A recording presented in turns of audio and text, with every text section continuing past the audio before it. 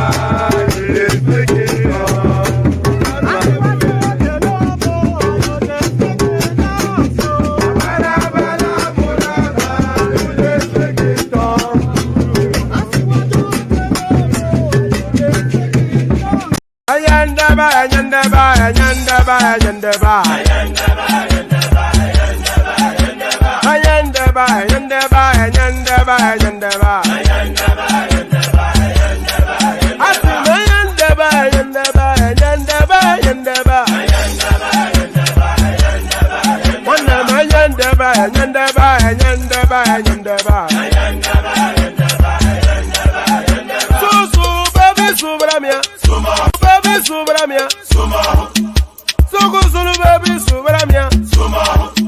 Soko sunu baby Subramia. Soko sunu baby Subramia. Ejemo, Anamana, Ejemeje, Anamana, Wanamejemo, Anamu, Paratuba Dodri Tukuma, Tukutuba Dodri in the Mo, Eguma,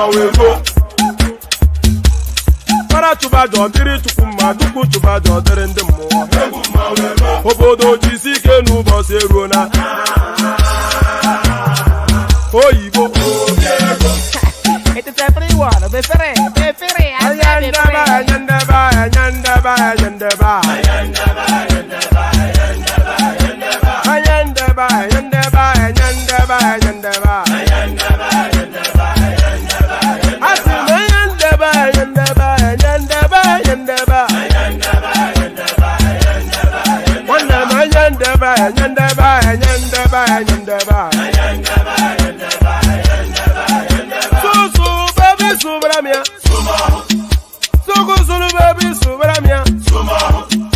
Soko sunu baby Subramia.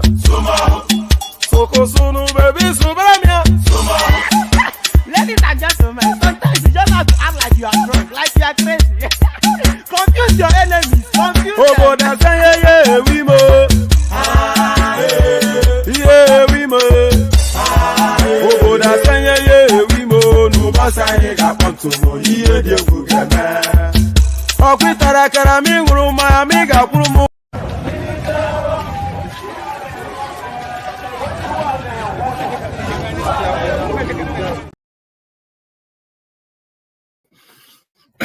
Oh, all right, I keep clicking on videos I wasn't intending to, so the opening sequence has gone askew, right, somewhat. So why don't I kick it off with my ugly mug instead? So good day to you, good to see you, and how are you? So the weekend has now come to an end. So we're rounding the weekend off here. So yes, the weekend has now come to an end. We're rounding the weekend off here. And of course, another week takes its course. So another week takes its course. No rest for the wicked, and the wicked gets no rest. So the wicked gets no rest, but hopefully you're not wicked and you're sufficiently rested over the course of the last 2 days to take on the week to come. So good to see you. Good to have you here. And how are you? So how are you? So now the usual protocol, click on the like button just as soon as you're coming in. Subscribe if you haven't done that already. The hyperlink that says StreamYard, that's your invitation to come and join us on the screen. We are canvassing quite aggressively for new voices, and we're succeeding somewhat because the conversations that we're having now, it has taken a new dimension, a new nuance has been added to the conversations that we are having here. And it's only because new voices are now joining the conversation to add new perspective to subject matters, and we are all the richer for it. So come enrich the space with your voice and your knowledge by clicking on that hyperlink that says StreamYard. So come join the conversation. So yes, click on like, click on subscribe, click on the hyperlink that says StreamYard. If we don't have a panel, we don't have a session. You know, I don't like to call it show. I'm not. It's just I'm not a show businessman. I'm just some funny sounding guy that makes noise from his conservatory in Kent. That's just the totality of it, with some dodgy computer and some silly looking headphone. That's just all it is. So let's not get above ourselves by calling it a show and whatnot. It's just a session with friends. That's how I like to say it, and hopefully how you say it too. So yes, if you want to be part of it, then come join. It's somewhat of a slow news cycle today. Somewhat of a slow news cycle today. So if you are turning up, bring your own drinks. But by way of bring your own drinks, bring your own and by way of bring your own drinks, bring your own news. So bring your own news, and then of course we can add that to the mix. So as you are bringing your own news, let me present to you what I have assembled. So we are discussing this. Joe Igbokwe tackles Ekweremadu's son for holding elaborate wedding. despite his parents being in jail. Yes, so the only topic of discussion amongst the chattering classes, the elites, the clicking champagne glasses within the Nigerian sphere has been the wedding of Ekweremadu. Elaborate splendor, all of these things. But the one thing that was missing were his parents. And we all know why his parents were missing, of course. They were at Her Majesty's pleasure. Do you know what it means to be at His Majesty's pleasure now? Do you know what it means to be at His Majesty's pleasure? They are eating the equivalent of Ewa in one of the Queen's institutions. So in prison, Joe Igbokwe tackles Ekwemadu's son for holding elaborate wedding despite his parents being in jail. So we'll have a look at that, see what's in play. We have a look at that, see what's in play, and then we have a look at this, see what is in play. President TINUBU receives petition against Africa's richest man, Dangote, over 3.5 billion siphoned through central bank. So yes, if we ever want to know what is going wrong with the country, we have to really speak to Dangote. We must, if we want to know what's going wrong with that country, we have to speak to and with Dangote. Because administration after administration after administration, the one constant that has always been in situation is this man, Dangote. A lot of allegations that is the bagman for so many administrations, a lot of allegations of round tripping of money, this now never ending a refinery that is building, that never comes to a conclusion, that never comes to completion, only because he makes just stupendously more money by getting that preferential rate at the CBN and round tripping it back to the CBN at triple, quadruple your money rates. So imagine that. Let's say you are saying you are building a refinery, the government concessions, let's say $1 billion to you at preferential rates. You then take that $1 billion, you pump it into the black market and you turn it into about $3 billion. What incentive is there for you to complete that refinery? And that has been the narrative of this man, administration after administration after administration. Enough is enough. President TINUBU receives petition against Africa's richest man, Dangote, over 3.5 billion siphoned through through Nigeria's central bank. So quite what's simply there, we find out shortly. So what's in play there, we find out shortly. So now he stands accused and he continues to carry out the same activity. That probably sounds better in Yoruba language. So you stand accused and you continue to repeat the same thing. TINUBU announces new minister designate for Niger Delta Development, reassigns portfolio. So now, the swearing in of these new ministers that took him endless time to nominate and pass through Senate, their swearing in is yet to take place. That's meant to take place on Monday, so tomorrow or today, depending on where you are. So their swearing in is not even in place yet, and already so many controversies. The one for that pretty girl that got to the Senate and was turned back, the humiliation of RUFAI, who is somewhere in the Middle East licking his wounds and singing reggae songs. We get to that. Now, all the people that you have said have scaled through, you allocate portfolios to them, only then to reverse again. Flip-flop, dilly-dally, indecisiveness. And it's just 2 months into the administration. President TINUBU announces new minister designate for Niger Delta Development, reassigns portfolio. So quite what's in play there, we'll find out shortly. So I hinted at it, here it is now. RUFAI shares Bob Marley's song about betrayal by friends after RIBADU, Uba Sani double-crossed him before TINUBU. So of all of the things that TINUBU may have gotten wrong in the course of his administration, the way RUFAI has been treated is the one that doesn't sit with me the most. It doesn't sit well with me the most, I should say. Of all of the things that TINUBU has done wrong in his administration, the one that does not sit well with me the most is the treatment of RUFAI. I am no fan of the little finger from Kaduna State, of course, the short little man, but our fair is fair. You know, I hate inequity, and there's somewhat an inequitousness about that treatment. We saw how that guy put himself on the line for him. He turned his back against his own tribe, went in front of every camera available, and commented the moment, and that was TINUBU, the knife in the back. RUFAI shares Bob Marley's song about betrayal by friends after Nuhu Ribadu, Ubasani, double-crossed him before TINUBU. So no matter what Nuhu Ribadu or Ubasani did or have done, TINUBU should have just, it should be the number one name that he just picks and gives him a pass. Just say, where do you think you can best work? Go and start, you know, but there it is. So we go into that, see what we're making of the treatment of RUFAI.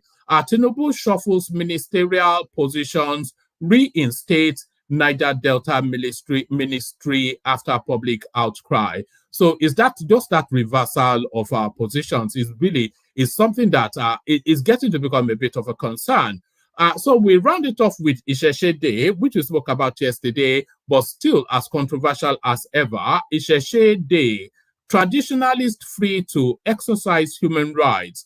Adeleke to Oluwo. Oluwo, yes, Oluwo of Iwo, of course, it will have to be him, wouldn't he? Erumala. So there it is. Isheshe Day. Traditionalists free to exercise human rights.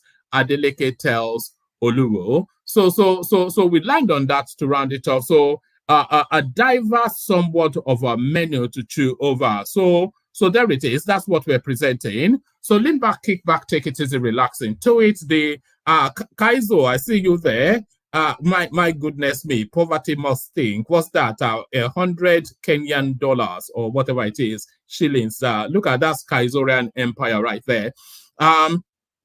So lean back, kick back, take it easy, relaxing to it. The usual protocol, click on the like button just as soon as you're coming in. Subscribe if you haven't done that already. Hyperlink that says StreamYard, your invitation to come and join us on the screen.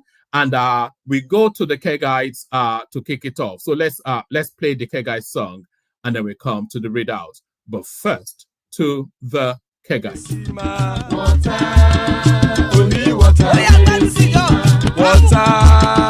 only water, where they see ma. Water,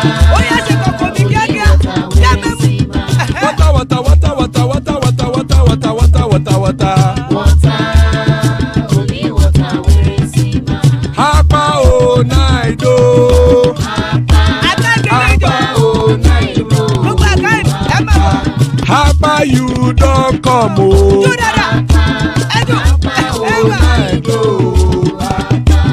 Hapa oh night oh.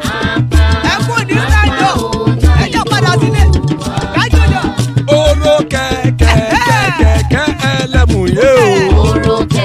Ide shodi ya keke elemu re o. Bobby master keke elemu re o. Chief Waila ti keke elemu re o. Erukulele elemude. Erukulele egbe elemudodo jare o. Erukulele Ghana ti de egbe body o. Ọmọ ẹlẹ́yẹ ẹyẹ o òdìlé o. Odúyẹ̀lá ẹyẹ o òdìlé o. Petrosonama ẹyẹ o òdìlé o. Petrosodúnkẹ́ ẹyẹ rẹ̀ òdìlé o. Ẹlẹ́kọ̀ ọ̀run mú ìní o.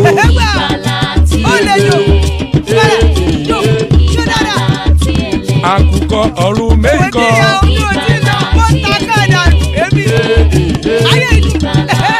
Ikú kò ní ríwà gbéṣe o.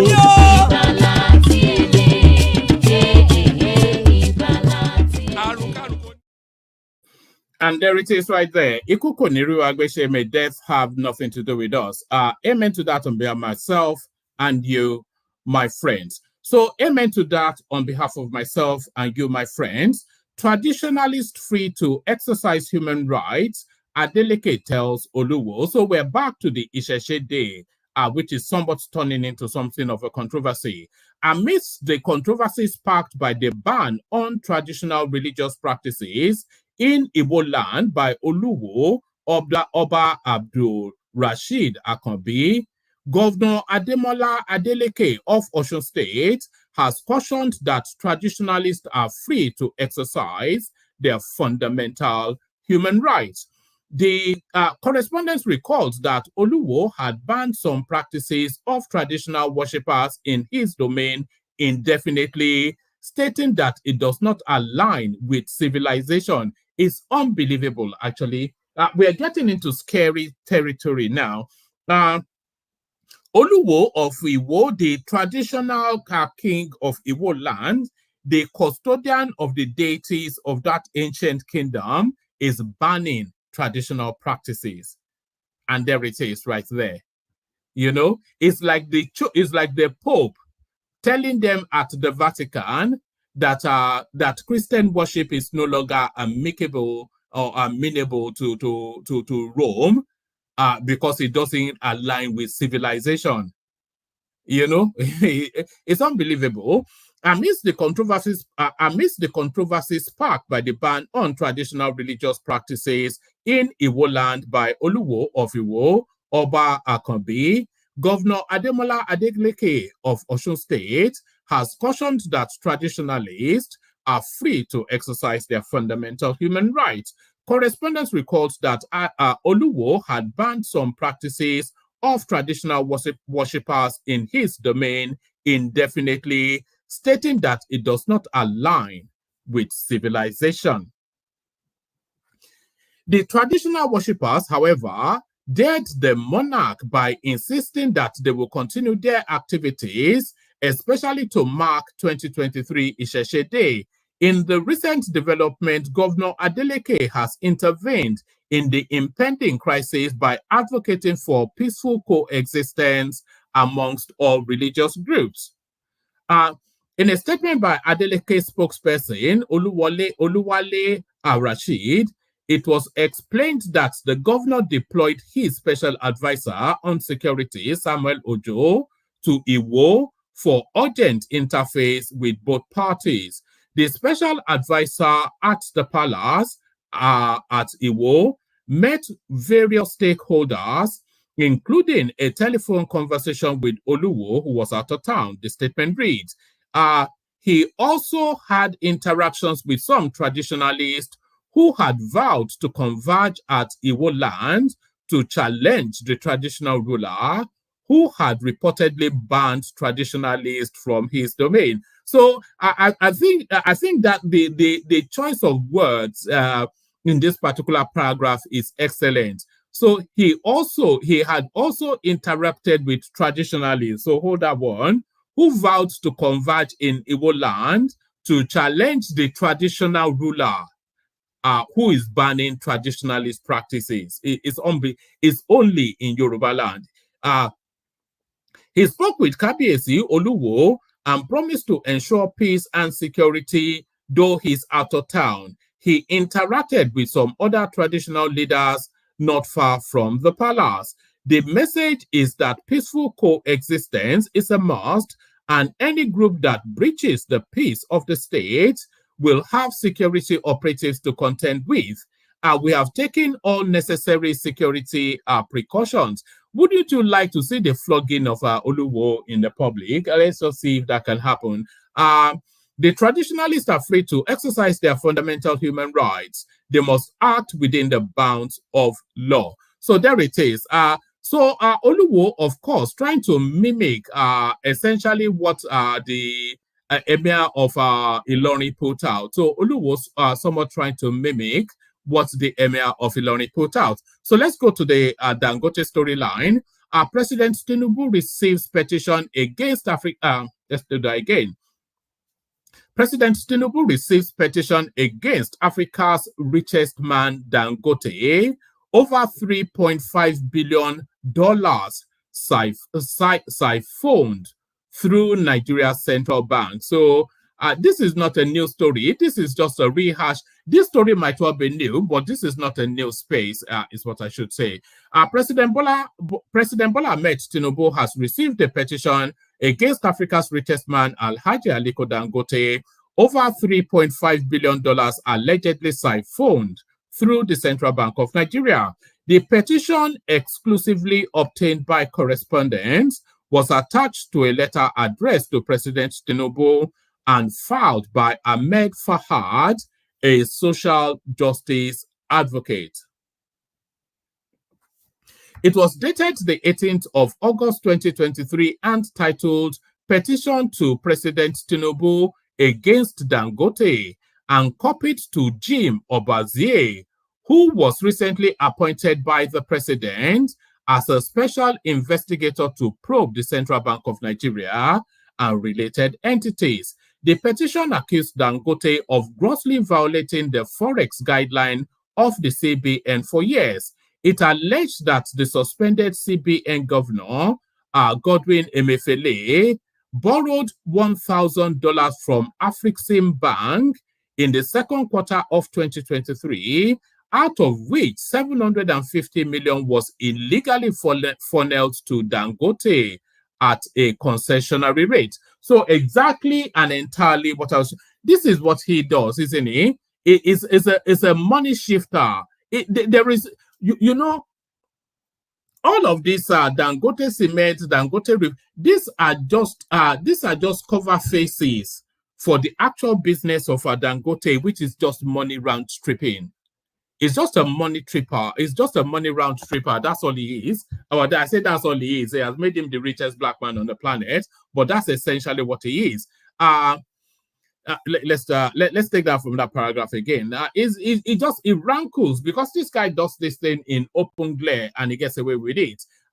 It alleged that the suspended CBN governor Godwin Emefiele borrowed $1,000 from Afrixim Bank in the second quarter of 2023, out of which $750 million was illegally funneled to Dangote at a concessionary rate.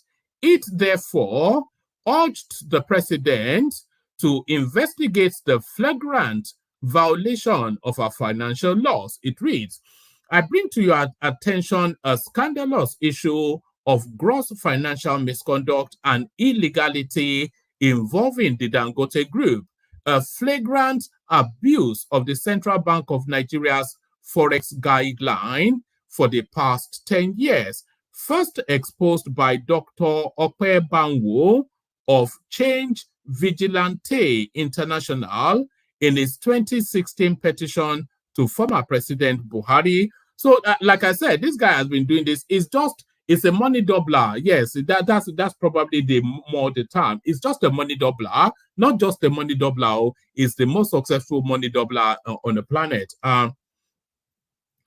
It noted that the brazen illegality involves a shocking violation of CBN guidelines, causing a USD 3.4 billion diversion from Nigeria's national treasury at a rate between 150 to 200 to the dollar, when the parallel exchange rate was more than double that. So it's unbelievable. The insidious financial maneuverings still threatens the very stability of our country's economy even today. Astoundingly, this flagrant siphoning was carried out using Form A instead of the legal route through Form M, which is tantamount to a gross violation of the law, as it offers no financial returns to our country. The barefaced audacity of these financial transgressions is further displayed by several implicated banks, which have audaciously sanctioned millions of dollars at the CBN rate to the Dangote Group in direct violation of CBN's instructions to source funds from parallel market or intra-bank.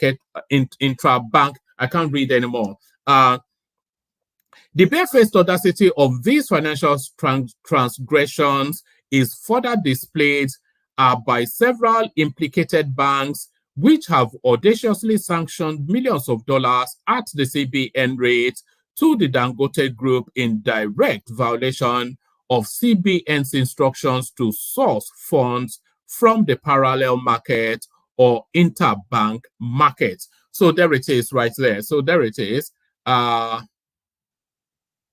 It goes on and on, but I think that's sufficient enough to establish the facts. So that's sufficient enough to establish the facts.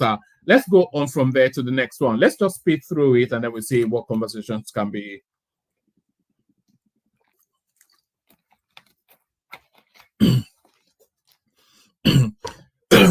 Pardon me. Let's just speed through it and then see what conversations can be had. President TINUBU announces Minister-designate for Niger Delta reassigns portfolio.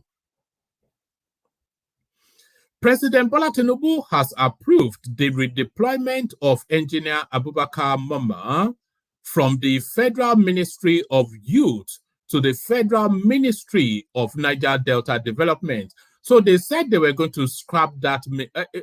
Did they not say they were going to scrap that ministry? The Federal Ministry of Youth is to be reassigned to a minister designate soon. A statement issued by Ajuri Ngalale, the special advisor to the president, on Monday said, the ministers designate allocated to the Federal Ministries of Transportation, Interior, and Marine and Blue Economy have been reshuffled as follows. Adegboyega Oyetola is redeployed as the Minister of Marine and Blue Economy.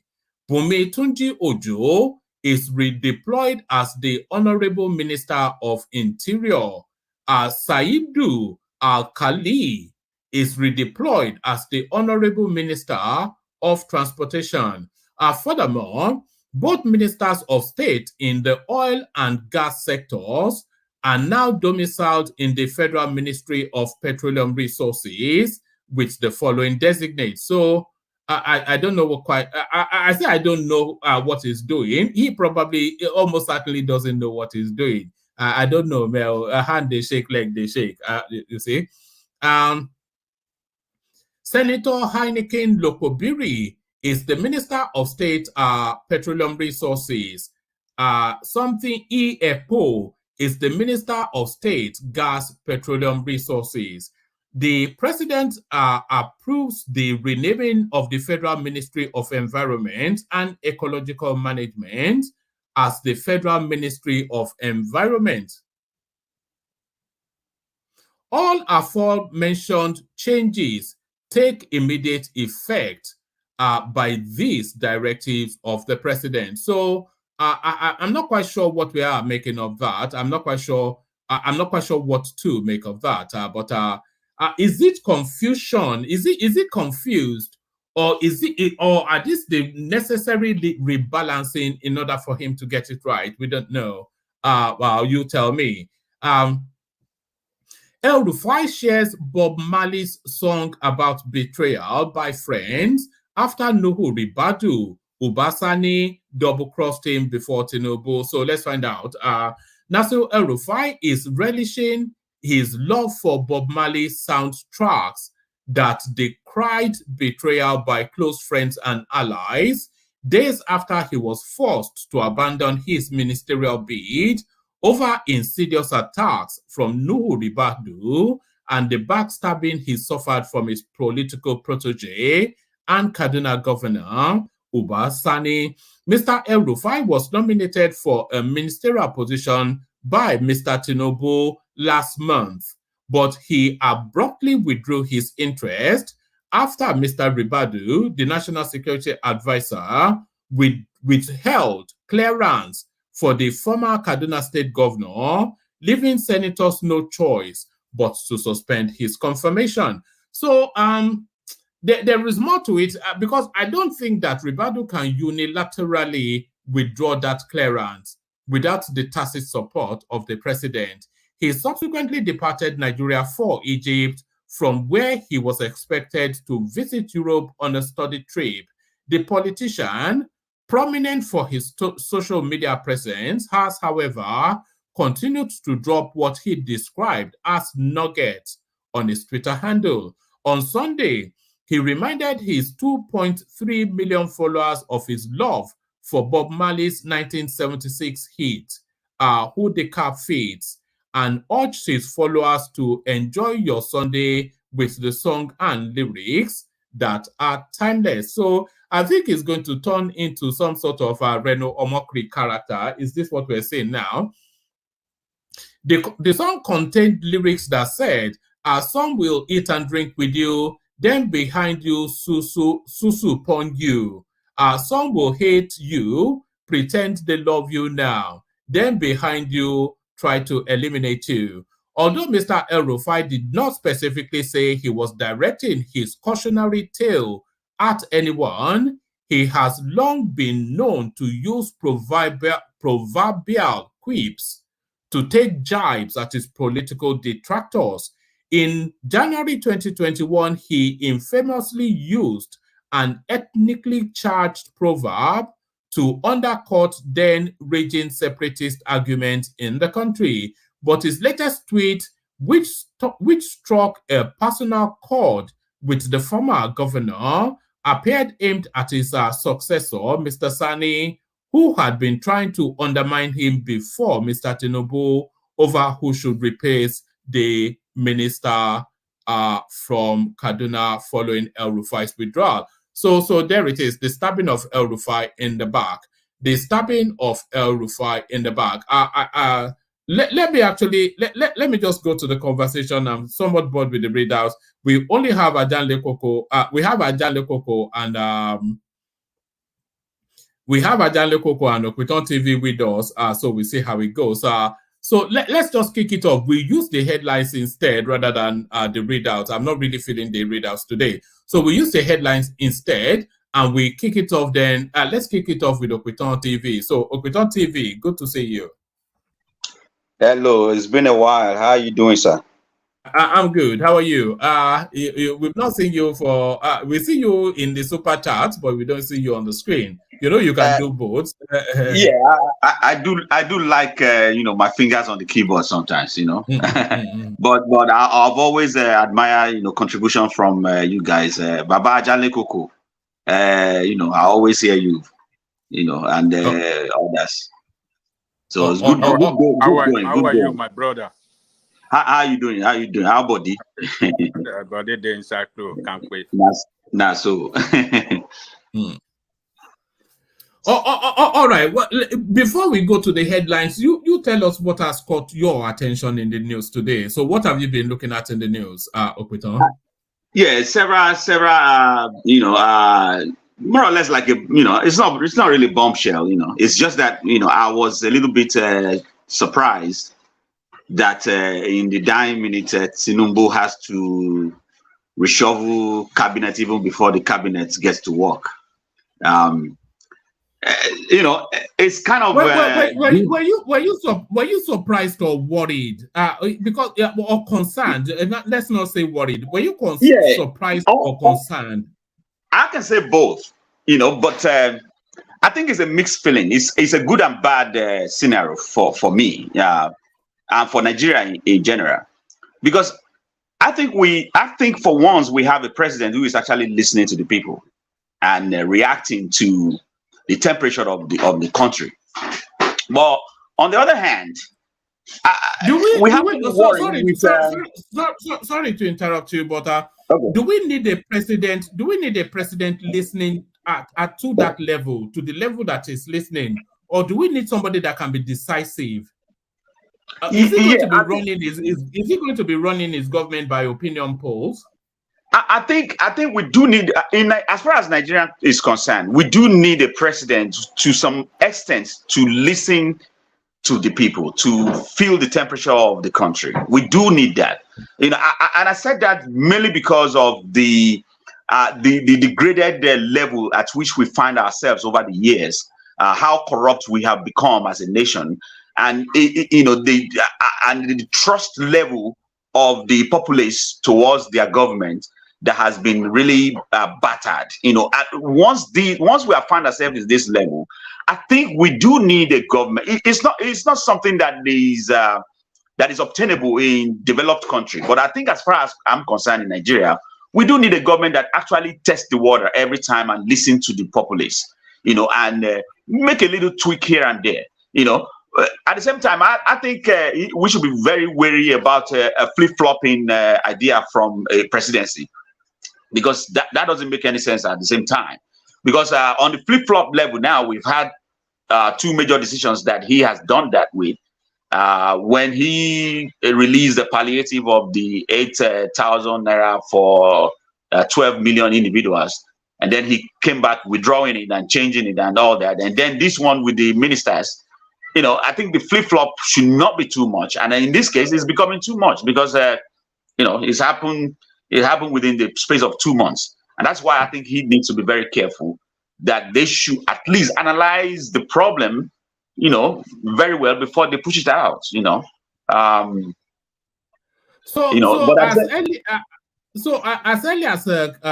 early as just 2 days or so ago, he told us that the Niger Delta development something that was being scrapped, or the Ministry of the Niger Delta was being scrapped because it's somewhat duplicitous to the NDDC.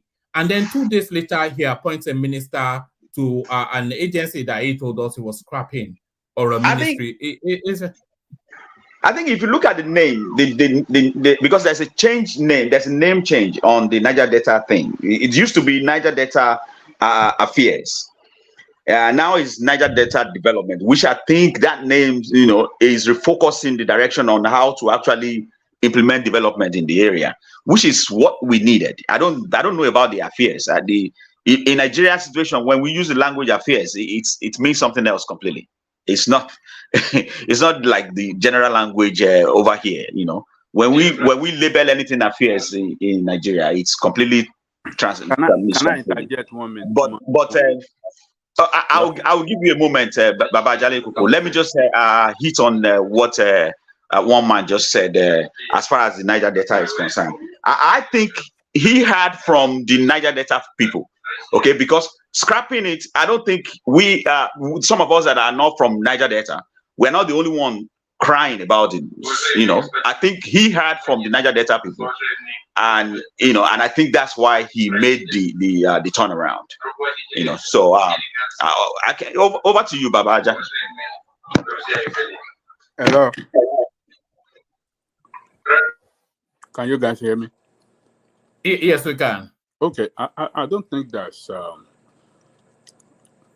ministry for Niger Delta. I think what we had is a commission, Niger Delta Development Commission. So there have not been a specific ministry. I think they are directly under the control of the presidency. So I'm not sure if they have a Ministry of Niger Delta before. Yeah, I will confirm it to you very quickly now. Sorry, there's a lot of background noise from you, Opeton TV. But yeah, if you can address that, yeah. All right, carry on. Ajale Koko. Yeah, I think they have another, maybe Stevie playing at the background, or maybe something. Just mute something. Yes. Yeah. So I'm working on some editing. That's why. Sorry. Yeah. All right. Okay.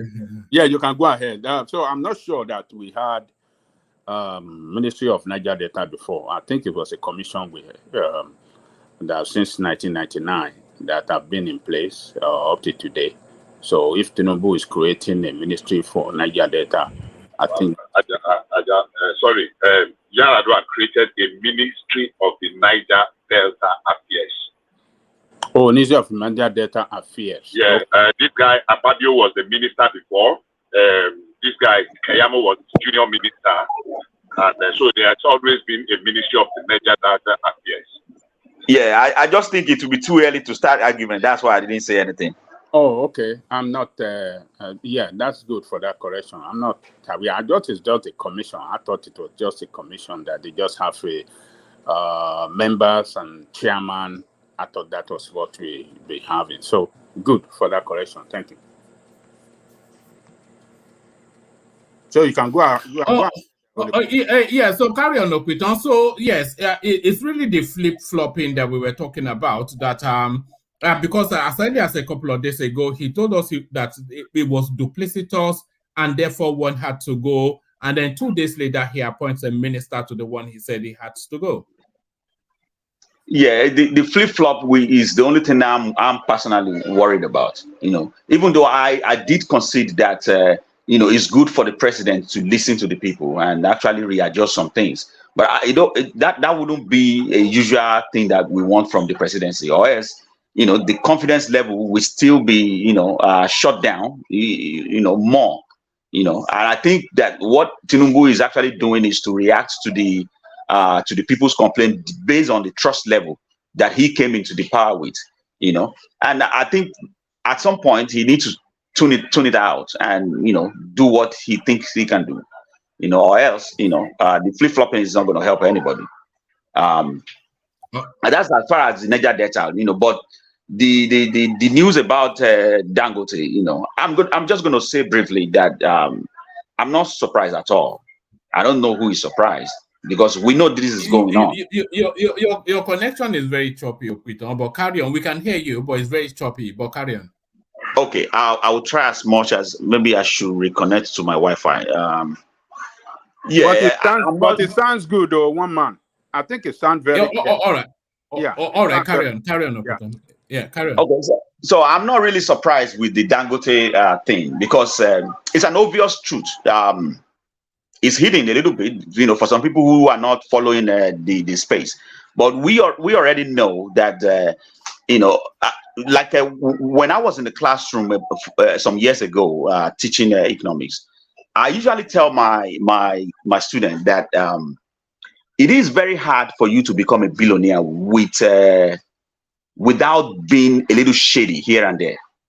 You have to, we are not talking about a small amount of money here. Dangote might, if we look at the record very well, he will fall in between the top 50 in the world, as far as his billions is concerned. And we know that our politicians always find a way to circumvent money laundering. I'm not alleging that Dangote is involved in money laundering, but I'm just saying that many of our politicians have been finding ways to launder their money. That is, whenever they loot, they want to put it into something that is legal. And I'm telling you that most of our billionaires are available to do this for them. I'm not going to mention names. I'm just saying billionaires generally, as far as Africa is concerned. This is what they do. It's practically what they do. They circulate, African funds, Nigerian funds through, some of the businesses they do, and make it sound like they have all this money, whereas people who hold it together, they are in power. So, right from 2000 and I think to 2001, when I was in Kano, I have all the stories behind the Dangotes and how he got up the ladder, and none of this story is far-fetched from the fact that he's been siphoning with some of the Nigerian leaders in the past. So he's been getting away with it. Somebody is putting shining a light on it right now. But I will get everybody's mind prepared. Nothing is going to happen, as far as I'm concerned. But one thing I want to actually query is this, because I've had a lot of people question TINUBU and tell us TINUBU is corrupt. When Emefiele was actually arrested, a lot of these guys were saying that Emefiele is not going to, that is untouchable. Nothing will happen to him because now he's about to tell secrets about TINUBU. He's about to, you guys should go and relax. Now, Emefiele has released names, but none of these names include TINUBU. Now, if Tinubu is actually involved with this, if Emefiele releases his name, the names should also be, talking about Tinubu. I want somebody to mention Tinubu that he is connected with some of these things. I just want it so bad. I'm not one of those who are saying Tinubu is corrupt all around, because I've always said all the politicians in Nigeria are corrupt, but it's just that the level of corruption is deeper than the other. But now, when we talk about the actual corruption that is ruining Nigeria up to this point in time, some people are really heavily involved in it. Really heavily involved in it. But mark my word, Tinubu is not one of them. Yes, he finds his way through the top of the ladder in the way any common Nigerian would do it, which is also corrupt too. But when it comes to the people who actually siphon Nigeria up to this point in time, it's not one of them. You can mark my word right now, and you will be shocked. What about Lagos? What about Lagos? Oh, yeah. Are we focusing on Nigeria now, or we are focusing on Lagos? Because I'm focusing on Nigeria. Is Lagos in China? Is Lagos in China? Well. Talk about Lagos State. Okay. Now I'm gonna say one little bit of thing about Lagos State. Now you can say he's corrupt or he stole money, he stole this and stole that. But as far as I'm concerned, right here today, I haven't seen any evidence. Yes, there is hearsay. Please. Have you seen it? Hold on. Have you seen evidence that Babangida stole money? Are you kidding me? Woman. I'm asking you now. Have you seen evidence? Okay. My point is that we've not seen evidence that any of them stole money, but we all know that they looted. I know where you going with that. Who has been convicted? Who has been convicted? Nobody has been convicted, but we all know they looted. I know where you're going with that, but Babangida hasn't been prosecuted at all, let alone convicted. Okay, it's a stage. Okay, but there are a lot of filings in court against Tinubu that hasn't exist at all against Babangida. Do you know that? That's the difference. During this election, during the past, election, even in Lagos State elections, there are several filing against Tinubu in court, and none of it came to any water. None of it. Atiku has loads of filing during the election, before the election, during the election, and even after the election, and none of it hold any water. You get what I'm saying? But as far as Babangida is concerned, nobody has ever gone to any court to file anything against this guy. Was he corrupt? Was Babangida corrupt? Can I interject, please, if you don't mind? Yes, he is. He is. But this is what I'm saying. That hold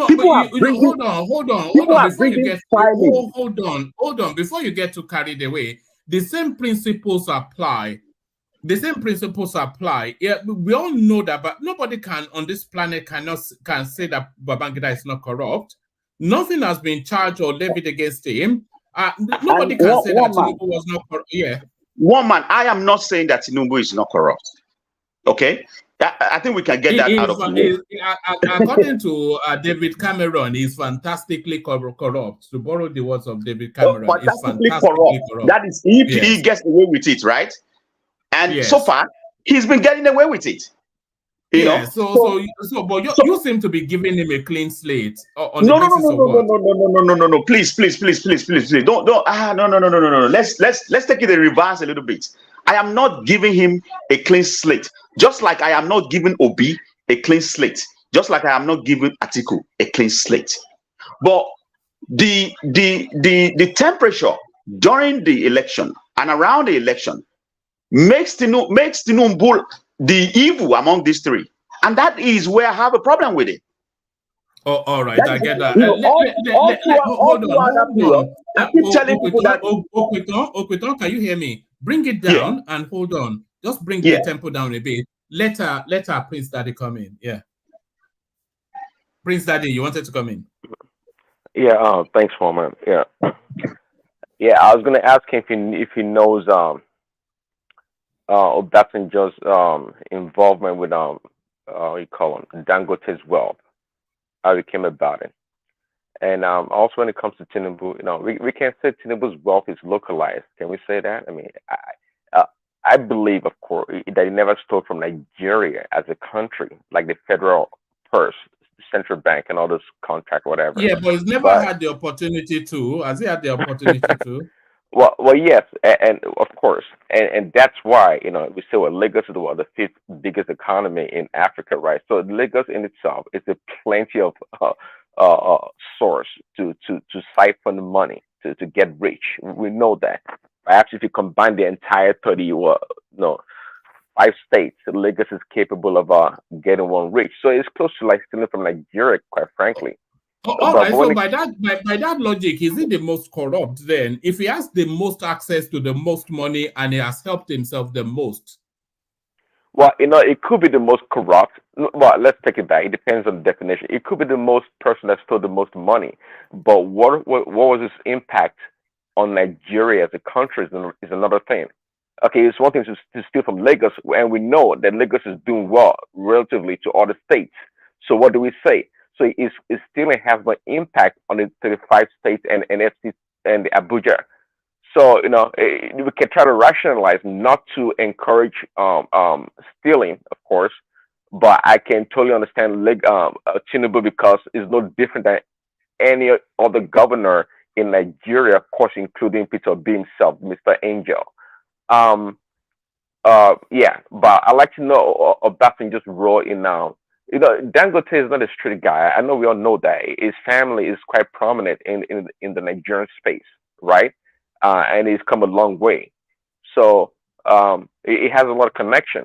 But I've heard some maybe rumors or stories about Obasanjo helping Dangote in so many ways to become where he is today.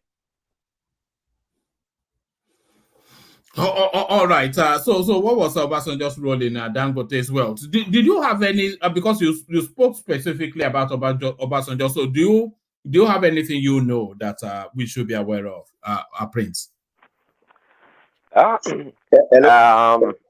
heard some words on the street, and nothing I can verify myself. But of course, nothing I can verify myself. Of course, Obasanjo himself, Mr. Clean Man, is also corrupt to a certain degree. I mean, after his presidency, or was it during his presidency, he came out with Otafam. And I mean, see, all these people, their wealth is quite very easy to audit and trace where the money came from. It's very easy. I mean, IBB, all these people, I mean, there's no rocket science. You can't tell. Sometimes it's not so difficult. You can't say you work for the federal government and you get paid whatever, $100,000 or $200,000 a month, and you say you're a millionaire and you have all this property. From where? I mean, how does that happen? Even a doctor, depending on where you live around the world, I can determine how much you're worth. It's not that complicated. Unless you win a lottery, then that's a different ballgame. But if you say you're working for somebody or you have a business, we can audit your business and tell you how much you're making, how much you're not making. What are your investments? These things are not complicated. So when all these people come up with a bunch of money, how do they make the money? Where did they steal the money from? We can tell. Not a big deal. All those Dangote cement and refineries, I've always thought it's just a cover story to justify that question, really, to answer that question, where did this money come from? His money didn't come from any cement nonsense. It's from round-tripping dollars. But Okwiton, back to you. Yeah, I guess it's not far from how I put it anyway. It's a camouflage. They're just doing a cover up with all the business. It's not the only one, by the way. It's just that it's one of the major one. But if you look at the amount of money, that's a lot of money. That's a lot of money, and Nigeria is in so much mess right now. And just to think about this. Imagine how many of these people exist in Nigeria. How many of them is actually taking this loot? Okay, let's just say this amount of money is just 10% of the whole amount that is being stolen from Nigeria. That means we still have about 90% spread all over some fools that call themselves billionaires, out there. I'm going to be very careful answering some of your questions when you ask a question directly about if we have any facts. I don't think you should be asking that, because it's like you are trying to get somebody in trouble. You know, none of us have any facts towards what we are saying right now. But you know, some things are just so true that you don't need anybody to tell you, you know, before you see the obvious fact. Like my brother Prince said, you know, when somebody is accumulating billions, you can't just tell me this is because he's selling sugar or because he's selling cement. You know, the money is just too much, you know, and that tells you that this is coming from somewhere that is shady. You know, like I said earlier, you know, when I tell students in classroom that, you know, it's not that easy to make billions of dollars or any currency without being shady, especially when you make that money within a very short period of time.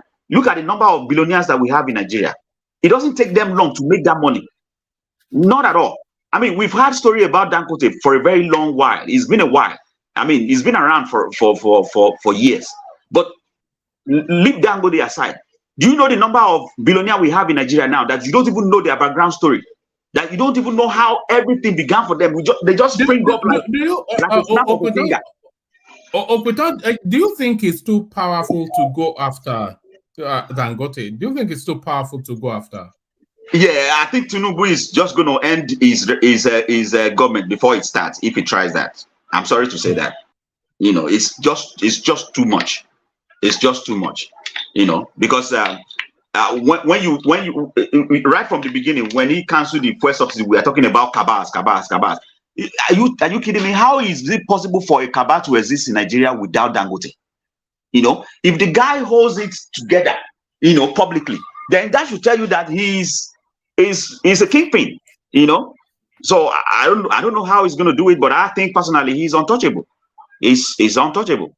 You know, the only way this can be written well in our history is to have Dangote called to a mediation table. You know, to have a way that this amount of money is going to be, you know, paid back somehow, or, you know, help to improve Nigeria somehow with it.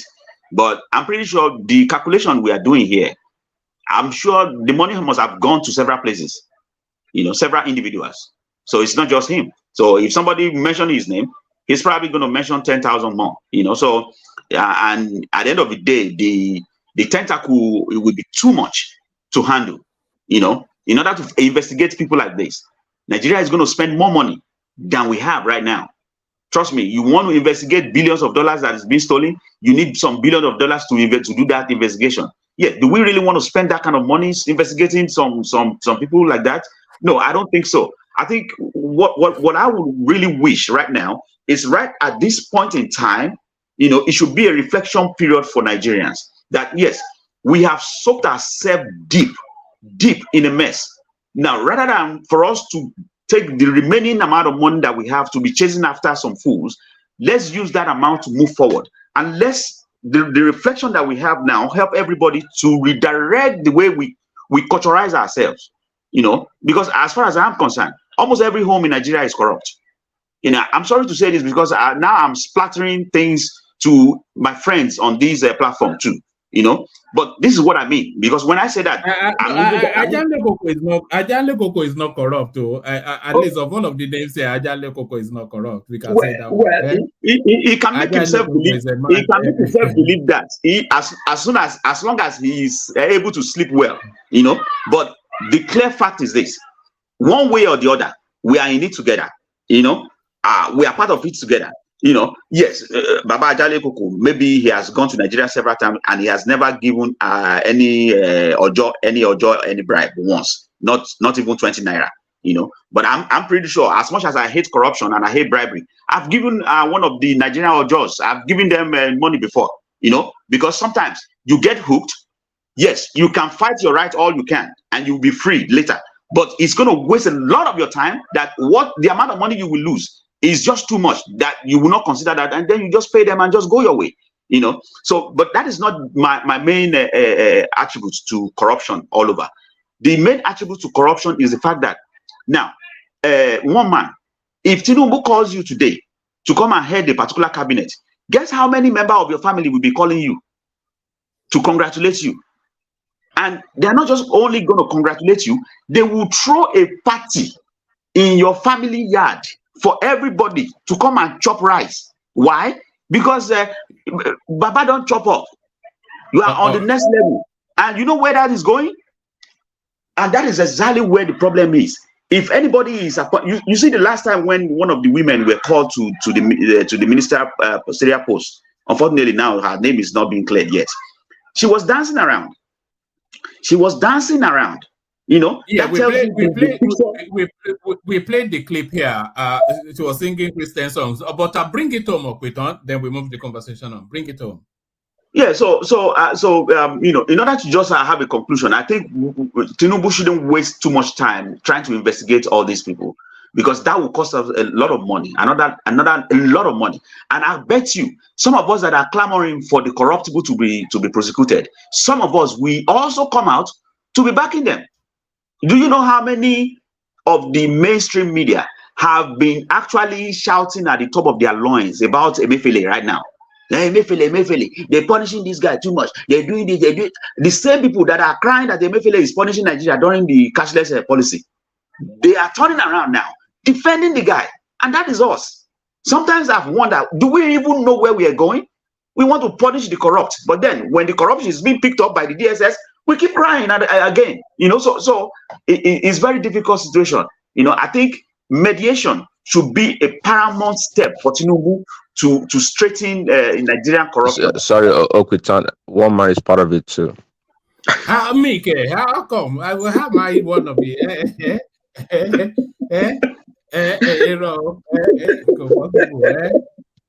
If I was ever president of Nigeria, everybody goes to jail. You know, left for me, I would have loved that they punish these guys, that they're rotting in jail, you know, but it's going to cost Nigeria a lot more than we imagine. In fact, maybe more than what they stole. So what's the point? So I think I'll put a peg on it here. Thank you very much. All right, brilliant. Thank you. Let me acknowledge the super chats that have come in, and then I'll move the conversation on. I want to go to the Joe Igbokwe space. So this, when you say super chat, of course, very quickly you mentioned the name Ayo, but Ayo has gone into overdrive today. So that's Ayo there. Not stopping there, that's Ayo there again. Not stopping there, that's still Ayo there again. Not stopping there, that's still Ayo there again. Still not stopping there, that's still Ayo there again. Not stopping there, that's still Ayo there again. Not stopping there, that's still Ayo there again. And not stopping there, that's still Ayo there again. So Ayo seems to have rattled through all of the options on the super sticker. Well, man. Yeah. Ayo is the Olowe Kinga. Olowe Kinga. Ayo is the official sponsor of this platform now. I think that's why I named him Olowe Kinga. Yeah, it's the official sponsor of this platform. That's beyond question. But then, of course, you don't mention Ayo without mentioning Alexander Gomez. So that's Alexander Gomez right there. And that's Kaizorian Empire right there. So that's Kaizo.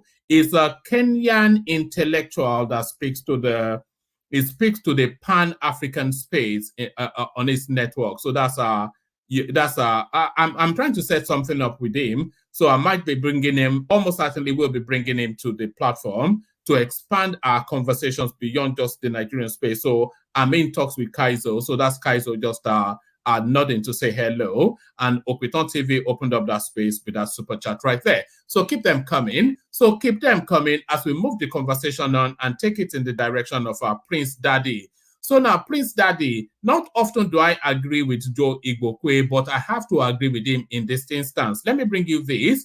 Joe Igbokwe tackles Ekweremadu's son for holding elaborate wedding despite his parents being in jail. All Progressive Congress APC chieftain Joe Igbokwe has tackled Loy Ikechukwu Ekweremadu, son of convicted Nigerian Senator Ike Ekweremadu, for holding an elaborate wedding ceremony despite his parents being in jail. Our correspondent earlier reported that Lloyd on Saturday tied the knot with his lover, Tiffany Obina Uzo. The wedding ceremony, which was held at the Basilica of Grace Anglican Communion, Abuja, had in attendance the Labour Party presidential candidate in the 2023 election, Peter Obi, and other top politicians. Recall that Ekweremadu on the 23rd of June 2022 was charged with conspiring to arrange the travel of a 21-year-old boy. So they have to go away from this language of describing a 21-year-old as a boy. It's a man from Lagos into the United Kingdom to harvest organs. So you know the rest of the backdrop. Because what Joe Igbekwe is actually saying is he wrote, if I were to be Ekweremadu's son, I would not have staged this elaborate wedding ceremony with my father and mother being in prison. I would have done a low-key marriage ceremony and waited till my parents are free. This generation scares me stiff.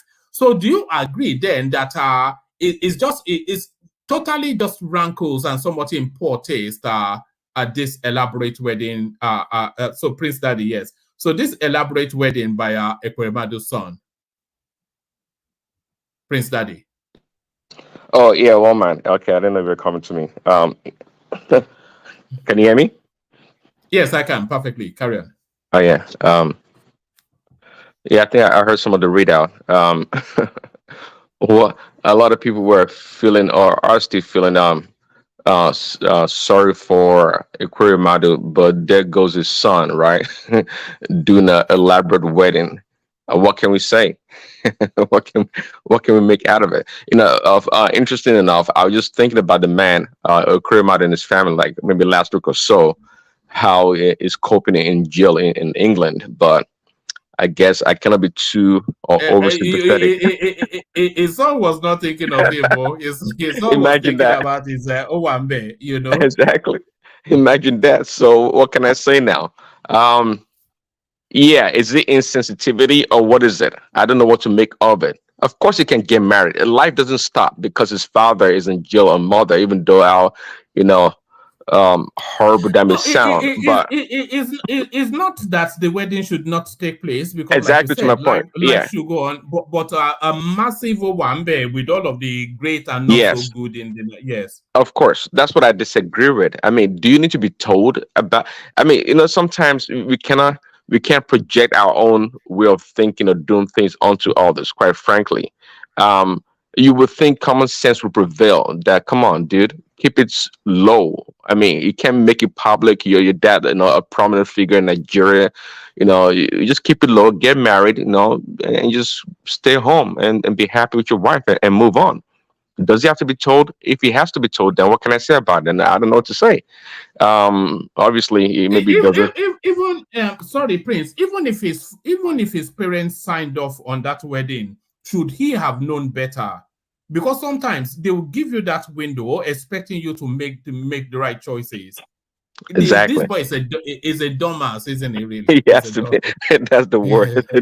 It's a dumbass. That's what it is. I mean, how old is he, anyways? I don't know how old the kid is or the man is. I would say it looks in his 30s, just from the look of the picture. Yeah, it looks like in the early 30s or so, late 20s. Yeah. But I don't think. Yeah, they gave him the go ahead, but. Maybe that was his interpretation. Maybe the dad told, hey, for all we know, who knows? Maybe Ekweremadu told him, hey, son, do it big, go all out. We never know if you're gonna make it out of here. Who knows? I don't know. It was a family affair, So whatever it is. It's funny, actually. We've forgotten about the Ekweremadus. I wonder if they make them wear those blue jumpers that we see on television. Is that what they wear? They do orange here. I don't know what they do in England, but if it's a blue jumpsuit. I think it's a brown khaki. I think it'll be really, if somebody wants to make money, they should get a phone in and sneak out a picture of Ekweremadu in a prison gear. That picture would be worth at least £100,000 or something. Oh yeah, for sure. But anyway, okay. Ìgbà tó fẹ́ lọ máa yọ kíni ọmọ lọ́mọ. Because of his daughter. Ó lè gbé, ó lè gbà ni.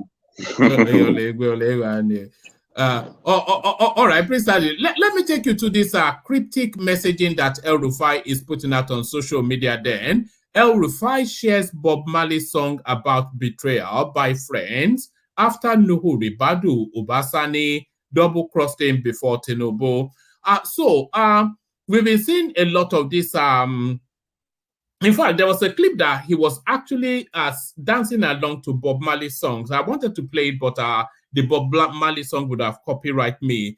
But what are you making of El Rufai? All these little snippets that he's dropping in the public space, and really the way he was treated. A lot of people feel that that window is not fully closed yet, and there's still the expectation that even in the first term, he'll be a senior minister within the TINUBU administration.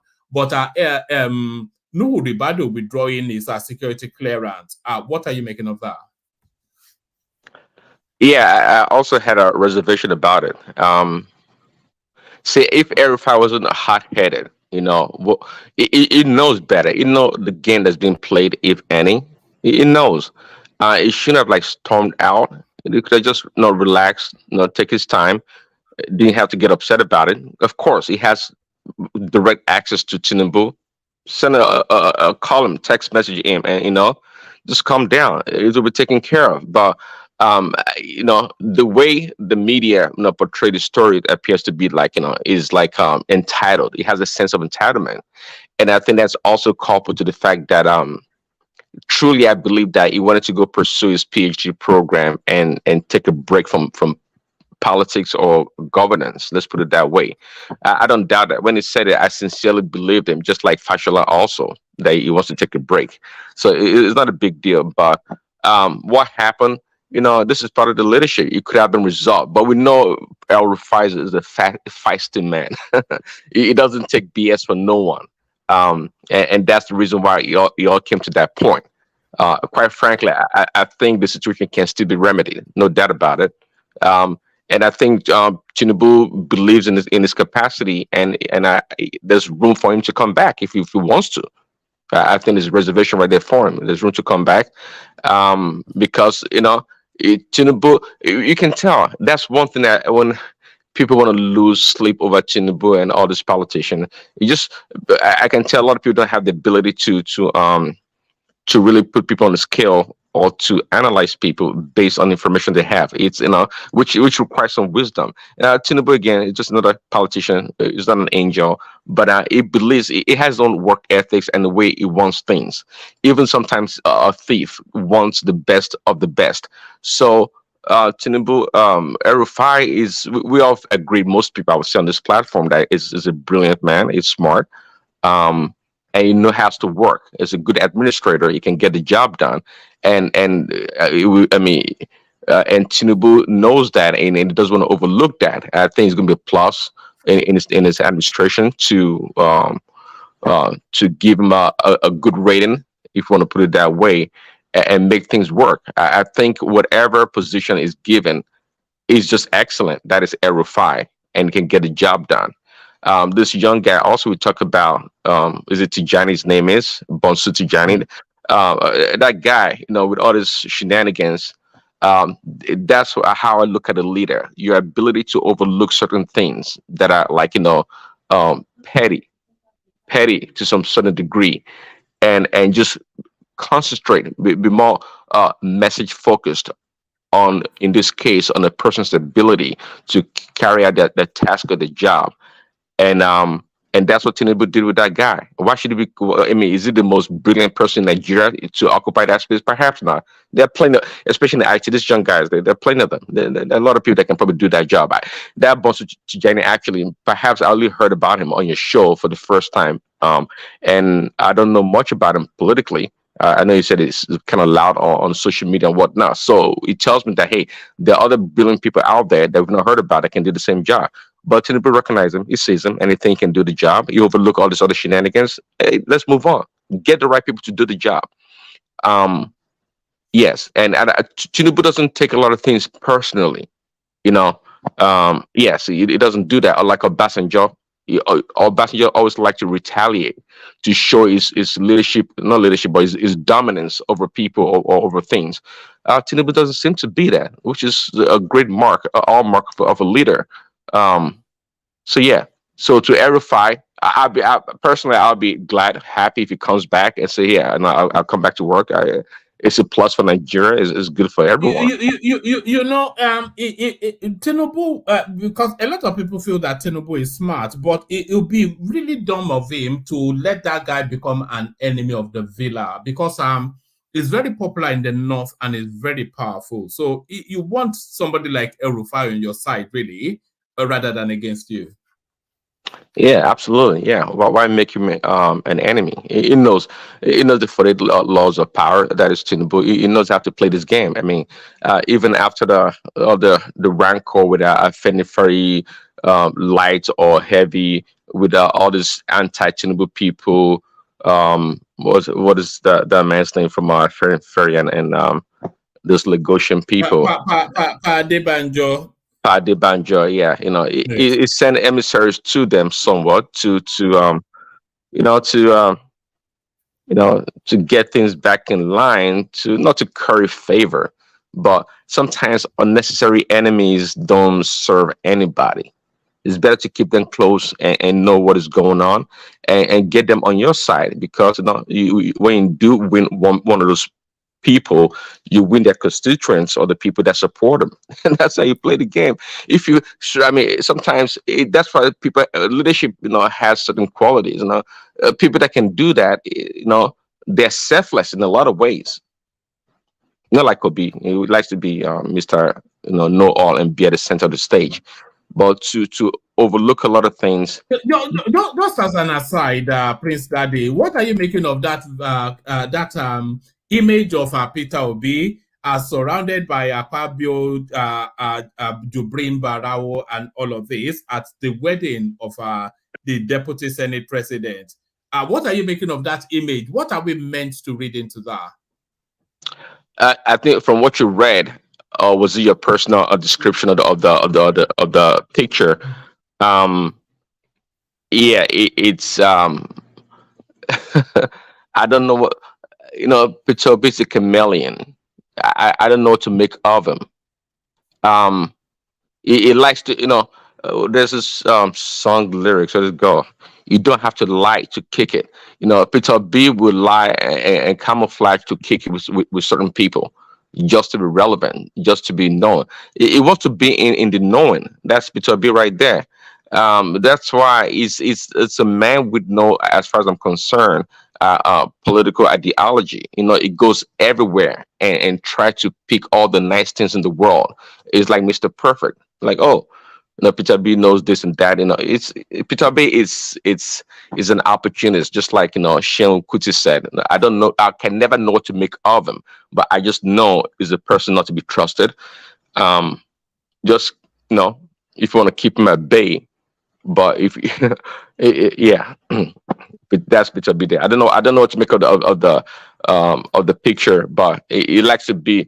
I think you read something also that somebody said this is real politics. Is that what you said in the caption, or?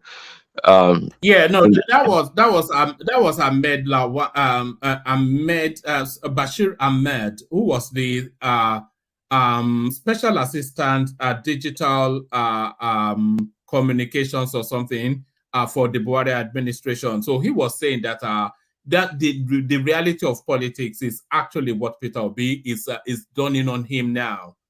That you cannot be in the middle of the forest screaming and shouting with a bunch of fang-toothed, creatures from the back of beyond. You have to come into the So that's. Peter B was never in the middle of the forest. He was just riding the wave. He's no stupid. Yes.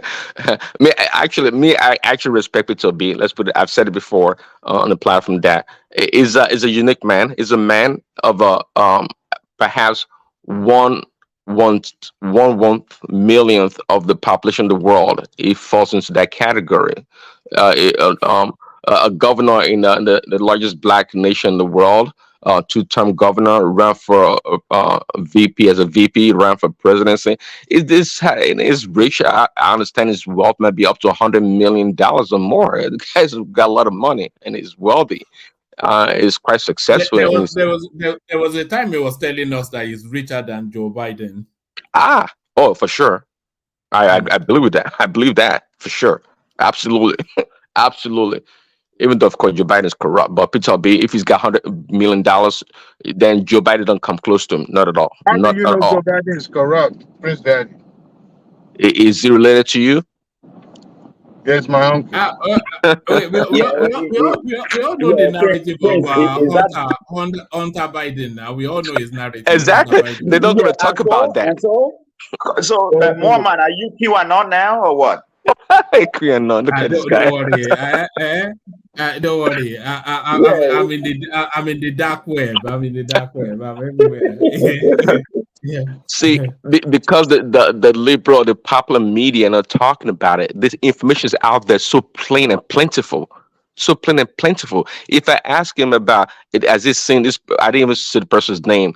If he's seen onto Biden's video with little kids, in a sexual position, if he's seen him taking drugs and all these things are out there. And not me talking, the Senate, they have documentation about the corruption of money transfer from Burisma in Ukraine. Let's forget about American politics, I should say. But it's out there. So what do you mean? Can I come in? Come in, yeah. Okay, so you said something about the mainstream media. Now, the reason why the mainstream media is not carrying stories like that is the only reason why Fox News is paying $780 million to Dominion. And not only that, they are now in court to pay even 2 times that to the other voting machine. So that's the reason why a reputable mainstream media is not going to carry any news that doesn't have a footing. I'm not going to dispute. That is fake news. Prince, I'm not going to dispute with you if it's accurate or not. But I'm just telling you that if you open a very solid media that is generating funds, you don't want to go into news if you cannot back that news. And so far, most of the things you are hearing out there is just completely having no footing yet. Now, about the Hunter Biden pictures and all that.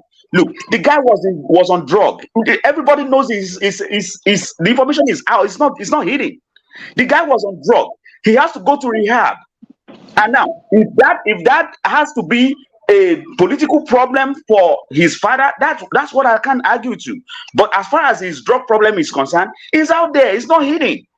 Now, the Republicans are making it look like it's a new thing, but it's not new. His father actually talked about it in an interview that my son have a problem, and I'm trying to manage this as a best father as I could. It's out there. Is that Opitan? That is Opitan. Okay, thank you for that submission. The man himself, what they're trying to do is to clean his child. Why is everybody's connection choppy today? But carry on, Dewali, we can hear you. But you are driving, Abi? No, I'm no longer driving. I'm just in the car. Hello, Walmart. What? Yeah. Walmart. So I think you need to check your connection. Is it Prince Daddy that is talking? Or Piton? They are very, very clear. I don't need any other medical testimony to that. Don't mind these UK people. Their network is always that bad. They will be, making us feel as if live under the road. All right, carry on, Dewale. Okay, so real quick, just to buttress what you're saying, what Republican in the House they are trying to do is to pin his son's sin on the father. That look, what this son is doing is to enrich his father by proxy, by appointing him and putting him on the board of some of these businesses, that are overseas, especially the one in Ukraine. But they've not succeeded. So what they're now trying to do is to use his own, what do I call it now? Misdoing against the son, but not to the father himself, because they are not able to establish the link between the son and the father, that the father is using his position to enrich himself. The son, anybody can be accused of. You see, the majority of people, Nigerians, are in America, and I tell you this, especially when you are working in an establishment, your taxes are going to be deducted monthly, right? But if you're a businessman, you know how you pad stuff, and some of people on this platform, maybe they've paid money back to the IRS one way or the other. It's not new. But when you are audited and they realize that, okay, you need to pay certain money back because you haven't paid for some time, you could go to prison for that. And part of it is why Biden's son is going to go into prison now, if possible, if because convicted. But the people look at that as, oh, he has committed big atrocity and other, but that is the only thing you could charge him for in the court. Anyway, I don't want to dwell much on American politics, because that's what Prince Daddy wants us to drive us into. We won't get out of that rabbit hole if I'm going to be doing that. Yeah, thank you very much. Can I add one more thing, please? Sorry, make it the last one, because like Dewale said, we don't want to really go deep into American politics, but yeah. Okay. I just want everybody to have a flashback to 2016, what the same Republican Party did to Hillary Clinton. And just 3 or 2 years after that, what happened? Everything about the email coming to the open, and it was all falsehood. So talk about witch hunting. That is what you call witch hunting. That is my space. Like, that is where I dwell every day.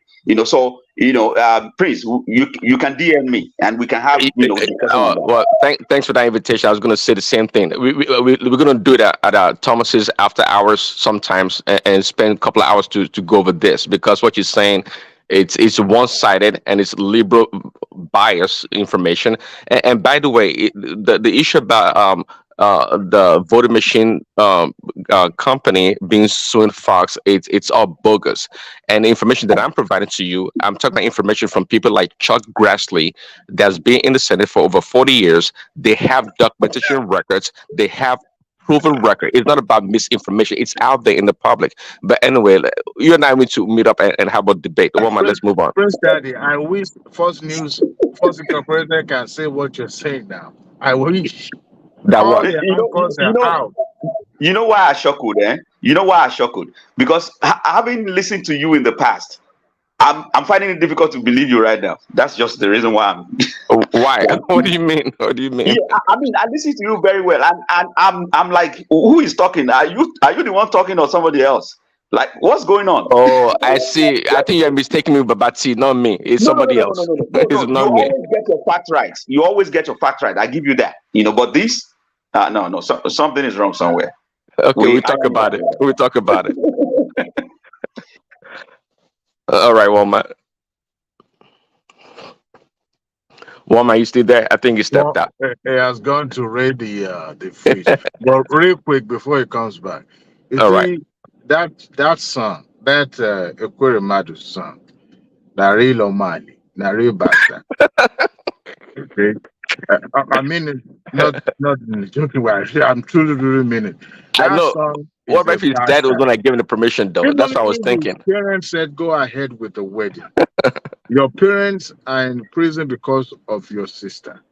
And you don't deem it fit to honor them by being at least a little bit quiet, in a sober way, so that it is your right to get married. Like you say, life moves on. But when that's actually should teach us a lesson that we parents, we are saying this because we grew up having that Omoluabi kind of training. When you prioritize, you realize that your parents are part of your life one way or the other, and no matter how you move away from them, they are still your parents, and you want to honor them. You want to do everything just to make sure that at least you honor their name. Ekweremadu did not go to prison because he stole money in Nigeria, but he went to prison because it was time to save his daughter's life. But at least you as a son, I want to believe that is his first son, if not possible, at least deem it fit to at least give them that respect, but you went ahead and threw the parties and invite everyone and make it a society wedding, noise wedding. At the end of the day, the wedding might even be scattered tomorrow. But to me, that's a true definition of Omali, real bastard, real true bastard. I couldn't disagree more, really, but I couldn't agree more, rather. I think the father may have signed off on it. Even if the father signed up, even if the father signed up, come on, man. Yeah. Thank you very much for using that. I was actually looking for. Sorry. Pardon me for bashing. I was actually looking for the right word to describe the conduct of that young man. I think he just captured it very succinctly. I'm embarrassed on his behalf and his family's behalf. And I'm more embarrassed by those people that went there to go and back register. So we'll just sum it up that way. So unfortunate. All right. Let me take you to this space, Prince, that the President TINUBU announces a new minister designate for Niger Delta Development reassigns portfolios. So now the newly appointed now portfolioed ministers are to be sworn in on Monday, which will be today or tomorrow, depending on wherever people are. But even before they are sworn in, this guy is already reshuffling the cabinet, and the Niger Delta Development Ministry, the Niger Delta Affairs Ministry that he told us was duplicitous, he now appoints a minister to take charge of it. So is this flip-flopping that is now emerging as a theme, or are we reading too much into it, Prince? Yeah, I didn't know if I didn't hear TINUBU say it was duplicitous. I don't know. Maybe you said that, but I don't know what to make of that position. You would think Niger Delta Development it's as an important portfolio of ministry to have, for sure. But in regards to shuffling portfolios or things not being settled right now, it's not a bad thing. This is part of the storming part of forming a group, a cabinet. Unlike I heard, during Buhari's time, it hardly reshuffled, if he did at all, the ministers to the second term when some left and new people were appointed. So because TINUBU is thinking and is trying to find a balance in his cabinet. That's why there's reshuffling. That's why things are not settled right now. Because that's what a good leader or administrator do. If you recognize people's talent or someone may be good at certain things, you move them to that spot. So this is not alarming. It is fine. To me, it's part of the process. And because a leader that listens is more likely to reorganize and make new presentations. Maybe he's been convinced that, hey, it needs this ministry, and that's why it's taking it on. One thing I know, as much as Nigeria is corrupt, as people say, it has its constitution. It has its a lot of good things about it. So Nigeria actually has a lot of things, but the system doesn't seem to work because those tools are never put in place to work. So we may be saying that this ministry is useless, or we don't need it, but it doesn't mean that it's not there. It wouldn't do something good for the country or for the region in which it's situated. So I can't say. Maybe it could be as simple as him trying to pay a favor. Who knows? Okay. But I like to give TINUBU the benefit of the doubt that it is still trying to normalize its cabinet, and that's why there's some shuffling going on and still moving things around. You got to keep in mind, it's still less than 90 days in his presidency. Yeah, so is that not exactly the point, though? is less than 90 days into his administration, and we're already seeing the level of indecisiveness to the point that he appoints people as ministers designate, and then they get turned back at the Senate door because he's withdrawn their name. And then the person that made him president, he stabs him in the back. And then the portfolio that he announced 2 days ago, he's already reshuffling it. It's indecisive, it's flip-flopping, isn't it? No, I would never say that. Of course, Nigeria, it's a pretty big country, and just like you guys know, so the gatekeepers or the people that are in the process of making things work appropriately, like Bajabi Amila and maybe Nuru Ribadu and all these other people, they may be dropping the ball. So TINUBU may need to tighten things up with those people, because we know he's not the one, writing down the names of these ministers and who goes to the Senate on what day. I mean, that's not his job. If overarchingly, it provides leadership, it doesn't do the nitty gritty of all this work. So let's maybe talk to Bajabi Amila. Of course, it's first. Are you telling us that TINUBU is not in control? That Bajabi Amila is in control of the? No, I didn't say that. I said, that TINUBU. is what you are insinuating now. No, I didn't. No, We should not be blamed that we have to go after Bajabi Amila. No, I say it needs to tighten up those people at those points of contact. Those are really important. The people, what Bajabi Amila's job is to get the right people through the Senate and make sure if somebody's going to be recalled, they don't recall that person in an embarrassment like it happened to that lady. That's what I'm talking about. Those little things that need to be tightened up that make the big splash on the media page, on the newspaper pages. Which to me, if I don't hear it on your platform, one man, I'll probably pin my tone. I can care less about those things. So it's not about TINUBU not being in charge. Many times, just like the ministries that we have, the bureaucracy in Nigeria and every other government for that matter, is the gatekeepers. Those are the people that's supposed to do certain things. Is either they can delay you or circumvent things, and that's what happens all the time. Look at for a good example is RUFAI. RUFAI of all people. We expect RUFAI to walk into TINUBU's office at any time and do whatever he wants. But something happened, and now we're like, okay, is that what incompetence or what is going on? No, it's RUFAI we're talking about. It's quite clear that there are some people trying to cause havoc along the way. It's quite clear. People trying to circumvent certain things. This is politics.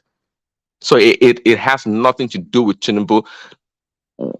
TINUBU would not subsidy, the currency unification, all these things. Oh no, but Prince Daddy, why are you saying they has nothing to do with him? He's the one that appointed them.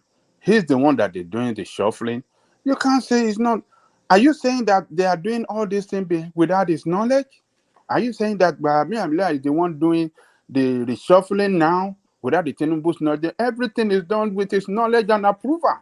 But we're talking about execution. The execution of it is becoming a problem. That's why I say you should call in Bajabi Amila, Nuru Ribadu, and these other people that are points of contact. What do you mean by execution of what?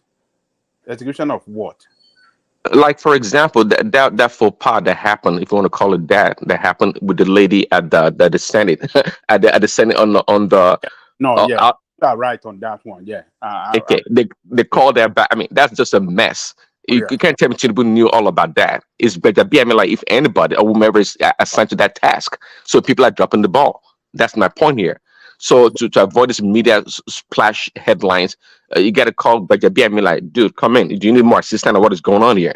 Let's stop this nonsense. This is just nonsense happening right now. So it's reshuffling, but on this reshuffling without taking office, who do you want to blame for that? No, that's to me, that's what I call part of the norming stage of the administration. They're forming, they're norming, they're trying to normalize things, and before they get to the final execution of what they're trying to do. So the fact that he's doing all these things right now, to me, is not a big deal. In fact, I commend him for doing it. If you, as a leader, if you recognize a mistake, Do not be too arrogant and adamant. Go right away and make the changes. Would you be as forgiving if it was under Buhari's administration? Would you be as forgiving? Buhari is highly incompetent. Okay. Yes, well, yeah, that's what you would have. If it was Buhari, that's what you would have said. That this was high level of incompetence. Yes. Praise Daddy. Can I come in for a Daddy? Just real quick, Bishop. One of the ministerial nominee that was reshuffled was this man that was nominated for Ministry of Youth, right? So and he was taken off from that ministerial position. So isn't that what you can call a listening leadership? You know, when there's so much noise about something and you listen and you try to rationalize it and work on it. Yes, I agree. Yeah, that's what I say. I totally agree with that. Yeah, it's governing by opinion polls. That's what not necessarily. Not necessarily. Governing by opinion polls. No, you may not be preview. Once you don't see, people can see from afar, and you have to listen. Okay?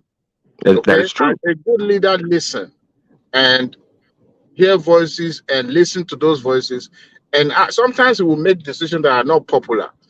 But I think sometimes people see from afar. You can't appoint somebody in this late 60 or middle 60 as a leader of the youth. How does that? Where do you find that? Yeah, that's a good adjustment right there. Yeah. They did not know his age when you appointed him. The argument is this. You see, leaders, it's not just about imposing themselves on the people. I agree. In leadership school, some people are born to be a leader. Anybody can learn to be a leader. But you see, leaders don't listen the most than talking. Now, hold on. You don't seem to get what the concern is. I understand that. The concern is that it should be getting the decisions right in the first instance, rather than all this flip-flopping. And a government can hold on. What do you mean is human? What do you mean is human? No, leave all of that. That's just tautology. It's barely 2 months into an administration and is changing positions almost on a weekly basis, and that is a cause for concern. Because he has a prerogative. Look, that's just I don't even know what that means. That has no meaning. Of course, he has the prerogative to do whatever he wants to do. He has the prerogative to get it right. He has the prerogative to get it right. What are we talking about here? One man. This is my submission. The man has the prerogative to choose to reshuffle as many times as he wanted. The law allows that. That there's nothing that says absolutism in whatever he's doing, that he must get it right. Remember, those people that are being nominated, that has been nominated for ministerial position, he may not even know half of them. Maybe through interaction and other means. The law allows you to flip-flop all the time. The law allows it. Flip-flop, the law allows him to flip-flop, back to back, right? Correct yourself. And hold on, Dewale, we're not talking about him being 2 years into an administration. We're talking about him being 2 months into an administration. And is reversing positions and just flipping around so many times, barely 2 months into an administration. He's not sworn in this minister, and is already reshuffling them. That's not flip-flopping. Is that not flip-flopping? That's a flip-flop. That is not flip-flopping. Woman, can I? Go ahead, Bishop. Go ahead. Okay. I don't want my good friend permit me to use that to say that I disagree with you completely. Completely. This is even beyond flip-flopping. I'm embarrassed. I'm ashamed. A commander-in-chief will order a strike on a location by military that will claim thousands of lives, and it will come back 2 hours or 2 days later and say, oh, okay, that was an error. What are we talking about here? The buck stops at his table. Even though I have always said, and I still have very serious reservations about the competence of Bajabi Amila and the people around him. Look, we cannot excuse this. I am angry. I am ashamed. I'm embarrassed that we are going through this nonsensical nonsense. We will not have spared Buhari this kind of something. I won't defend this. I'm ashamed.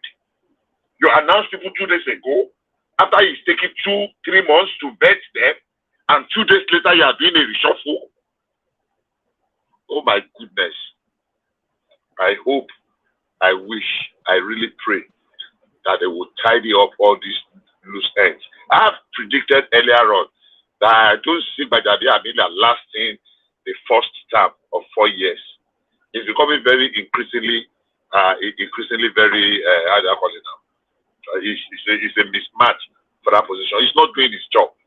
And it's, of course, the buck stops at the president's desk. And it's becoming very obvious that there's a problem. Bishop, is there a danger that TINUBU might not be who we imagine him to be? No. Is he a spent force? Is he past his twilight?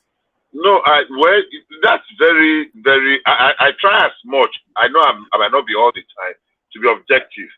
I have that fear too in my quiet moment, and I began to ask some questions. But I think that is because I thought he should have gone beyond the pressure of having to want to satisfy people. He should want to call the shots. That I'm embarrassed is an understatement. Like you selected, it took you more than 60 days to come up with a team. In the first day, we're beginning to have issues with that team, and in just how many days you are flip-flopping. Look, if there is any other thing that is worse than flip-flop, I will use that word or phrase. This is flip-flop. That I like TINUBU will not take that away from me. I have that inalienable right. I'm embarrassed and ashamed. So, my friend and brother, compatriot, Adewale, please, this it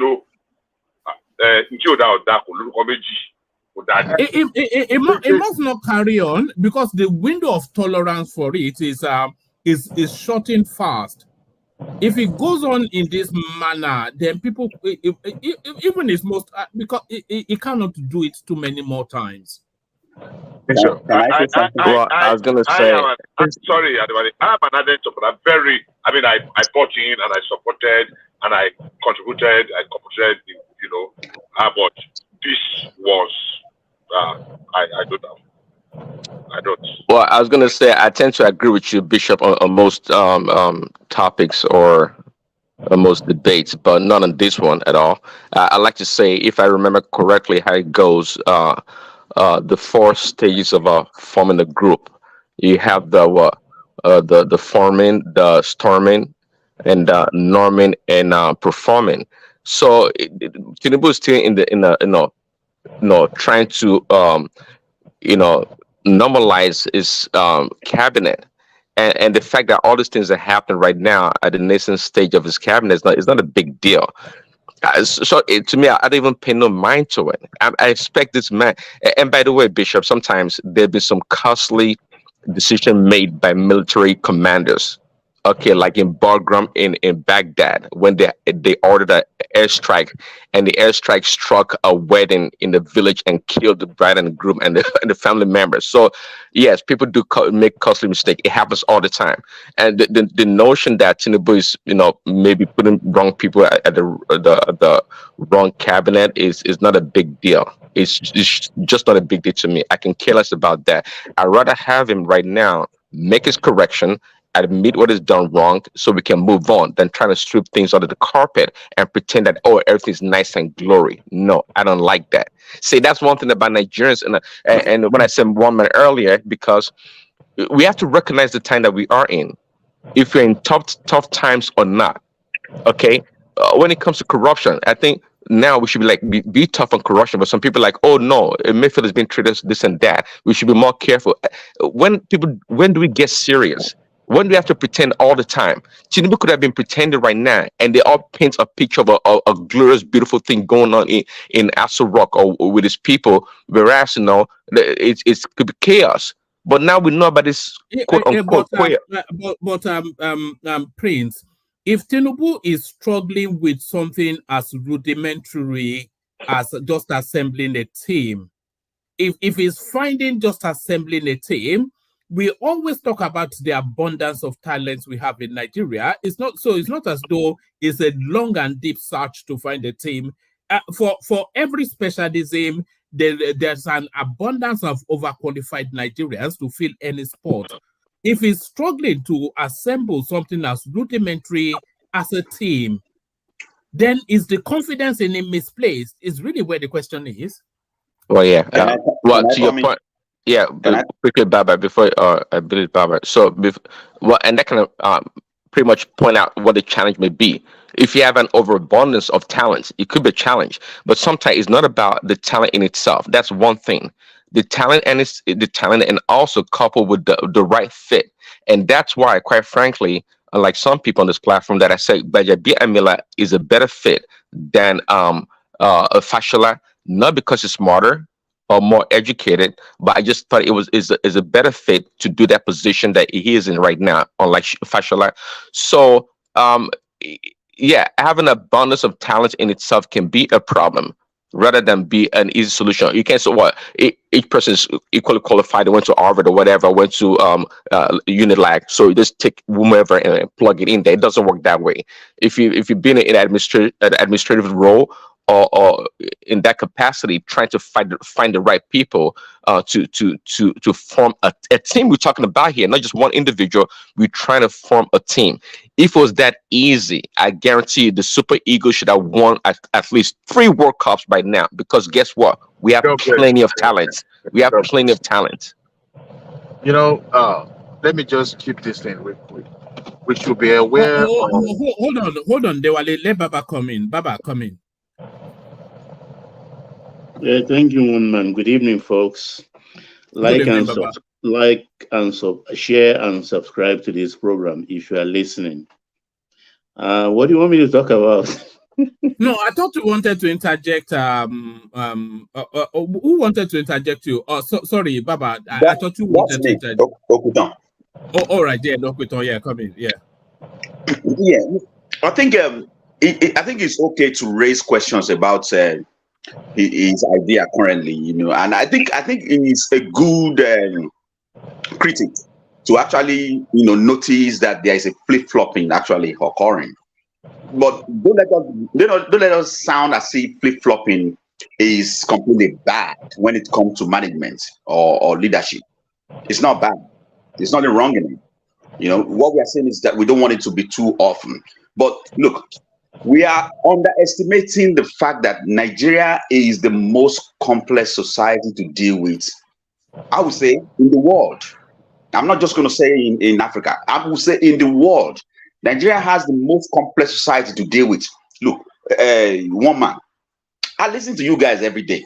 I hear discussions, how he's flying, over the top, every now and then. And I see how you are coping with it.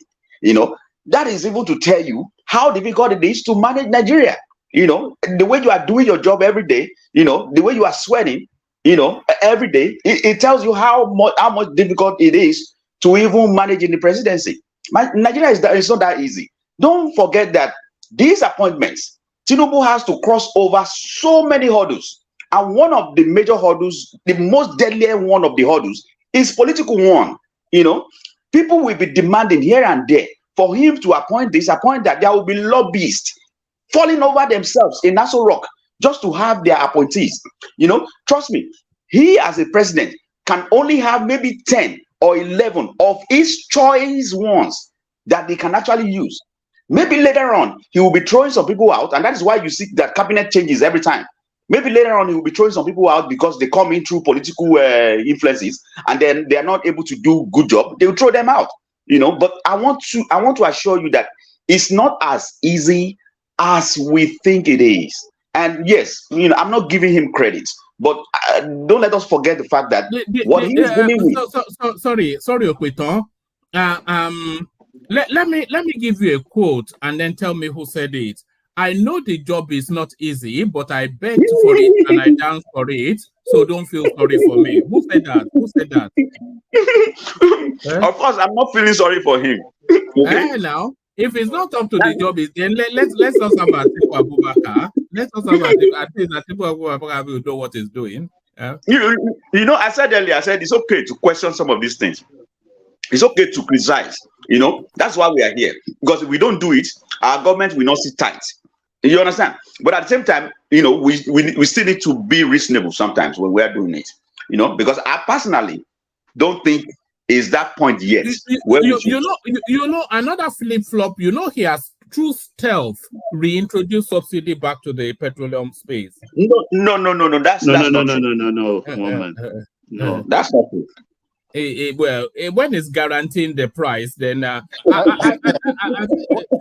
one man, you are right. They don't want to. One man, what's happening this night? He has reintroduced subsidy now. We all know that, so we can. May I come in at this junction, please? He want to pay it. He want to pay it through the back door and not openly. Even the oil marketers have said he has reintroduced subsidy. That's what they told us. Okay. Don't mind. They are mischief makers. One man. Really? Look, there are several components for an oil to come to the fuel station. There are taxes, there are levies, and there is VAT.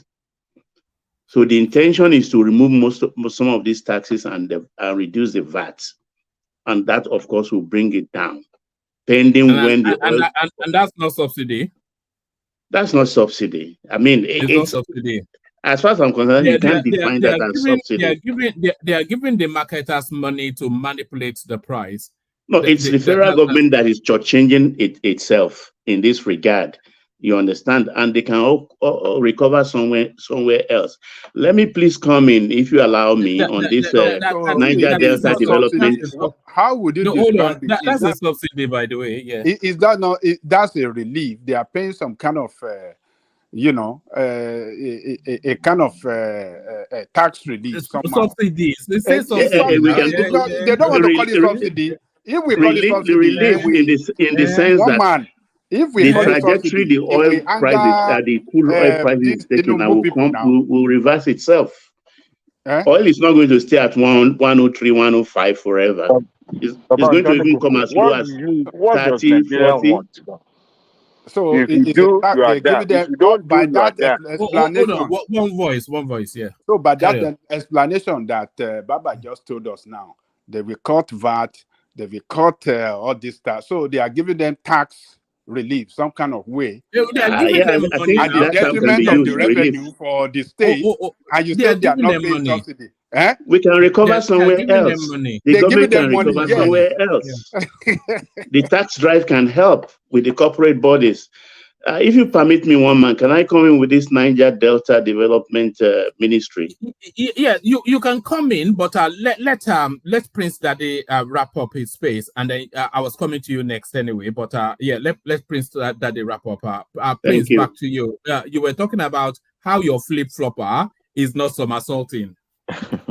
You know how to rub it in. What? It's not flip-flopping, it's just somersaulting.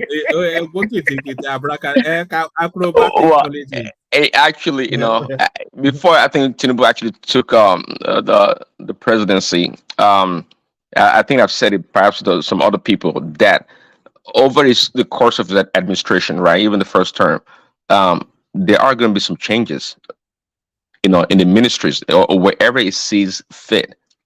Okay, I think what I'm from all the different conversations going on and how people think about the whole thing. TINUBU has come to Nigeria or the Nigerian space whereby people are not used to this kind of a leadership or approach to leadership, perhaps. And there's something called, or what I would call, dynamic governance or economy. You have to adjust as things change. That's one thing we all know Buhari could not do. It was a static leader. His style of governance was command and control. But in a democratic society space, that's not the way it works. In the West, they do that all the time. I mean, they do that all the time. They bail out companies. And we're talking about private companies that make billions of dollars in profit. They get bailed out. They have relief for the citizen during COVID. They have to adjust. That's the way things are. And I think TINUBU is bringing such a unique quality form of governance to the Nigerian space. And you guys, one man, you're panicking. You're not used to this. Ajay Lekoko is running back and forth. Is confused about the whole thing. It's part of governance. Prince Daddy, I like that. We've learned something today. Indecisiveness is part of governance. Indecisiveness. I like that, Prince Daddy. We have to click that code. Maybe that would be Prince Daddy's intro. Indecisiveness is unique and unique TINUBU style governance. But there it is. Prince Daddy, continue. What I saw with a straight face, Prince Daddy, but let's go on from you, Prince. Come in, Prince Daddy. You wanted to have a final word, Prince? No, that's it. Yeah, thanks for the time. Appreciate it. All right, brilliant. Let's go from you then to Baba. So Baba, you wanted to come in at this. It's still the language of indecisiveness, isn't it? You wanted to come in at this Niger Delta space. TINUBU shuffles ministerial positions, reinstates Niger Delta ministry after public outrage. So what are you making of that? Opinion polls out of presidency. So he'll make a decision. Whatever the newspaper is saying, he will either reverse it or go with it. This is the style. I think it's a big mistake, actually, because when you define it, you say Niger Delta. We forget that there is also Niger Delta Commission. So it's a duplication, in my own considered opinion. And when you create a special ministry for Niger Delta again, we should all remember that there is in the southeast, they have oil also in almost about 4 of the 5 states in the southeast. Kogi has oil, and 1 or 2 northern states, oil has been discovered. So are you going to designate another ministry for the non-Delta states? For the non-Niger Delta states, I mean, I think he gets that wrong. I think he's doing too much listening to the bowing to the pressure from the Niger Delta people. They have already their Niger Delta Development Commission, and that is enough. So they can even duplicate that commission with Southeast Development Commission. Each block can have their own development commission. That will be sufficient. So they become just like an agency or department under the presidency. But specifically assigning a minister to a Niger Delta ministry, I think that is wrong. That is wrong. Nigeria is expanding. It's no more a situation where we have oil only in the Niger Delta. Baba, please, can I ask a question? Yes, sir. You are painting a picture. See, we don't have Niger Delta ministry before, or Niger Delta ministry. It was a mistake then too. Okay, so because I was thinking that we didn't have it, but no, we've had it since Yaradua's time. Okay, yeah, that's what that is what Bishop said. Yeah, one of the militants actually demanded it of Yaradua for them to really allow us to start tapping oil and exporting them. It's one of their demands, the Egbesu people then. So that's why they came up with that Niger Delta ministry. But we don't have that kind of radicalism in that area anymore. So we have the Niger Delta Commission. That is sufficient for them. So let other states who are producing oil, they should let them breathe. Can I ask a question, Mr. Baba? Yeah, go ahead, sir. Okay, what's the different in terms of responsibility between the Niger Delta Development Commission and Niger Delta Ministry Affairs, what's the, is there any difference between their, I mean, their objective, I mean, the reason for setting them up? Do they have any different objective to achieve? I don't get it, because I'm totally confused. Yeah, the problem is the Niger Delta Commission has always been there. Babangida established UMPADEC. UMPADEC was given a different nomenclature under this present democratic setting, and then they gave it as NDDC. It was an offshoot of UMPADEC during Babangida's, that's the oil producing areas of Nigeria or something like that. But with this Niger Delta Ministry, I think it's a duplication. I don't see any difference. I don't see, because Niger Delta Commission is also undertaking projects and having their own budgets and operating outside the 13% derivation they cut out for the oil producing areas. So I think they are just changing other oil producing areas, because the East have oil, not only oil, they have gas. Kogi have oil. Two northern states have oil. So if you want to create a ministry to protect those people, I think it's even too much. There is going to be problems. So create commission for each zone. The non-Delta, non-Niger Delta state should have their own, maybe Southeast Development Commission, Northern State Development Commission, so that they can give them equal resources. Maybe they should just scrap all of it and pay the derivation. The country will burn. No, they can pay it directly to the state governors and have it as a ring-fenced. No, I don't think the Niger Delta. Yeah. The Niger Delta, actually, they have much more problem, because their oil actually is midstream and deep waters. I can understand if you've been to the creeks in Bayelsa and River State, you will weep for that area. Not because they are not being taken care of adequately, but most of their big men, the traditional rulers, they corner all of these things, because apart from the federal government giving them their 13%, all of them to divide, the oil companies, the exploration companies are giving them, doing a lot of things, even building estates. You won't believe it. You can happen on the town, right in the creek, in your speedboat, and you will see some nice bungalow, and you start to wonder what happened. They will tell you this company built it, that company built it for them. They are enjoying, but I know when you have devastation of oil spill, there is not much you can really say they're enjoying, because even all those wells, I mean, it could cause problem, because a lot of them are being capped at this moment. And that's in another 100 years, we could be experiencing a volcanic eruption in all those areas, because they have created enough craters deep inside the bed of Mother Earth. So they need to be taken care of seriously, but it has to spread. Oil is not Niger Delta affair alone. It's a lot of other states.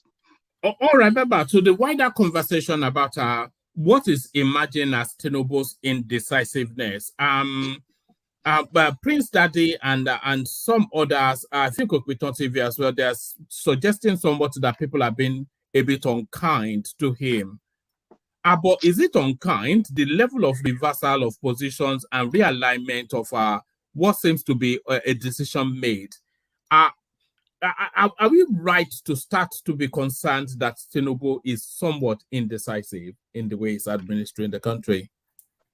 Well, the buck stops at the table of the president, but the presidency is not just only about the president. It's about the team he works with. You understand? I like to cut him some slack, but I am becoming a little bit worried at this material point in time. He is supposed to be firm.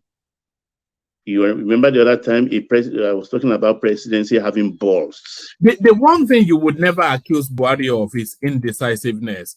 Makes often the wrong decisions, but never reverses a position. Did he take any decision? Other than allow the system to run itself.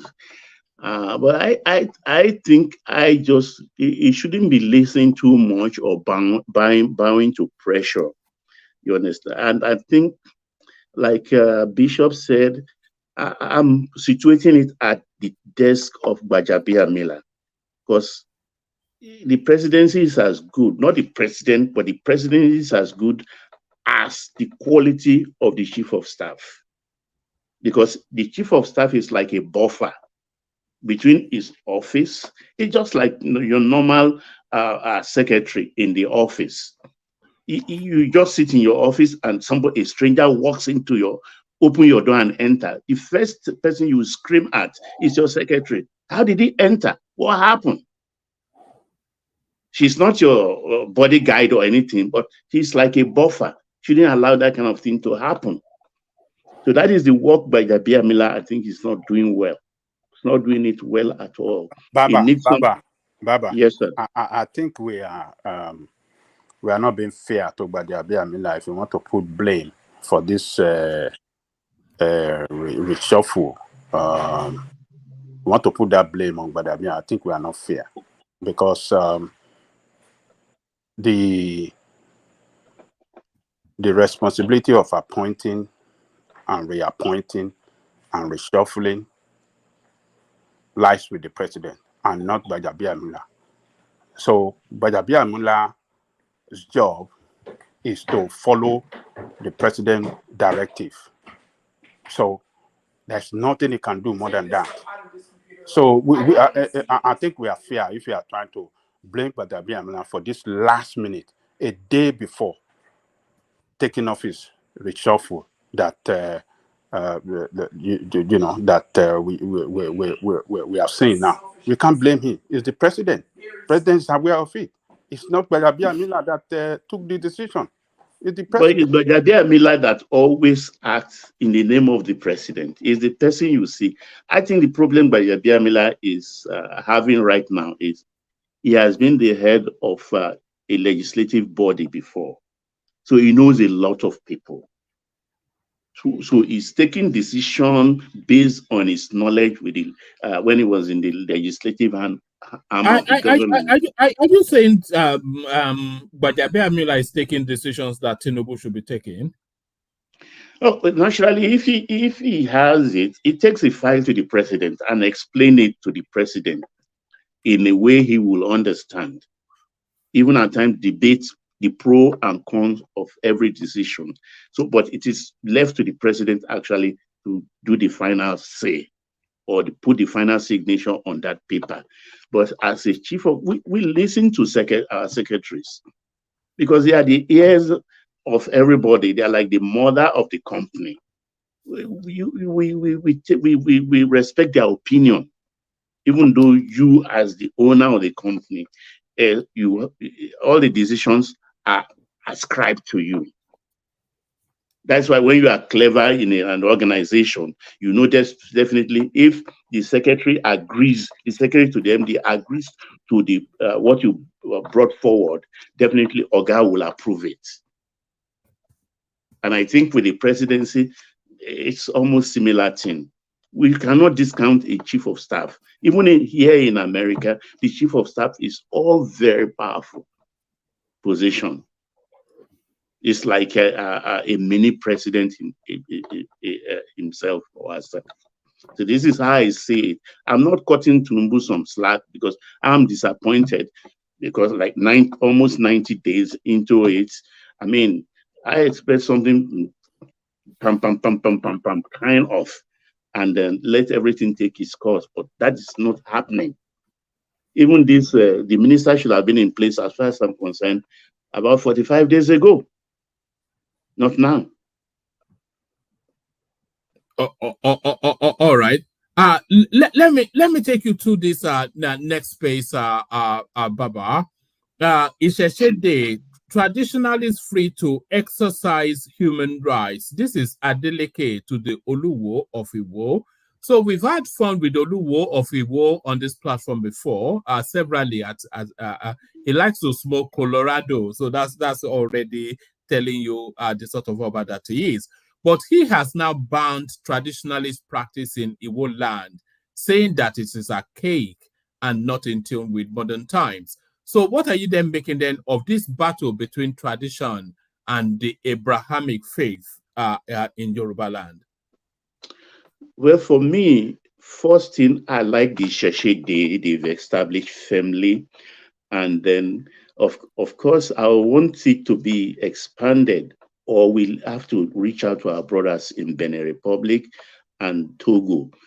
Both countries have what they call Juju Day. They've been celebrating it for a very long time. But we should educate them so that we make it Isheshe Day and we do it at the same date. It's part of tourism. But coming to this, the tradition, actually, I think the Yorubas, we've made a lot of mistakes with this, our present day Obas, the young ones particularly.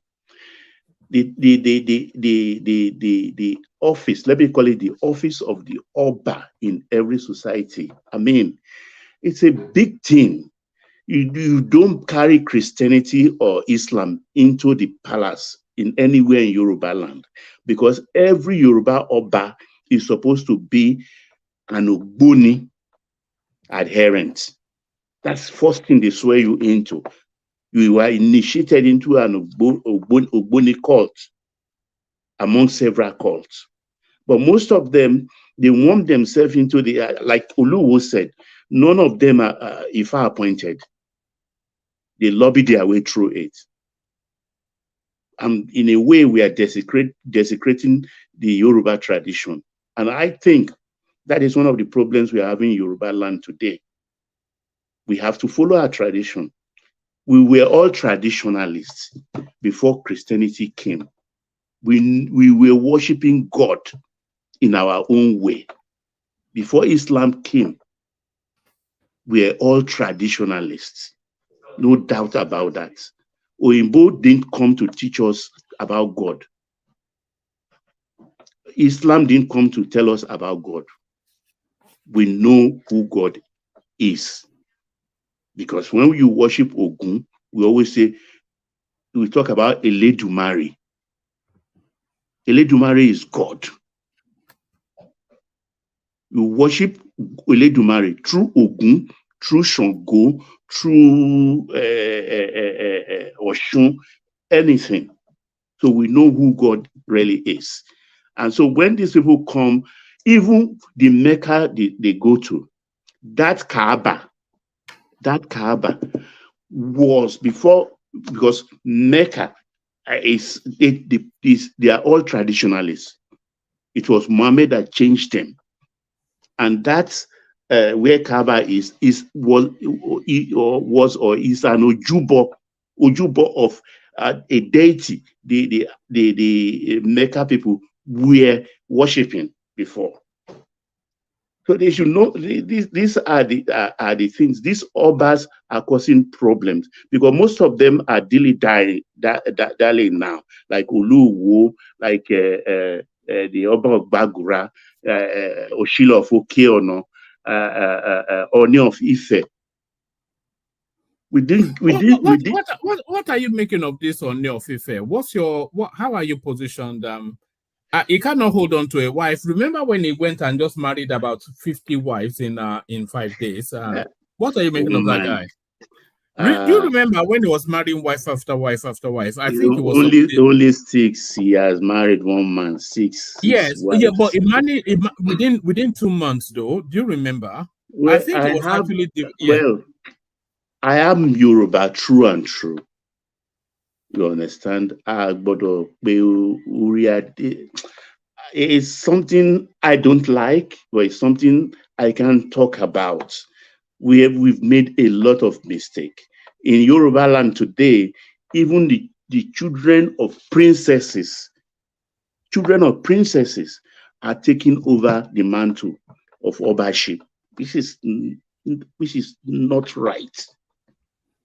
Which is not right. We cover a lot. The other time we were talking about Mandela, and I tore into him. I reluctantly want to talk about Chief Awolowo today, because the example they are following today started from the time of Chief Awolowo. I respectfully say this. In Yoruba land, èèyàn tó bá ní àbàwọ́n lára, àbàwọ́n is what's the English word for a mark?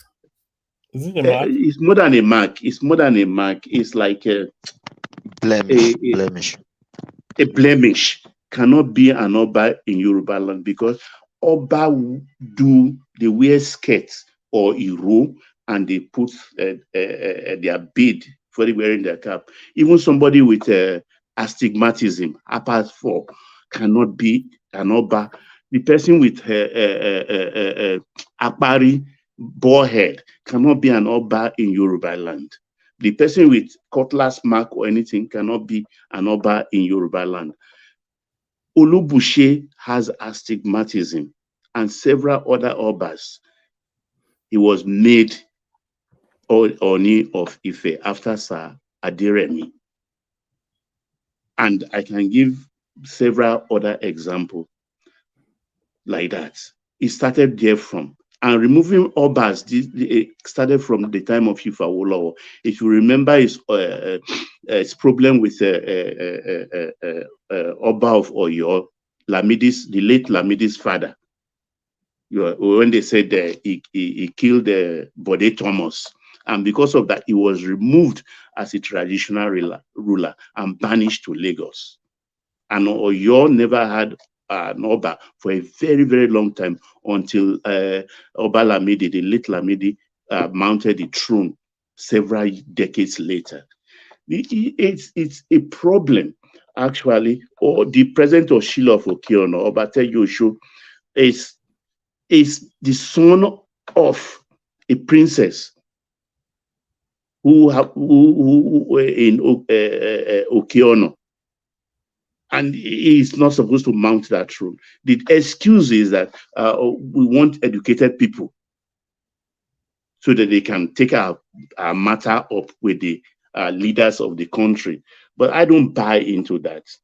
I listened to the Oba of Bagura a couple of weeks back, saying that he has left word that when he dies, he is a Christian. Nobody should cut his hand and bury in this spot. Nobody's cut his leg and bury in that court. Why did you sign? Who made you? Why did you sign to the Obaship? These are the problems, because they are not speaking up for this Isheshe thing right now, because they are claiming to be Christian, to be practicing Islam. But my take here is, I love what the 4-5 states have done. And we should even collaborate with our brothers in Benin and Togo and extend it so we can do it in one day. The Ilorin thing, Ilorin itself is 80% Yoruba. The people of Ilorin, all those people, if you sit with an Afa, 1 day, 2 days, 3 days, 3 weeks, you become his customer. By the time you know it, one day you visit, he wants to give you bare records and incision. Most of them have practiced a traditional religion. Most of them. And I say it confidently. So why you look at the hypocrisy? You come outside and say, Ilorin is Quran was dropped into Ilorin, is an Islamic enclave. Who made it so? Who made it so? The emir today, the retired Court of Appeal, his name actually is Kolakbo. When he was a justice, he was Justice Kolakbo Gambari. Even Buhari's erstwhile chief of staff is Agbola Gambari, not Ibrahim. He was very Ibrahim Gambari. But when he was a foremost ambassador under Babangida, he was Agbola Gambari. It's just the same thing with Olushola Saraki and Bukola Saraki. When it suited them during the military regime, they claimed to be Fulanis just to get their hands into the federal coffers. But when politics came, they are Yorubas. Alimi who fought on the side of Areono Kakanfu, Afonja, Areono Kakanfu, to destroy the Oyo Empire, even did not. It was Alimi's son, Abdul Salam, that actually installed an emir after he had a problem with Afonja when his father died.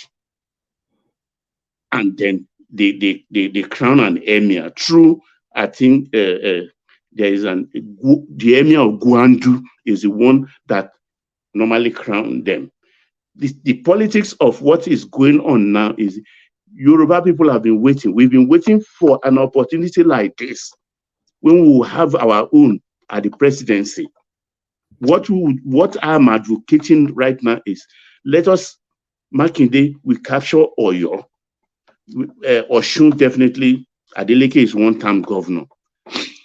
Let's now sacrifice Kwara. If Kwara has to go, let's do the battle. In the sense that right in Ilorin town, we will install the Oba of Ilorin, first-class Oba with fanfare. You know there's an Oba of Ilorin already. There's an It's Oba a small scale, but right now we make it a class A Oba with fanfare. People should contribute money and build a palace for him, and even take Kwara capital out of Ilorin. Can I share some information with you quickly on the Oba? Yes, sir. Yes, I'm watching a video right now released about 9 hours ago. The same Oba, actually clarifying things, that what he actually released was to cancel Isheshe or ritual conducted during the midnight, where, I mean, is it midnight or during the day, where people are going to be, restricted from moving, that's the only thing he announced, that, when it comes to restriction during the day, that's what he's trying to cancel, that he's not canceling Isheshe. I think there is element of misinterpretation in the story on a general basis. That's what I'm trying to. I'm not sure about that. Is it not the same guy that was saying he wants to be an emir, not an Oba anymore? It's the same guy. No. Let me play it to you right now. He's releasing. The statement is circulating online right now. I don't know if you can hear it because I'm playing from the other phone. Yeah, we can't hear it, but if you have a clip, just send it to the private chat and send the clip to it's difficult to hear what he's saying, but what he's actually saying is that that Onisheshe Lawa, that he's not canceling Isheshe, that he specifically mentioned a time frame that is actually terminating, which restricts people's movements, so I think we need time to be able to see his clarification before we. Baba, do you think the Oluwo should be stepped down from that throne? It's always very difficult. You understand? He's been having a running battle with. Let me tell you why I'm saying that. It's having a running battle with all of the secondary kings in that region. So that's one. And then remember, and then that fight with his wife too. When the Canadian girl Chantel or Chanel or something, when that one released the video with the videos of him blazing Igbo in the palace and all of this, and then the way he just acts like an Agbero all the time, spraying Fuji reggae musicians. And of course, it was a credit card fraudster in Canada before he became an Oba. Yeah, this is one of the things I'm talking about. I think it was Chief Ogundoyin or so. I can't remember that now. It was, is it Ogundoyin, who was a minister under Shagari, a prominent son of Iwo, actually, who brought him from Canada. I think the father of the Oluwo was serving him. And I think he thought he could, if he captures the palace and put it under his armpit, he can control Iwo fortune. And of course, he brought this young man, and look at how he had turned out. He even turned against that Chief Ogundoyin. If I'm not sure of that name again, but I know it must there be. Was a time he was there was a time he was even trying to challenge the Ooni of Ife for preeminence. Imagine that. They are all doing that. They are all doing that. They are all doing that, and a lot of people are always confused. Even MKO, everybody, late Lamidi, Oba Lamidi, they're always claiming superiority. But if somebody sits on we on your platform, we are from the same. Oh, thank you, darling. Okay, thank you, darling. You understand? And all the other children go out to found other villages. The throne of our father remains supreme. Definitely. The eldest brother who mounts that, who remains back at home, is somebody we should always go back to. So as far as I'm concerned, the source, Ile-Ife, is paramount in Yoruba land.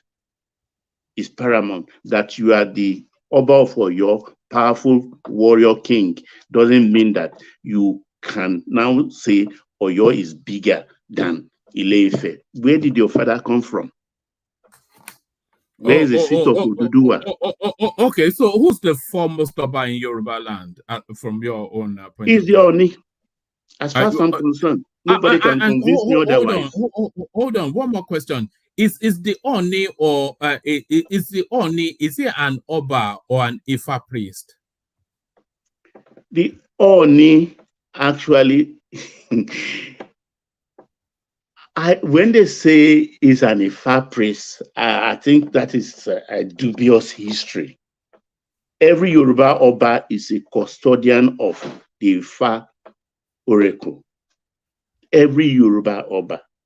Because the first thing an Oba does in the morning is to pray to Ifa and worship at Ifa. They all have Ifa.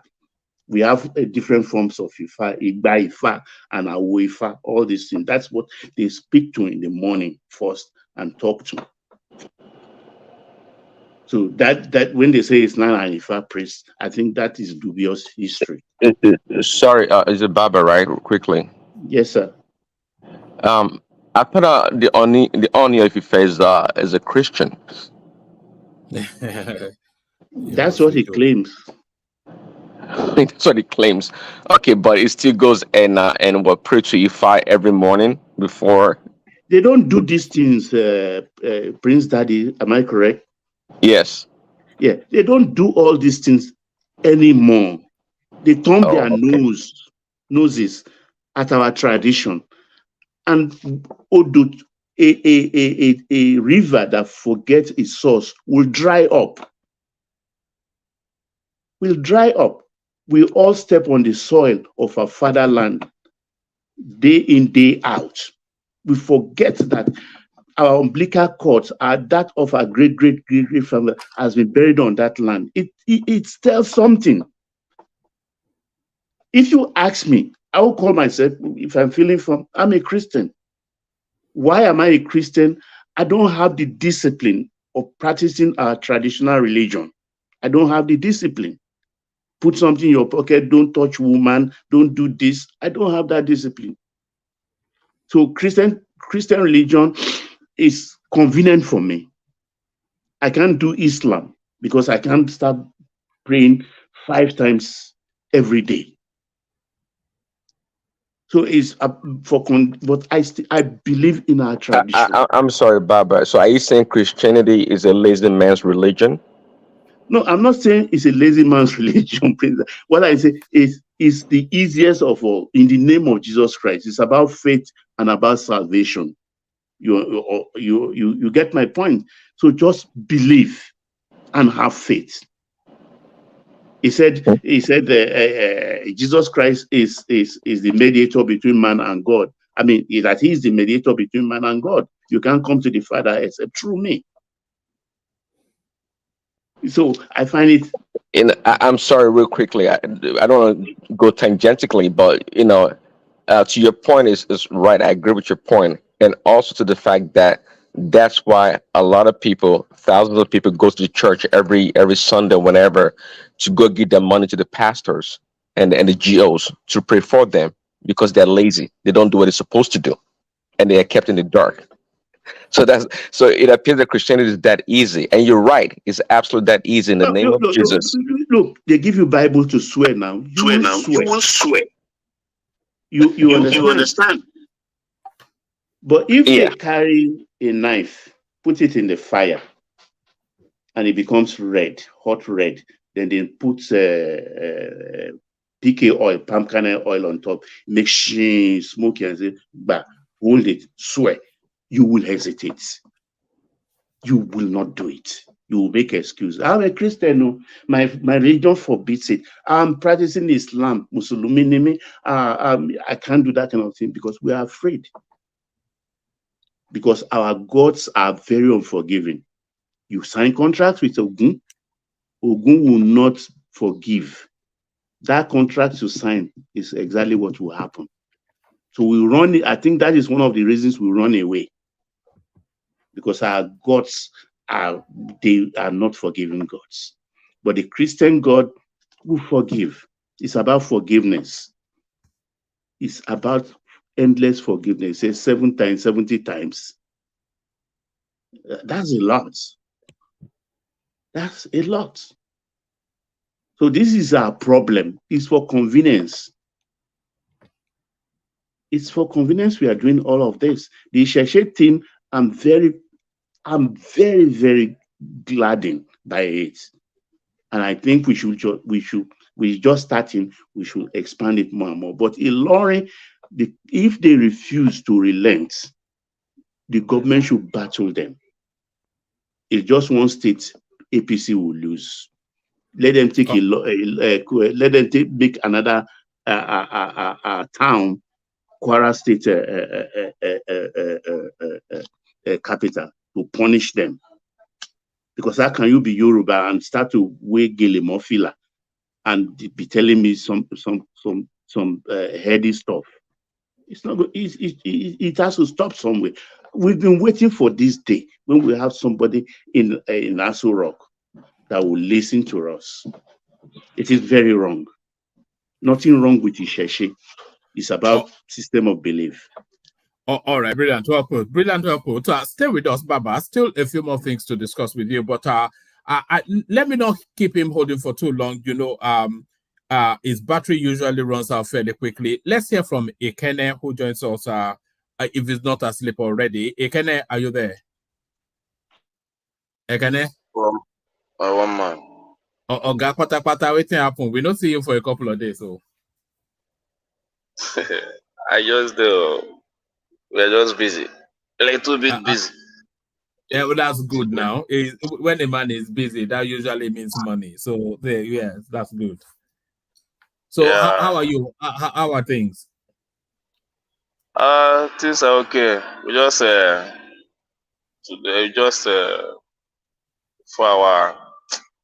we went for our ward inauguration of some Labour Party officials. We inaugurated some people today in our ward. So that's how activity went today. So you're a registered member of the Labour Party? Yeah. Do you have political ambitions yourself? Do you want to be like a councillor, a chairman, a rep, or something? Not really. For now, I'm not interested. We just want to, for now, I just want to be among the people that will not just talking, but practice what we preach. It's not just to say things and just relax. We need to go out there and make some effort to know how the society will respond. So that's what we are doing for now. How strong is the Labour Party where you are? How strong is your word in terms of the number and the relevance? We are very many, a lot of young guys, very many. But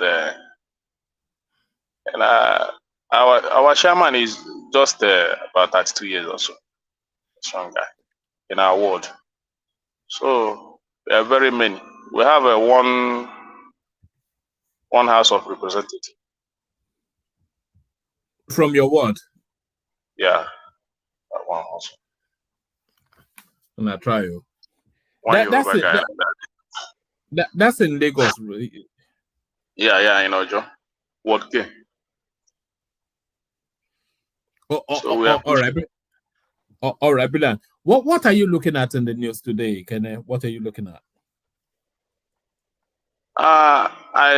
Nothing much. Today is all about football. The way they flog Chelsea. So I'm a Chelsea fan, so that's the only thing that touches me today. You know, so I'm a Newcastle man, and you know we lost to Man City, which is annoying. But then we played at their stadium, which is understandable. But I didn't think we were going to go there and beat them. But I wanted us to be able to take a draw because they've just come from some big tournament. You know, it really pained me anyway because I thought maybe we'll be challenging for the Premiership this year. But if we are already losing to Man City, then you know, I wasn't happy about that. You know. My own is even worse. No problem, yeah. Well, everything is okay in Nigeria. I just a little moment ago, everything is all about the economy and all that.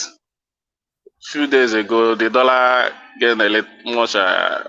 was much appreciated more. So, but today the thing just went back, and I'm not happy about that. So I'm just trying to know how the market will respond tomorrow morning.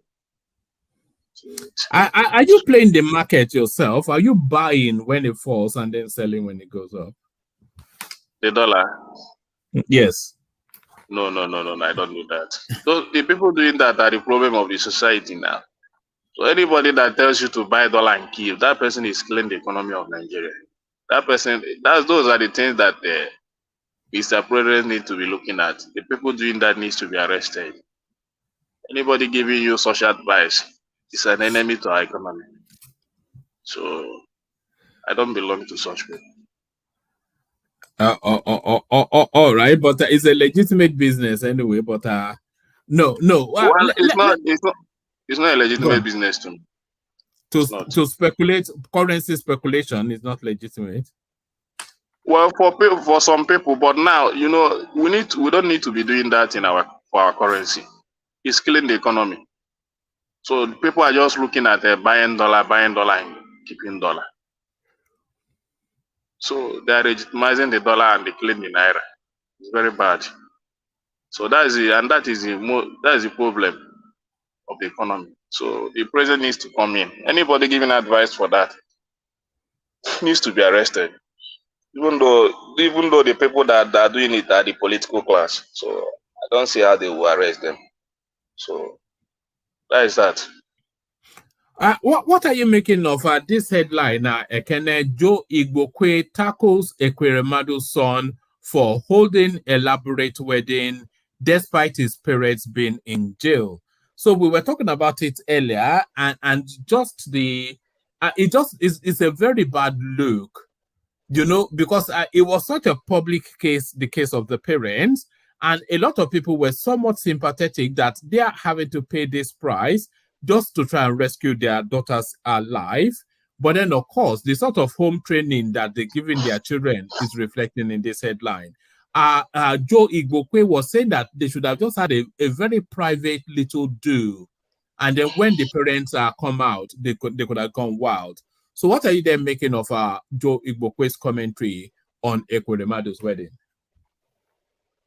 Well, I understand Joe Igbokwe's position, but for me, I don't think Ekweremadu is not aware of what happened.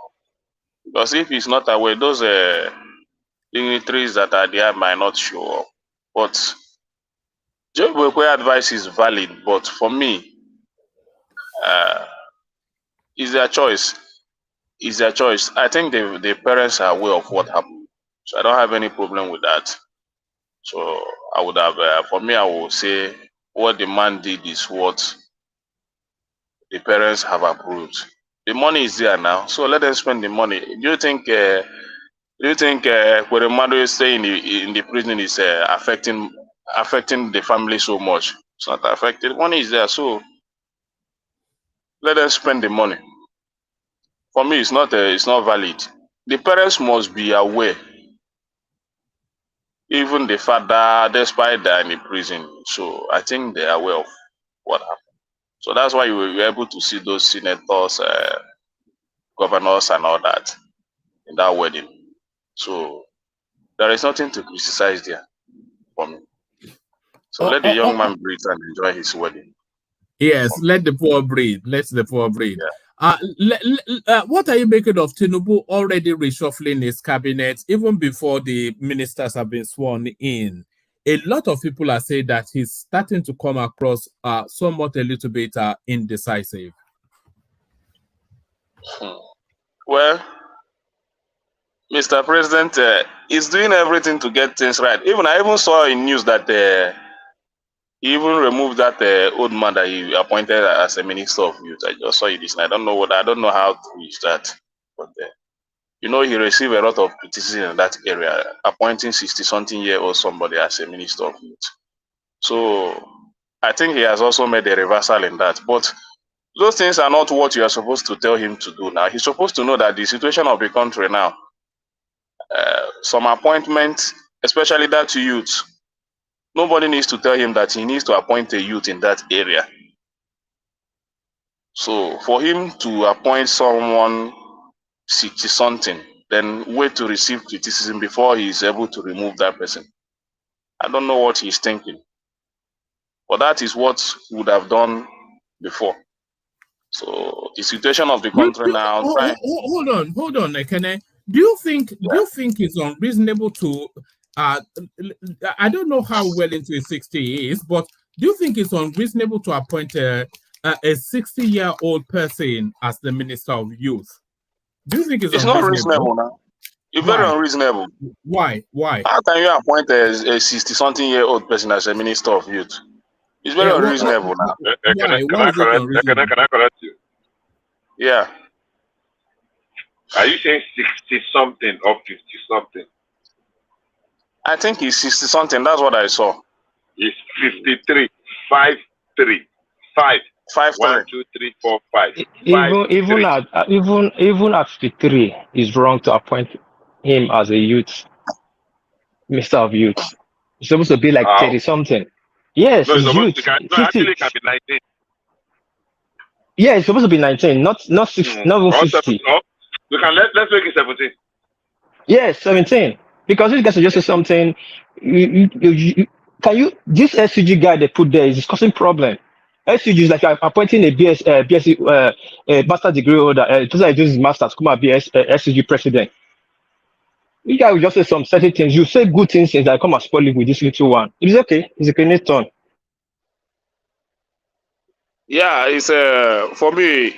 It's not anyhow. It's not reasonable. He would have read the situation of the country for a very long time hold on. I don't think a 53-year-old man.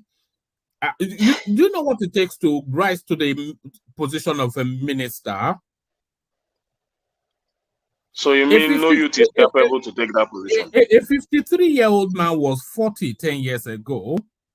So it's not completely removed from youth, is he?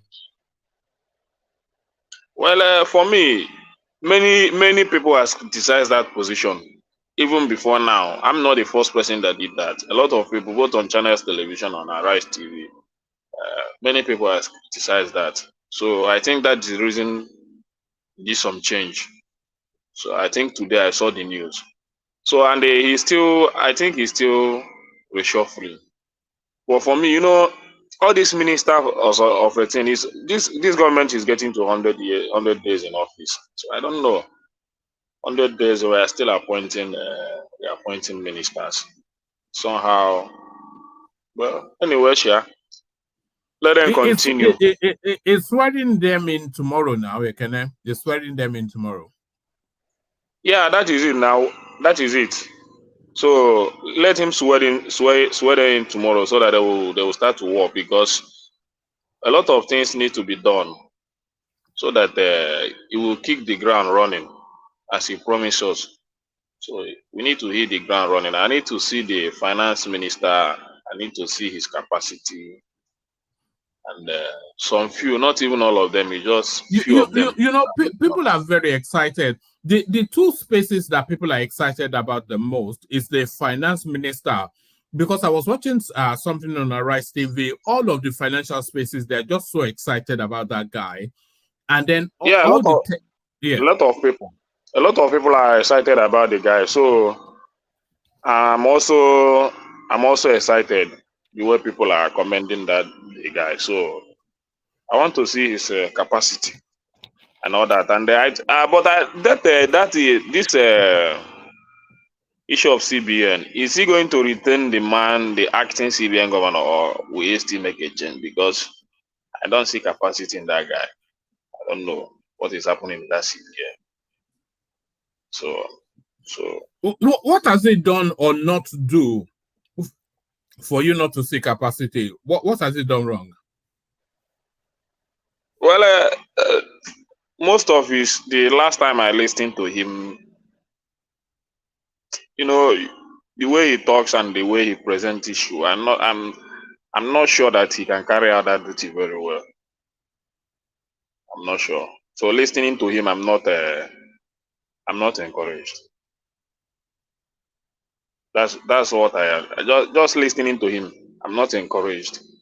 So I don't think he knows the job very well. So that is it. Oh, all right. Someone who has declared. Sorry, please, woman. How many times have you listened to the acting CBN governor speak? I think it's once, just last few days ago. So it was okay for you. He was talking about you are right there. Yeah. Hold on. You are right there that he has only spoken once, and it's okay for you to have concluded listening to him once. I said if he's going to retain him, if I don't know, but that the speech he made, I'm not encouraged with the speech. Just that's for me. That was that I listened to. Was for how many minutes? 3 minutes or 5 minutes? Okay, that's cut. The situation of the CBN, the problem we are facing in the CBN, that speech did not encourage me. That is me. So that's that's what I noticed. We have a lot of problem there. So what the speech didn't encourage me. So one man, what next? Oh, all right. So it's a public holiday tomorrow, Ekene, in Lagos, because Lagos has declared tomorrow as Isheshe Day. Are you aware of this, and what are you making of it, Isheshe Day? I know that tomorrow is public holiday, but this is Isheshe of a thing. I don't know anything about it, though. I don't know anything about Yoruba culture and all that. So for me, the only thing I know is that tomorrow is public holiday. So I don't know anything. I don't know what to say there, because I cannot speak of what I don't know. So it's Yoruba culture. Maybe if it is something like Ibuwaji, New Year Festival, or I can speak a little bit about that, but this one, I don't know anything about it. Honestly speaking, one man. So we are just going to. When they declare it as a public holiday, does that mean that the market will close, or does that mean it's going to be a busy day for you at the market because people are not going to work? No, the only thing that will happen tomorrow is that bank will not open. That's the only thing. So market will, normal market, it will still be a busy day tomorrow. So it's still a busy day. So the only thing that will change is that, no, but for me, I've not experienced this in Lagos. So this is a show of a thing. This is I don't know. This I think declaring public holiday for yeah, it's not just Lagos, by the way. Ogun State, Osun State, and Oyo State as well. They are all doing it all on the same day. So I think there must be a reason for that now. I think it may well be a response to Lagos' no man's land. That sort of. I think it is along those lines, isn't it? Yeah, they are claiming their land. They are claiming their land. Is that not what they are doing? Let them claim their land now. Nobody's claiming their land now. To do their culture and all that, it's not a crime now. Let them claim their land. The other day is Woman, can you hear me? Yeah. Sorry to cut it in a short. You know, there's a way you draw me out of from my enclave. Today I didn't want to join this show, though I was enjoying it, but you came up with this is Sheshe stuff that got me, rolling, But I have to thank Bishop Ajalikoko, even Priest Daddy, and Okuton TV, who spoke about TINUBU. That's how it's supposed to be. This is to the obedient.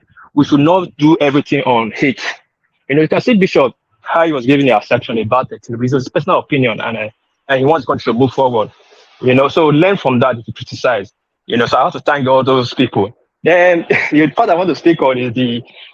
You don't have to thank Ajan Lekoko now. He's always criticizing TINUBU. He's always criticizing TINUBU. No, it's constructive. It's constructively. Even I have to thank Adewale too, who came in, who will always support anything TINUBU does, but constructively. Excuse me. What is? Why are you calling my name? Love this.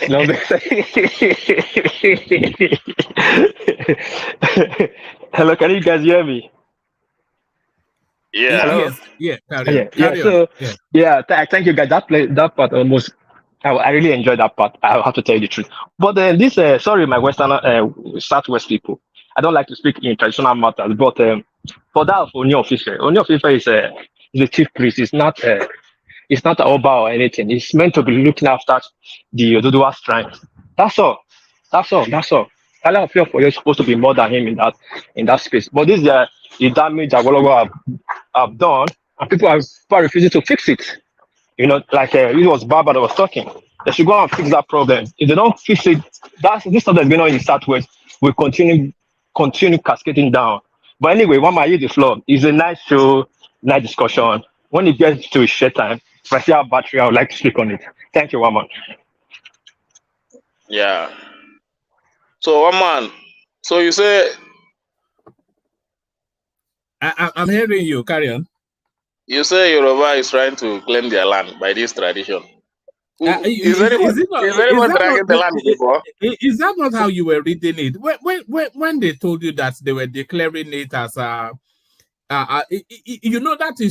Isheshe Day, it's just a code word for Yoruba Day. So if they are declaring a public holiday for Yoruba Day, does that not indicate to you that they are responding to the no man's land narrative? Was that not what you thought when you heard it? No, I didn't think anything about that too. I don't know. I just think they're just trying to observe some rituals and all that. They used to do that, something like Oro, this Oro of 18. They do that one often. So it's not new to us now. We know that Yoruba have their tradition, especially that Oro. That Oro is what we used to experience often. So, but this one now, they come with a different dimension by declaring a public holiday, which we never saw it this way before. So, but a lot of people, it's not a problem. It's not a problem. So, are you going to be wearing that? Are you going to be wearing danshiki to the shop tomorrow? maybe some area, some part of area in the Alaba that is Yoruba area. I know that those people, they might not open because that place, I think it will not open. But other areas will open because that area is, they have a Yoruba as their chairman. So anything what do the Yoruba sell in Alaba? What are they specialized in? What's their specialism? Okay, what they specialize, what they sell most, electronics and electrical. So it's furniture. It's the same thing as everybody else. Yeah, different. Anything you can talk about electronics, both repair, both new ones, both Belgians, electrical. Now the moving force now is solar. So in the market, solar is taking a lot of space now. Solar business. So they are making a lot of move now. That solar area is really, as in, guys are making a very big money there. So solar is taking over now. Do you have solar yourself? Do you have solar yourself? Did you put it up? Yeah, I just stopped buying fuel, but I'm still paying for my own. Very soon I will just I will put it. I'm doing a instrumental payment for it. So maybe by the end of the month, I'll put it. I'll mount it because this subsidy of 18 have made us to change strategy and all that. So we cannot rely on I'm glad you said that because I've always insisted that ultimately Nigerians will make lifestyle adaptations to that. So you just have to adjust now. That's just it, isn't it? Yeah, you have to adjust. And things are coming easy, sir, because even this all of stuff now, a lot of solar system is coming into the market. A lot. But it depends on your capacity, the one you can afford, what you want to use in your house and all that. So it comes on different sides now. A lot of solar size that is affordable, whether rich or poor. You must have a solar that you can afford now, maybe to light up your space for some hours. The idea in the market. So, and it's very good. It's very good. It's when you want to maybe you want to use your television, your fridge, and all that, you have to go for the higher one, just as I'm doing now. So I don't know. Because that is it. We're still having conversations around the El Rufai space, Ekene. So he has gone off. He's stormed off to Egypt. They are citing him now in Lebanon, and they say he's on his way to Europe. So El Rufai, what actually happened was that Nuhu RIBADU withdrew his security clearance, as you know, and then the Senate then not able to confirm him. So he has been singing songs of treachery, how he was stabbed in the back by RIBADU. But what really surprised me is that Ubasani, who he handpicked and placed in the first seat in Kaduna, he is also accusing him of treachery. So what are you then making then of the journey of El Rufai? And do you still expect that he will find his way back into TINUBU's cabinet even in this first term? Well, a lot of politics is playing that El Rufai space. That I don't know, but that Nuhu RIBADU not clearing him, I think it's a big blow. Somebody like this Obasani really criticized him the first time that TINUBU appointed him. I don't know the reason. I don't know the problem they're having. I saw them making some reggae exchange and all in the internet space today. I was just laughing. The guy that just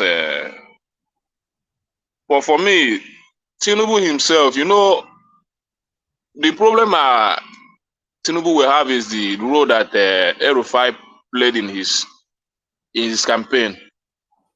I think he's the first governor one of the governors that, if not the first, that really fought for him, especially in that Northwest.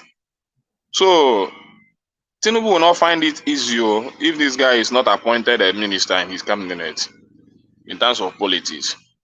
So he needs to find a way to accommodate him, because this RUFAI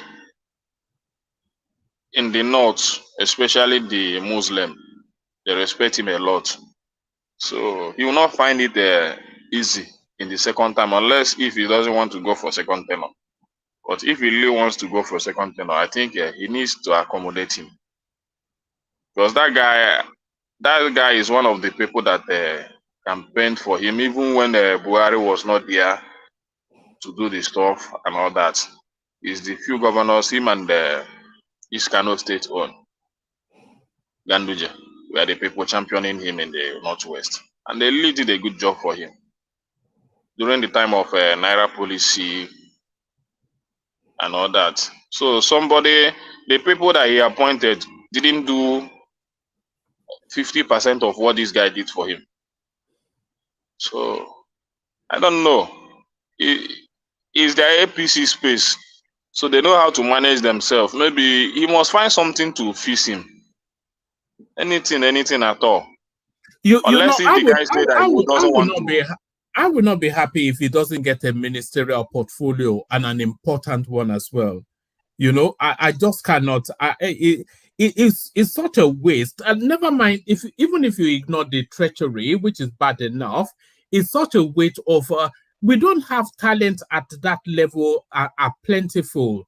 If you remove El Rufai and maybe a little bit of Yemsen Wike, we don't really, and Dave Umahi a little bit, we don't really have proven talent at that level to be throwing the likes of El Rufai into the bin. Who is he replaced by? Ade Goyegawi, who is going to? It needs that sort of El Rufai type person in that cabinet. Yeah, he needs him because the political space now is changing. One man, the political space is changing, so you need somebody as strong as El Rufai to help him maintain that momentum. Because a lot of people are becoming political aware. So you need people like El Rufai to keep his political career moving till he's finished his presidency. So what is happening in Nigeria now, people are becoming more aware, people are becoming more political and all that, especially the youth. So it's no longer what it used to be. A lot of people are coming on board, a lot of people want to participate. So if he wants to maintain his political background, he needs El Rufai. I don't know what. For me, those APC space, even in their chairmanship, they're having a lot of problems because a lot of people didn't approve that Ganduje. TINUBU just handpicked him and made him chairman of the party, and some people are not happy about that. So I don't know how he's playing that, and I don't know how he wants to do that to keep Ganduje. Why other people are not happy about that appointment of the team. So El Rufai, he must do something about it, unless he feels or he have the capacity to do away with him. For me, I don't know. So APC stuff and their politics, I don't really want to be discussing them much because I already have my political affiliation. I'm already a member of a political party. So we want to make our own impact, one man. So that is it. So we are looking for loopholes. So which party do you belong to, Ekene? Yeah? Which party do you belong to? I'm a Labour Party member. Okay. Yeah. Why do you ask? Odewale? I just want to confirm what I thought. Not necessarily I want to. I'm thinking, okay, which party would you? I think Ekene will be fine, suitable to join. So I think Labour Party is more convenient, so to say. If Peter Obi leaves Labour Party, will you still be a member of that party? It depends on ideology now, because the party now is all about youth, people that want to join politics. So it's not about P2B. So a lot of us now, we are all youth, we are all young guys. We want to be involved. So that is the thing. So if P2B leaves the party, I think we have other capable hands. So, but for now, we are not seeing him leaving. So we are just we are reshuffling, we are making some changes, meeting here and there, trying to put leadership in every corners of Lagos State and all that, so especially in our space. So yeah, we are putting some structures. Ekene, you did not answer the question. Well, you did not answer that question. He's a politician now. That's why he's not answering straightforward.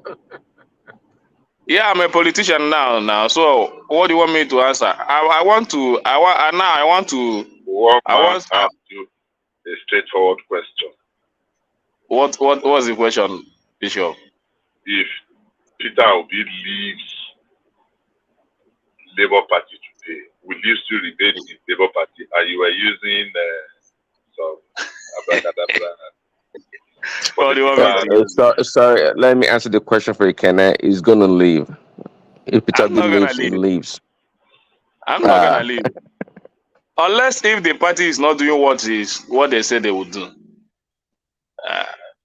I'm not gonna leave now. Peter Obi will surely come out with the reason why he's leaving, and you guys will buy into it and follow him, isn't it? Well, at least, but for now, Labour Party on that. Now, I mean, I can waiting with this dribble. Where the dribble was, we never see this place, so we still awake for where we did. Let me help Ekene here. Ekene is not a politician. Ekene, the politician. Ekene, now that you have declared yourself being a politician in the making, I just want to tell you what I'm thinking. Obi's presence in Abbas was the Senate deputy wedding. It's not a coincidence. It's not a coincidence. Shine your eye well. If what do you think? What do you think that happened there, Baba? I think he has eyes already for 2027. He knows definitely that he has to capture the North. And this is the twist. If Atiku want to contest again under PDP, PDP will be destroyed. PDP will be, there will be a realignment of forces, and Obi either collapse Labour Party into PDP and be their candidate, or they'll form a new party entirely. So watch that space carefully. You are a politician now, you've declared, so that you don't get your change. Be alert, open your eyes wide, watch Obi's move and body language. There is no alignment now. Let's be watching, Shia. Let's be watching. The only thing now is that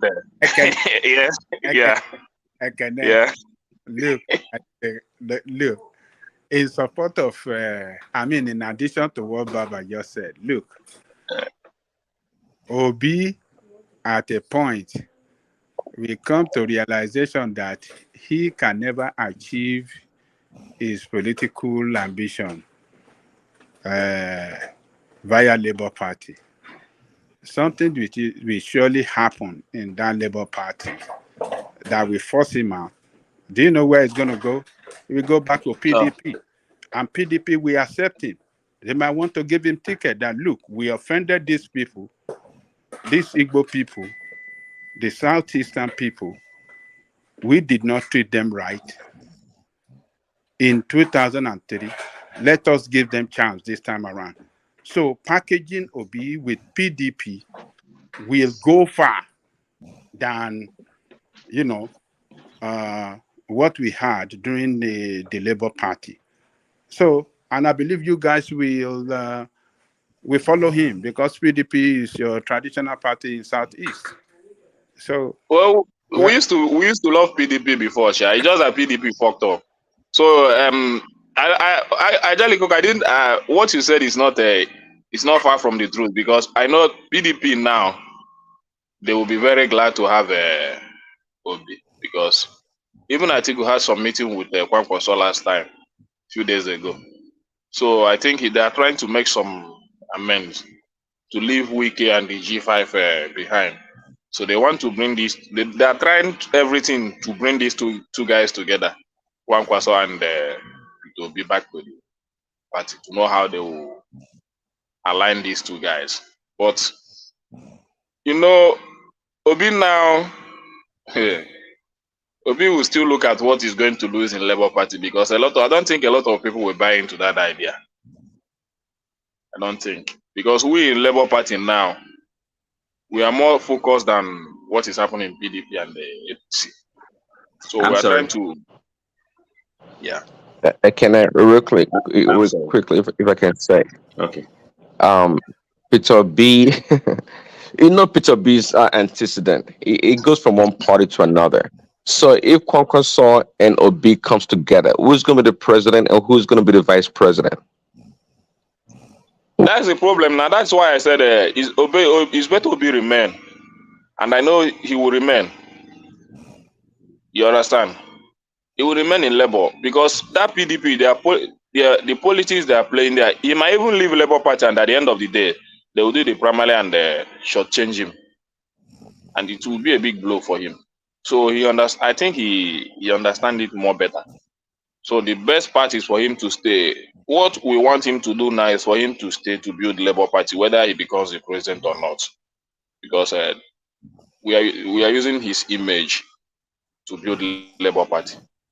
A good point, but to your point, Peter B is not a builder, and I think we know that. And Peter B, he doesn't have that much time to wait for 8 more years or 16 years. He wants 8 now, so he doesn't have that time to do all this building stuff. Trust me, come tomorrow, I know you're not gonna be surprised, because I know that if PDP gives Peter B the opportunity to come back, it would leave Labour Party in a second. It's gone. Even Abga gives him the opportunity, it will be gone if he knows he's going to win. That's Peter B for you. No. For now, things has changed. We have built a lot of. The only problem that Obi have now is the north, because in terms of our space now, Obi, he have built a lot of ground. He have a lot of the followers he have in Labour Party now. I don't think he will get it in PDP. That's for sure. Yeah. I think you are a political, what's that name? Let me just be very straightforward with you. If election holds again today, Peter Obi will never get anything near what he got in February. And you can take that to the bank.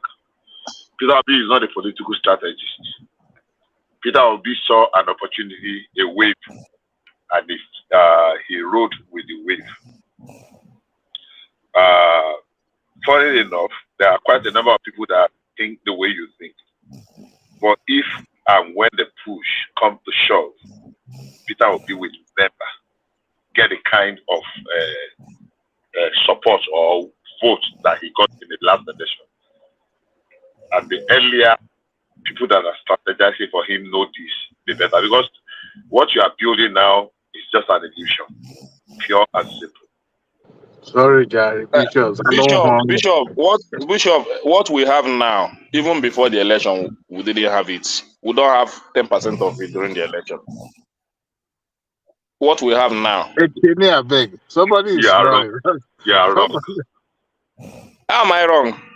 I hope that's not the kind of. If I interpret you very well, sorry. If I interpret you very well, you said the kind of support Peter Obi has now, he did not even get 10% of that before the election. The structure on ground now, we don't have it before the election. You are wrong. And during the election. I'm not wrong. You know, Labour Party don't have members. They don't have a meeting point and all that, and chairman inaugurating in the walls and all that. They don't have it before now. I beg people. But all those things, at least. Who they snore like that? I beg. Is that one man? Who's that? Oh boy, go sleep now. Come on.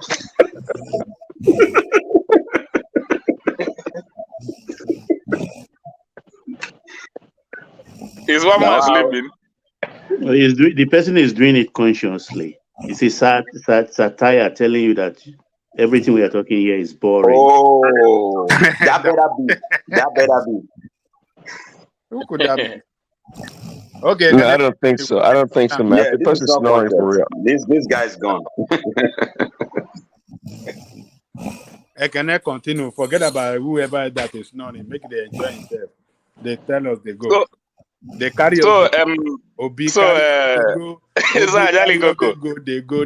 Yeah. What we have on ground now, we didn't have it during the election. So we are building seriously. Which kind of medication this guy take? Now, wow. Is that one man?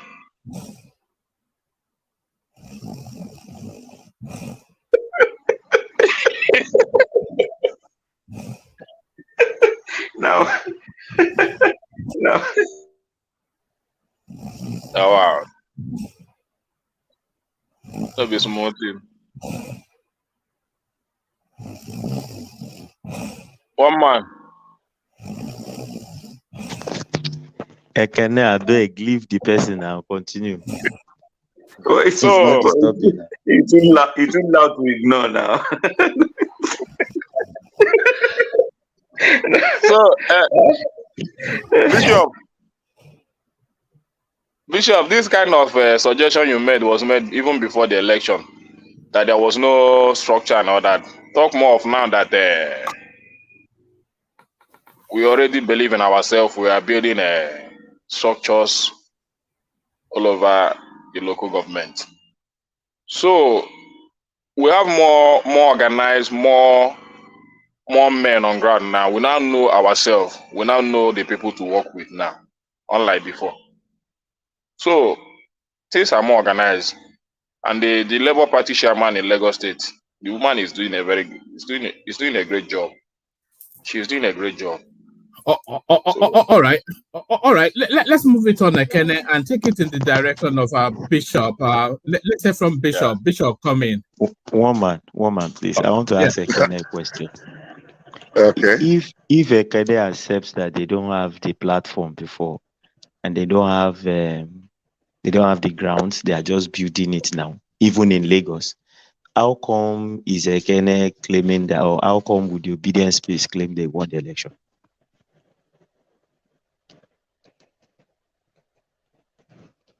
How we claim that we won the election?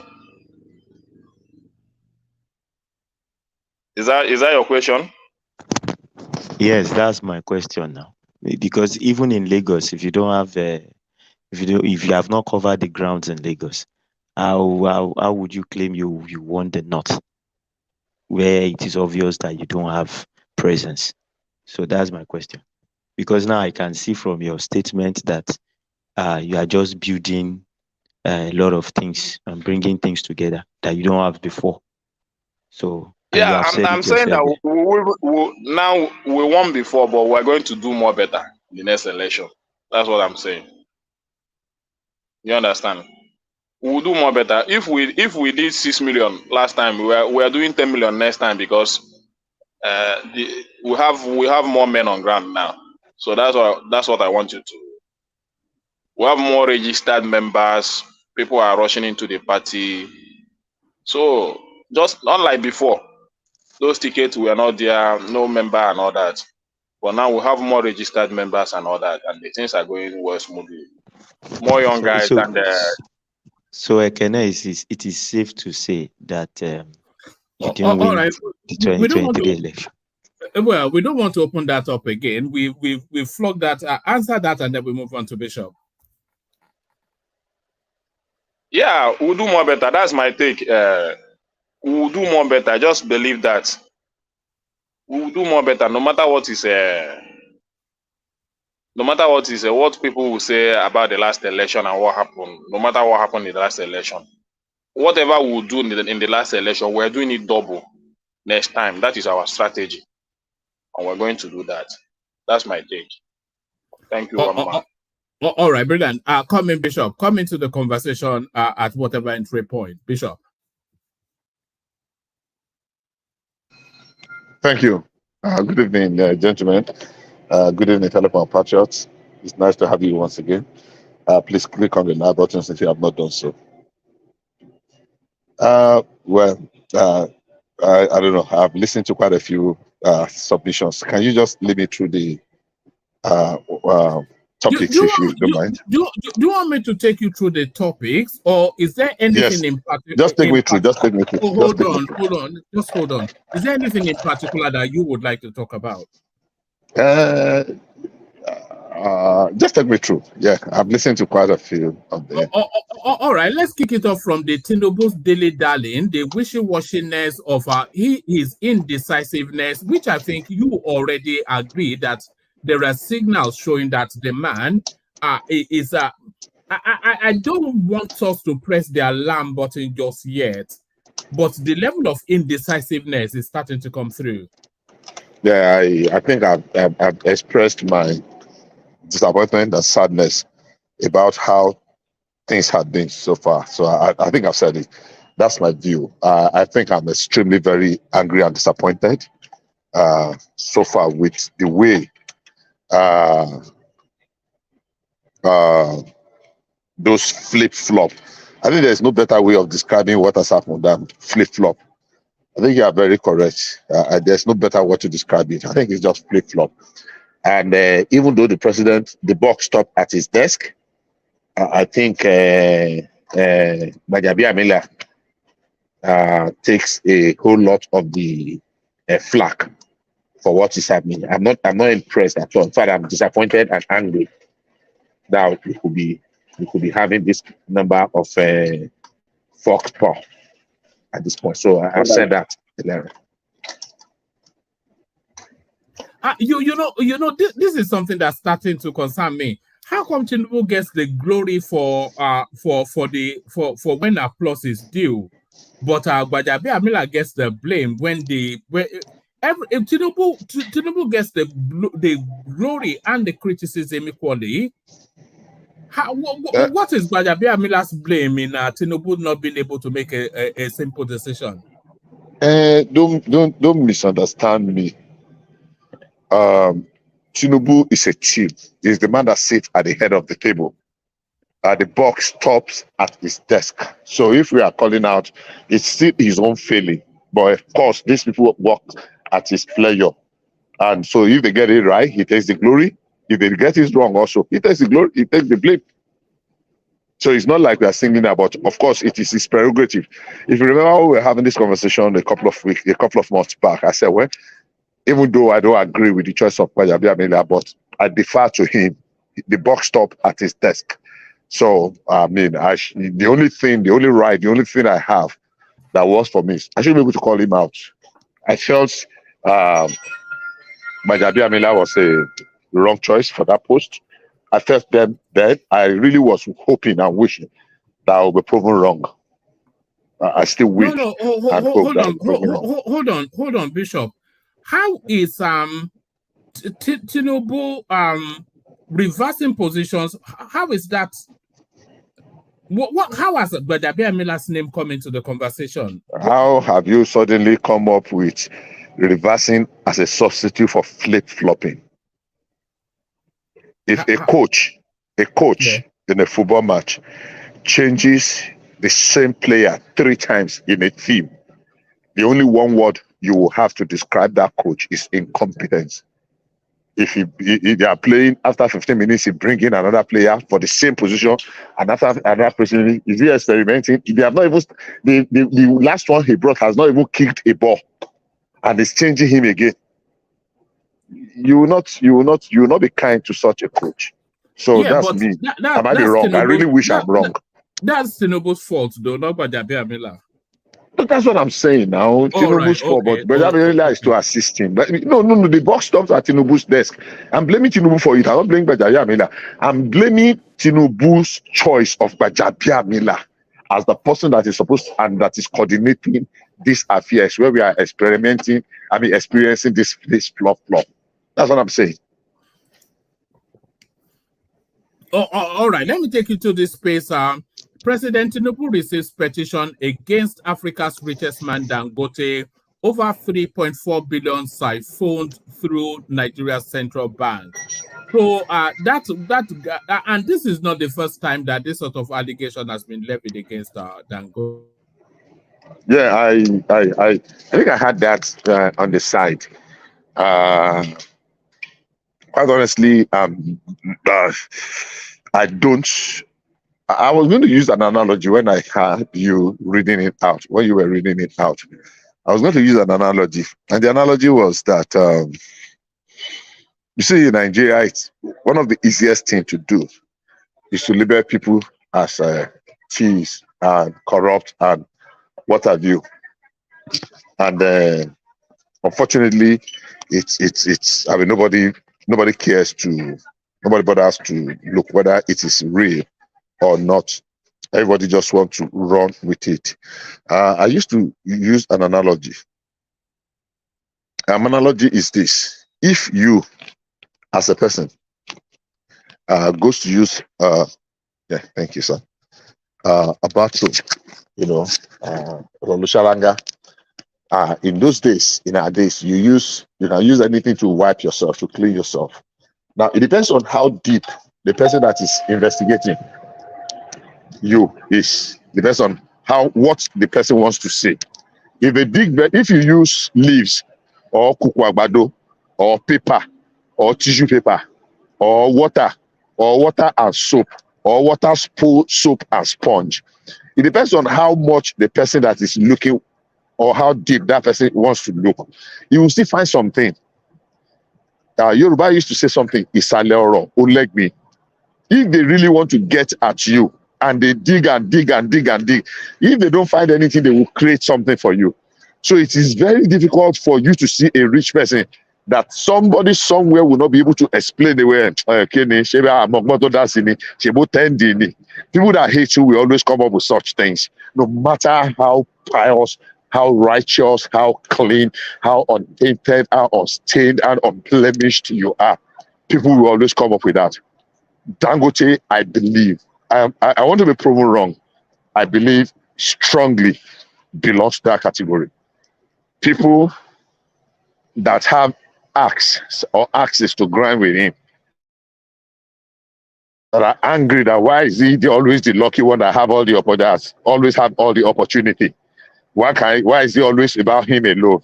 We always come up with things. They will sponsor all manner of campaign of kind of mind. Are there rich people that, if you really dig deep, they are very clean, sparkly clean, true and true? Maybe few, maybe not too many. But sometimes it might not be their own making. They see an opportunity and they take advantage of that opportunity. They launch at it and it works out for them. In some other areas, they have launched out and they've lost money. But nobody remembers when they lost money. But when it works out for them, everybody wants to say. So for me, I don't think Dangote is really, really that kind of person that's been painted to be. Yeah, he might have taken advantage of some of the policies of government and it's worked for him. Yeah, I mean, that is luck. But the petition, I don't think anything is going to come out of it. Because I don't think there's anything about that petition that is exceptional or that is... Bishop, if you don't mind interjecting real quick. Go ahead. I was going to say, let's see. Well, going with your analogy, at that level of Dangote, you don't think... I mean, there's one thing to take advantage of policies. I mean, all smart people, rich people to do that. But it's another thing to be accused of corruption. And you don't believe that Dangote, as big as he is, as connected as he is, he doesn't have his hands dipped in the pot of the central bank. You think he's so clean that this allegation may be false? That's kind of hard to believe. That's hard to believe, and that's why Dangote appears to be a clean person. And as they always say, also, sometimes the most incompetent people can be found in a well-oiled organization where things work so well. So Dangote may appear to be, nice and good, but its ends, I don't think, are clean. And again, it goes back to people like this guy, Emefiele, the underboss. See, a lot of the privileges or incentives that Dangote is enjoying, they don't come cheap. His hands are very much soiled. That's what I would say. I don't think it's clean. And again, guess what? I don't blame him, because I said it before, at that high level, it's you come and you get your share of the pie. That's just the way it works. Okay. Bishop, let me help you, Bishop. Okay. The same thing happened to Donald Trump here. Did they do Donald Trump anything? See, there is some position in life, like you are accusing Amazon in America, that it's only government. There is many decision probing that can happen. It's only government can decide to do whatever they want. I don't say Dangote is clean, but if they want to probe Dangote, it's only government can do that. It's not from outside petition. That's just what I want to add.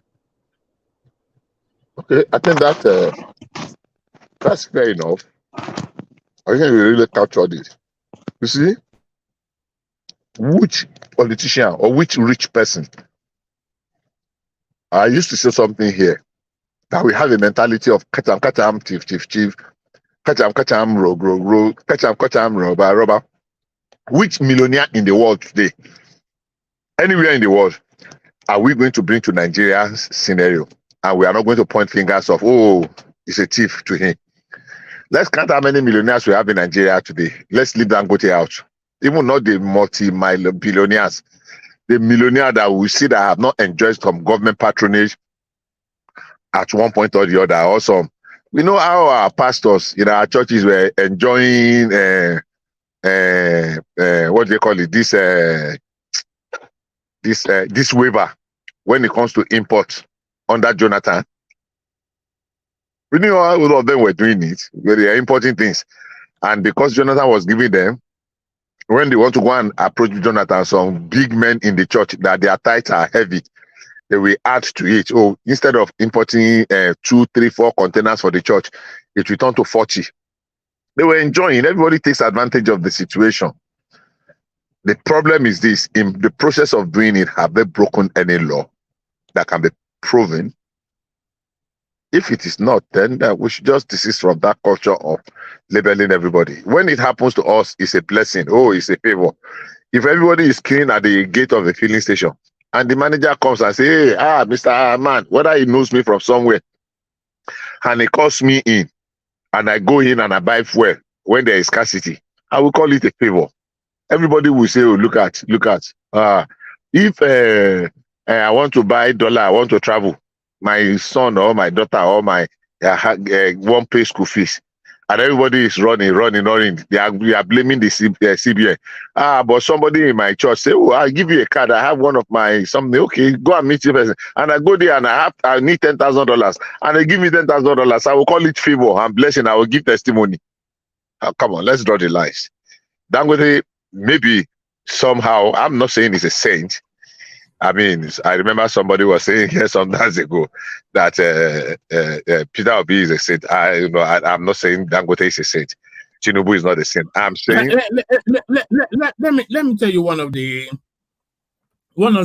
allegations being leveled against this guy in the readout. They said Emefiele, he went and borrowed $1 billion from Afrixim Bank. Yeah. For the Nigerian state, and then out of that $1 billion, he funneled 750 million to Dangote at a subsidized rate. Yes.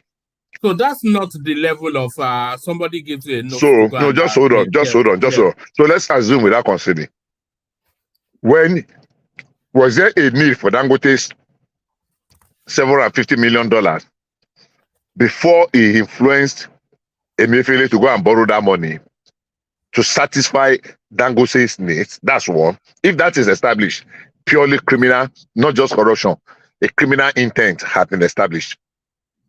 Was there a motive or incentive for Emefiele or Emefiele, if he was whatever his name is, that okay, if you bring me, you are going to get $100,000 or $150,000 or $20,000 in return as a kickback in whatever name they want to call it? If it is established, then both of them are liable. But if Dangote, Emefiele went and gets money, so okay, we are running short of, and that's why I hate defending the dollar by whatever means. Let's just allow it, because some people will always get and take advantage of it, and they will benefit more than the other. So back to what I'm saying. Oh, hold on. Hold on. Before you go back to what you're saying, let me give you this paragraph. Let me give you just this bit. It says, it's alleged that the suspended CBN Governor Godwin Emefiele borrowed $1 billion from Afrexim Bank in the second quarter of 2023, out of which 750 million was illegally funneled to Dangote at a concessionary rate. It's therefore urged the president to investigate the flagrant violation of our financial laws. It reads, I bring to your attention a scandalous issue of gross financial misconduct and illegality involving the Dangote Group, a flagrant abuse of the Central Bank of Nigeria's Forex guideline, and not just for that particular deal, for the past 10 years. First exposed by Dr. Okwebanwo of Change Vigilante International in his 2016 petition to the former President Buhari. It noted the brazen illegality involved a shocking violation of CBN's guideline, causing a USD 3.4 billion diversion from Nigeria's national treasury at a rate between 150 to 200 naira to the dollar, when the parallel exchange rate was more than double that. This insidious financial maneuvering still threatens the very stability of our country's economy even today. Astoundingly, this flagrant siphoning was carried out using, so this is where the fraud comes in. Astoundingly, this flagrant siphoning was carried out using Form A instead of the legal route through Form M, which is tantamount to a gross violation of the law, as it offers no financial returns to our country. Sorry, can you mute yourself for a moment? We can hear feed. The barefaced audacity of this financial transgression is further displayed by several implicated banks, which have audaciously sanctioned millions of dollars at the CBN rate to Dangote Group in direct violation of CBN's instruction to source. So this is the bit that I wanted to land on. In direct violation of CBN's instructions to source funds from the parallel or interbank market. So this last paragraph, these unscrupulous actions facilitated the illegal transfer of funds for supposed foreign investments, including the supposed constructions of factories in countries like Congo and Liberia, etc. So it's high fraud to the tune of $3.4 billion. That guy should be locked up. So it's not that some opportunistic are helping out, it's just fraud. Bishop. Hello. Yeah. Now let me say it again so that I agree with you entirely. I am saying if fraud is proven, the intent and the execution, the carrying out of it. People have been fined all over the world when they take advantage, when they are caught, their hands with their hands in the cookie jar. Fine him 3 billion, fine him 5 billion, so that it won't destroy. But it cannot be above the law. If Dangote was found or is found to have flouted any law of the land in this area that we are discussing, why not bring him to books? Deal with him the way you would deal with, as prescribed by the law. I'm in full support of that. I'm just saying that trial by the newspaper or the pages of newspaper and media that tends to kind of destroy rather than build and serve as a deterrent. Do you think Dangote is above the law? Absolutely no. What makes him above the law? Because it's too big an entity. No, it cannot be too big. No. Once you create a situation whereby some individuals are too big, then we are in trouble. You don't think May I interject? Yeah, go ahead. May I interject, Bishop? Thank you. I know you're a very smart man, and I want to drop some hints for you to connect the dots. Because Nigeria as an entity has been done dirty. Very, very much. Look at the person who visited TINUBU after the election. TINUBU was declared. Dangote went to his house in Ikoyi, I think 2 times. He visited Aso Rock alone. Came back with Microsoft Man. He came back again with Microsoft Man. And there was this one who also visited him. He even went as far as staying with him in Paris. And there is one who never showed up or showed up when he visited Awujale. But if you look at the UBA guy, he did not go anywhere. He didn't move an inch. In fact, TINUBU visited him as a neighbor coming back from Abuja. He visited the UBA guy. He right in his house. Elumelu. I just say, Bishop is smart. He can connect the dot. Now, if you remember the day that fake opening ceremony for the refinery was made, everybody gave speech. And you wondered why Emefiele also gave a short speech where he defended Dangote that yes, they borrowed Dangote some money as he has almost paid everything back. That statement, if anybody remembers what Emefiele said there.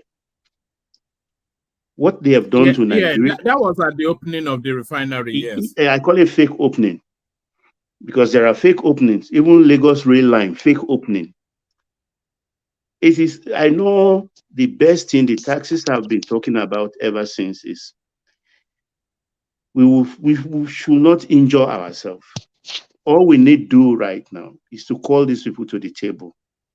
Give us some. Because whether we are saying it's not above the law, it's above the law. A man with the kind of money they have will bog us down in the law court for years to come.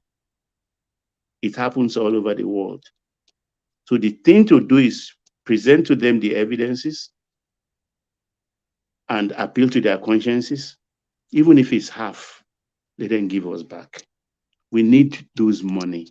It is, how can a central bank governor, for instance, single-handedly go and borrow money without the board of central bank approval or the presidency's approval and start disbursing it? Only in Nigeria that can happen. Only in Nigeria that can happen. I yield. Thank you, Bishop. Okay. I agree with you. My position is very simple and very straightforward.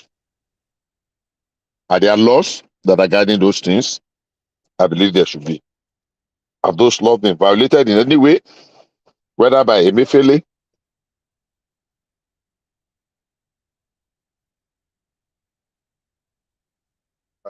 Am I still on? Yes. Sorry. Okay. I was not concentrating. Ask the question again. Sorry. No, no question. I was actually saying something. I just wonder, everything just went black. So I thought maybe nobody was hearing me again. Yes, you went blank for a moment, but carry on. Oh, okay. So I say, I agree with your submission or with your interjection. What I'm saying is this: if it is established that Dangote, with the help of Emefiele, or Emefiele in connivance with Dangote had broken any law, let us use them as example. Look, was it right for Emefiele to go and borrow money to show off the naira against the dollar? If it is right, okay. Was it right and legal for Dangote to go and borrow money from the CBN and they qualified? You're gone again, guy. Bishop. Can anyone hear me? I'm hearing you. Yes, if you're not hearing me. No, you went silent for a moment. Yeah. I don't know. Maybe I'm unpacked. I'm not driving. I'm just sitting in my car. So okay, maybe I should just yield for somebody else to talk when my network improves. All right, you are better now. So land the Emefiele space and then as I was saying, if it is established, it is proven that whether alone or in connivance or in cahoot with Dangote, Emefiele had broken the law. Let the law take its course. It's just that we should not over concentrate on Dangote as if we are witch hunting and leave other people that benefit in similar situations. If we want to do it, let's go the whole hog. I always say there is no system in the world that brings all criminals behind bar. We make an example of people that are caught. So if it is Dangote this time around, so be it. Let us find him so that we will not shut down his investment and business in Nigeria. How much fine does it deserve? Is it $1 billion? Is it $2 billion? Less, so that when it happens to some other person tomorrow, they will not say, "Oh, it is because he's." Let the law apply to everybody equally.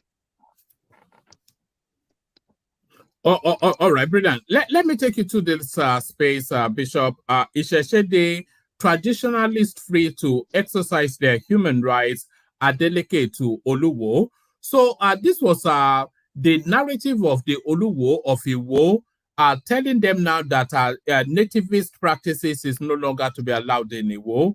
But there's been a proviso. In the course of the last person that spoke on this, somebody sent in a video clip. So let me play that as well, and then we hear your submission. Akwodun, akuyedun, odun egungun tí à ń ṣe lénìí ní Ìwó, adẹ̀kù ọdún náà káàkiri gbogbo ilẹ̀ káàárọ̀ òjìrè, àdúpẹ́ lọ́wọ́ Ọlọ́run, ọ̀pọ̀ ọdún la máa ṣe láyé. Oníṣẹ̀ṣe ni àwa, adẹ̀ ń ṣèṣẹ̀ṣe ní ti dáadáa. Nǹkan tí adẹ̀ fẹ́ jẹ́ kẹ́ máa lọ ní àlàáfíà, kẹ́ jẹ́ kẹ́ ọdún yìí kó dùn kú láyìn. Ọdún kan tá a sọ pé ní tí a kàn sọ pé a gbọ́dọ̀ ṣe, òun ni pé eégún tí ò bá ti fẹ́ rí èèyàn tàbí tó ní obìnrin ò gbọ́dọ̀ jáde tàbí ọkùnrin ò gbọ́dọ̀ jáde, ìyẹn nìkan ni ó lè fa ìdàlúrú. Oníṣẹ̀ṣe lèmi, I'm a traditionalist and I'm the custodian of tradition and culture. But any tradition or culture that might infringe on people's freedom or rights, tàbí tí ó ní káwọn èèyàn má jáde, orò tí ó bá ní kéèyàn má jáde lání kò gbọdọ̀ ṣẹlẹ̀ ní Ìwó. Orò tí ó ní àgbọdọ̀ jáde lálẹ́ sí àárọ̀ ní aago kan sáago kan, ìyẹn nìkan ni àgbàláyè ní Ìwó. Kí gbogbo èèyàn ẹ má gbé àwọn ìròyìn tí ò bá dáa. Tá à ń fẹ́ ní àlàáfíà, ìgbé pọ̀ rere àlàáfíà wa ń wò èmi gan ni mo sanwó fún gbogbo àwọn tí mo fáwọn oníṣẹ̀ṣe lówó àwọn mo fún lówó ọdún mi ìsìn lé ní ìsìn nítorí wọn láti ó yẹ kémi gan wà ń bẹ̀ ni ṣùgbọ́n mi ìsìn nítorí pé mo wá fún ọ̀rọ̀ kan tó ṣe pàtàkì nítorí ọ̀rọ̀ ìlú nítorí ìdàgbàsókè ilẹ̀ Ìwó ọdún yìí aṣọ̀pọ̀ ẹ̀dá yóò nínú ayọ̀ àlàáfíà yóò dá fún mi. Are you noticing some sort of change in tone from it almost comes across almost majestic as opposed to how we usually see him drugged up and just high all the time? Sorry, I did not. Is that the Oluwo speaking? Yeah, surprisingly, yes. Oh, that's interesting. Unfortunately, I was not seeing the video. I was just hearing it. I'm really impressed that if that's him. Because the news I had usually before, it's usually brash and crude. Yeah. Very untoward. Yeah, that's him. Then that's impressive. If that's Oluwo, then I'm impressed. And that's good. I mean, let's take it general first. My position is this: live and let live. I am a Christian, and my father was a Muslim. He became a Christian.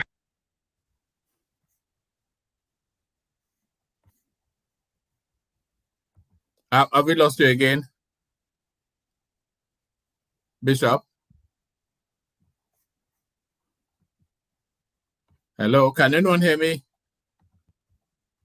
Yes, I hear you, one man. I don't know what's going on. I think we've lost Bishop, but let me play you this clip. This is the Oluwo that we know, not the one that is speaking like he was the Oni of Ife. This is the Oluwo that we know, smoking Colorado.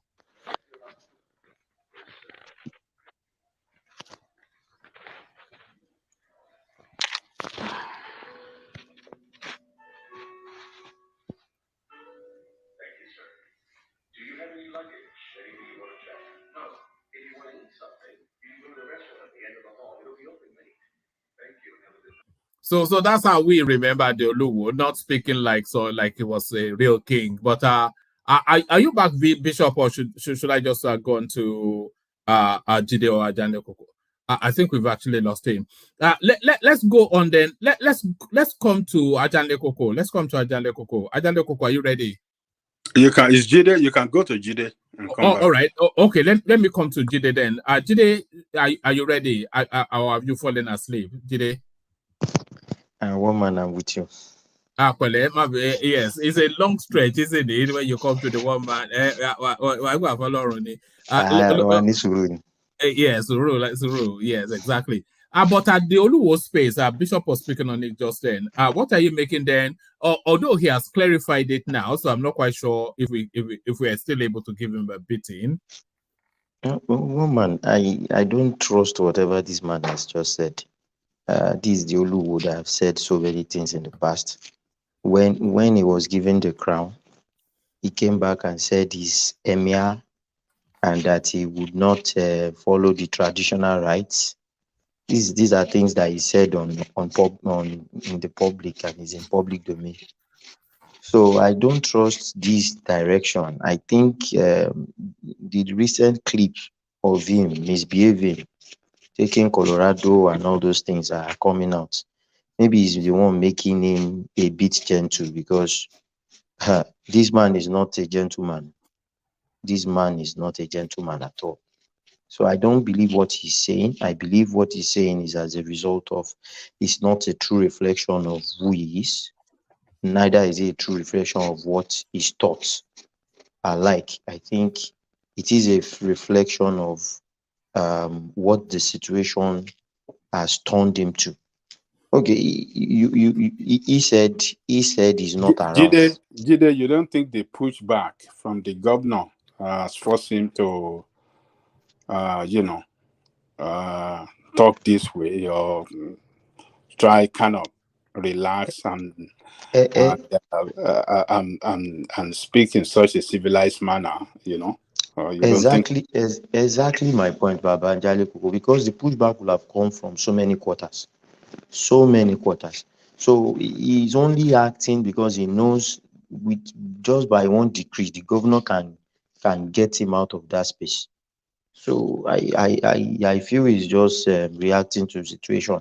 This is not the Oluwo that we know, and it's not the real Oluwo.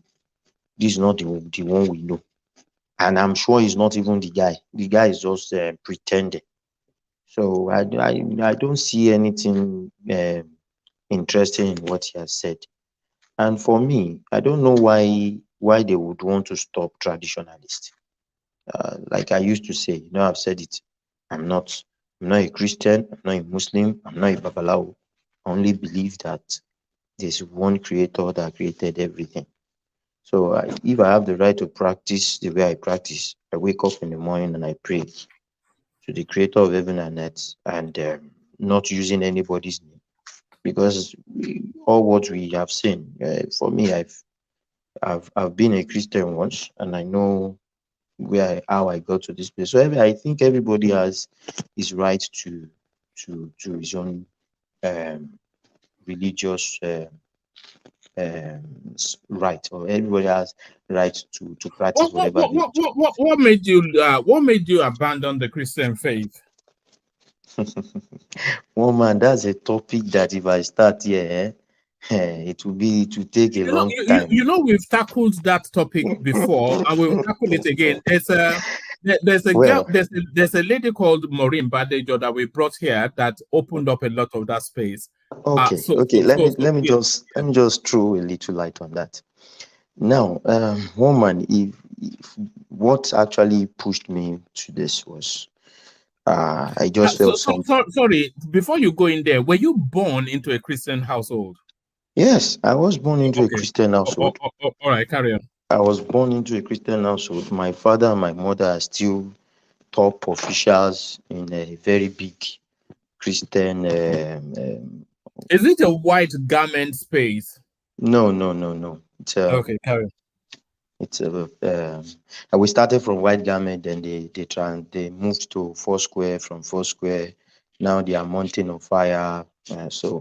But for me, where it started is I knew something was wrong, because I always viewed like this. Coming to Africa, for me, I feel if you are born in Africa, is as good as hellfire. So how would you now tell me that somebody, that's where it started for me anyway, that how will you tell me that somebody that lived in the United States or in Europe that had access to all the basic things of life and everything, would I one day and go to hellfire or go to heaven? And somebody that circumstance from the beginning of his life has never been faithful to his life will still die and go to the same place. So I started going through the scriptures itself then, and I started noticing that there were some discrepancies here and there. And then I went through history, and I now noticed that all these things were formulated to keep us in bondage and things like that. And you know about the slave Bible, the Bible that they read to slaves every morning. When I noticed that the verse of the Bible, I think in the book of Isaiah, that spoke about the virgin birth of Jesus, the story there does not match what is in the New Testament. If you read the story very well, it was a sign. God sent Prophet Isaiah to King Ahaz and told him to look for, to search, to give him a sign that he would destroy these kings that are coming to attack him, King Remaliah and King Resin of Syria, that he would destroy them. But the king did not believe. Then God now said, okay, give me something in heaven, on earth, and underneath the earth that I will do to show you that this thing is true. The king now said, no, I'm not going to tempt my Lord, my God. And he now said, okay, because you have not chosen a sign, this is the sign I'm going to give to you. A child will be born of a virgin, and before the child can know what is good from right, these kings and that team up against you will be destroyed. Read it very well. That is the story. If you go to the next chapter, I think it's chapter 8. It was spoken about how it happened. If you go to the book of Kings, the book of Kings now capture how the kings, those two kings were destroyed in the same period of that same King Gehazi. So I now start linking things together, adding things together. These things don't add up. Then the New Testament came and quoted that verse of the Bible. So I now started researching, going into history, a lot of things like that. And I made a lot of discoveries, which I cannot, even from the Bible itself, New Testament versus Old Testament. If anybody feels, that's why I don't discuss it with people, because I used to be a student of my Bible. I read it. I don't allow any pastor read to. If pastor bring a verse out of the Bible, I read the whole chapter to know what they are saying there. So, and when I started seeing that these stories don't align, and when I started noticing that the Romans actually changed the narratives of the Bible, when I noticed that David, according to the Bible, is a black man, Solomon is a black man. From the Bible itself, he stated it there. In the book of Samuel, I think Samuel 17, he said, and the Philistines saw him and he was disdained because he was beautiful and of a ruddy countenance. So when I went and searched for the meaning of ruddy on Google, they told me it was somebody having red color and whatever. Then I put ruddy cow, ruddy goat, ruddy leather, ruddy, and I saw the color. It is my color. It is my color like me. Then I started noticing there's something going on. So it is a very long, it was a very long journey for me coming to where I am. And even the book of Leviticus, how they do their rituals is not different from what our Babalawos do. So I now notice that this thing, is it like some people came to change the narrative of some people, all in the name of making them slaves to themselves. And again, even if you go back to slave trade, the first ship that came to take slave from Africa was named after Jesus. So if you continue to look at it, then you now look at it. If somebody actually believed in Jesus, the peaceful master, how would that person go into this kind of dehumane and criminal, barbaric act of coming to take people as slaves, putting shackles on their neck, putting padlocks and things like that? So by the time I start putting everything together, I realized that, okay, well, it's like these people brought up this thing. It is a story that they brought up. Even go to the Old Testament. Read what. Jide, hold on one moment. Let me bring you this letter written by King Leopold II. He was the king of Belgium. So, yes, I've read that letter too as well. You read that letter. So yes. So when you were talking, it just put me. But if you've read it, then you know what to say. In the letter, he said it's not like these people don't know God, but if you are going there, you are going there for the cause of Belgium. You need to let them think that they are what they have is inferior to your own. And you see, when I read our history, I read our history to a very long depth, and I started realizing that there are a lot of things. Okay, Songo was a king in Oyo. Songo was not a deity. Songo was a king. Human being died. People deified him because of his attributes and power. Ogun was the same, but there was something they were worshiping before these people came. All these kings and everything. There's this book by Thomas. Samson Johnson, a colleague of Ajayi Crowther. I read that book. I was amazed. This man was even telling us how the Yorubas go to war, how the formation, everything. If you have read the story, the book, The Journey of Olaudah Equiano, if you have read that, he was a slave that was taken to UK and he became one of those slaves that found favor.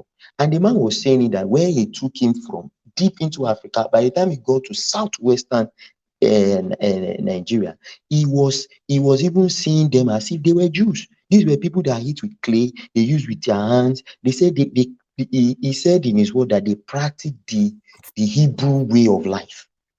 Even there is a map on, if you Google it, there's a map of Africa, 1600, and there is an inscription of it on it. It said, and in their League of Nations below, just above the coast of Guinea, I mean the ocean now.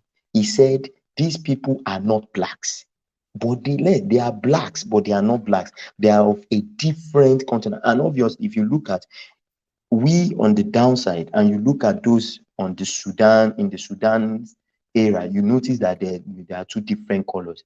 One is extremely burnt and the other is not, we are not burnt.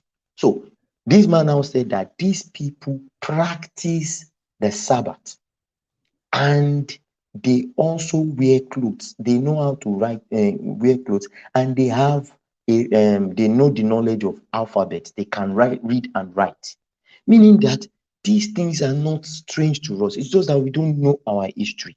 I have read a lot of books, and I have read even my Bible in total. Go to the Old Testament, read what will happen in the end time. Go and read what Revelation said will happen in the end time. You see that there are two different things. Go and it is just at that point, that was when I said, oh, I've had enough of this. And if you look at Christianity itself, when it was first designed, I think it was designed as another way to send money into the purse of the whites. Because from what King Leopold said, what I'm trying to say now would just be it's not King Leopold would just be a confirmation to what I've said.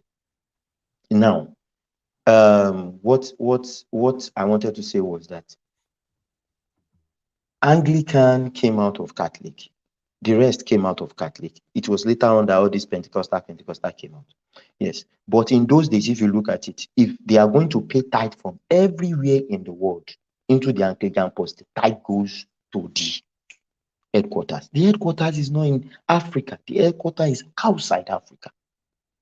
And even to the point that King Leopold now stated it, that anything they have to think of, even missionaries were sent out to change our perception, to think that our gods are lesser and their own gods are this. That is the aim of missionary, from what King Leopold stated. So I've read a lot of books and I came to the conclusion. It was very difficult, even convincing my wife, my wife to on this. It was very difficult because she was from a strong Christian home too. But now what we do is we wake up in the morning, we pray to our Creator. We don't know his name, Creator of heaven and earth.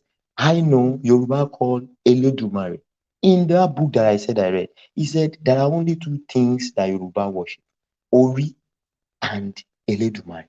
Those are the two things. Before all this, Songo came in. Songo, his mother was from Tapa and things like. All the story is there. Even when they are going to war, the formation is there. How they build their house is there. Their rituals, the guy stated everything there. So when I read those things, I compare it to what I've read in the Old Testament. Do you know, in the Old Testament, there was a place he said that if you are going to, when he was talking about offering for sins, he said, if you have a cow, bring a calf, kill it, fine. If you don't have a calf, bring a lamb that is non-blemish.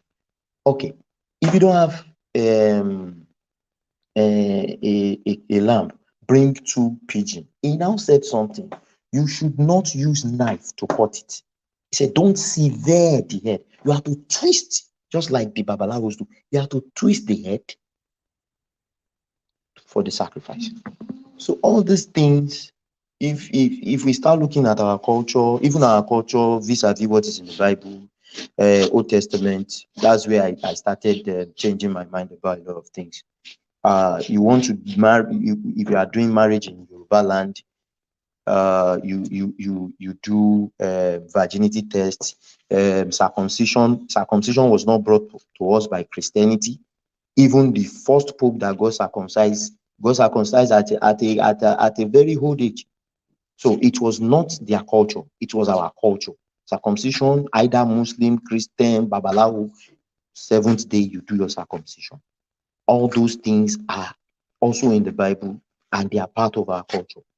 But if you don't read your Bible, if you don't read all those things, if you don't know all these things, we don't know how far we are from the truth. The book of Solomon, in the Song of Solomon says, I think it's chapter 1 verse 5, he said, my beloved is dark and comely. His hair is like wool. Even when they say Nazarene, we know that Nazarene is Tadana, and we know that it's only black man that is said would naturally go into dreadlock. See, there are so many facts that are there.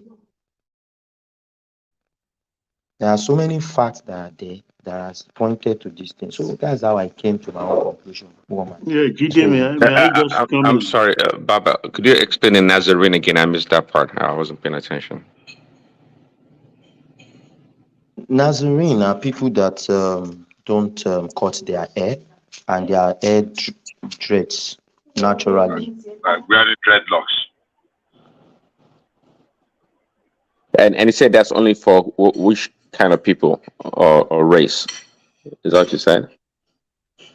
What I said was naturally a black man's hair, you leave it into dreadlock. Solely black people can have a dreadlocks, or is that what you mean? It's a naturally occurring. Have you seen a white man with a dreadlocks before? Very rare. Is it possible?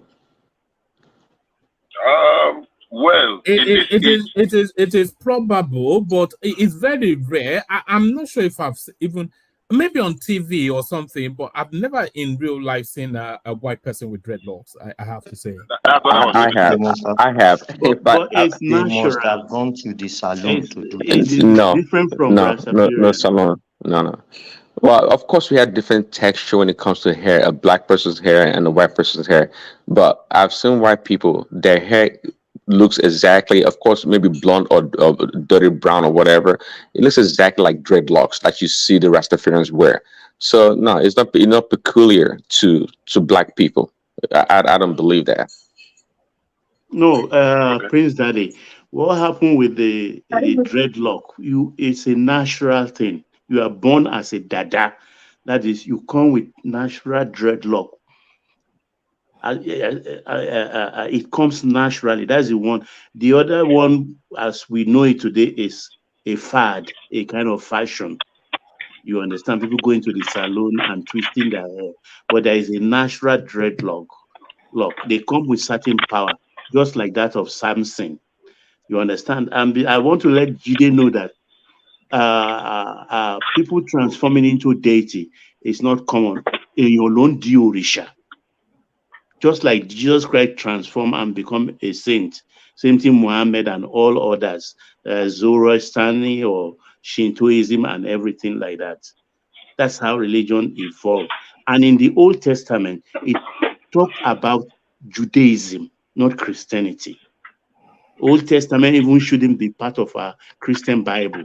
But to understand why it is attached is for us to know the roots of Jesus Christ, how the root came about. Because Jesus Christ's root is not that very clean. We have prostitutes, we have adulterers, we have killers, people who committed murder. Sorry. What I'm trying to say is this: that particular route, what I'm saying is not something you cannot check. You can go to where it was prophesied that a virgin birth, No, unto us a child will be born. His name will be called Wonderful. No, not that. That in Isaiah is a prophecy foretold. That part is actually no, not that part. That part did not talk about a virgin birth. That part was talking about King Hezekiah. Yes, the part that is talking about the virgin birth is what I said you should read. Read the part, compare it to what the New Testament claims. Read the next chapter. If you have a strong concordance, look for the name of those kings and what happened to them. Then you will find out that it has already occurred in the book of Kings. So going back to refer to them in the book of Matthew, Luke, and Mark, it's not right because it's not the same story. Emmanuel in the Bible was first mentioned in Isaiah, and Isaiah said it will be a virgin birth, and that virgin birth is a sign for a king that he would destroy his enemies. So you go and look for it. I'm not saying believe what I know that. I know that portion. That's why it's referred to as wonderful, and that's why the Jews didn't believe that the guy who came is their savior because he was not a warrior king. What They're I was expecting saying, a warrior king. No. That place is not even. That place said before the child can say what is good from right. Before we get locked into doctrinal, biblical something, is it your takeaway is that what you got out of the Bible was not different that much from what was nativist practice of your culture anyway? So you couldn't really see where the need to abandon that is. So rather than stay with the Bible or go to the nativist, you've just decided to go organic and just surrender to whatever higher being there is. Yeah, woman. If you look at it, let's even look at it this way. In the days of this same traditional, you know that. Sorry to cut you short. You know that back in those days, because it was the Romans that was ruling Palestine then, which was where Christianity came out of. It came out of Palestine, because yes, it came out of Palestine, and it was the Romans that ruled it then. And when Christianity first started, it started as one of like 1,000 or more pagan practice, which they considered pagan practice then, because they were worshiping Zeus and things like that in Palestine then, which was an outpost of the Roman Empire. Woman. See, that's why I said I don't want to go into this thing in details because you are taking me to another aspect again. Okay, I can name 2 or 3 gods in Greek mythology, Egyptian mythology, that if you read their story and compare it directly to the story of Jesus that we have in the Bible, they are the same thing. Read about Osiris, read about Mithras, read about, see, that is where the problem comes. Even you know those storylines. You know those storylines actually even traces back to India, because a lot of those stories they're actually telling us. Krishna has the same storyline. Even Krishna, they celebrate his birth on the 25th. He has 12 disciples. He started teaching at the age of 12. He said, just read it. Just read it.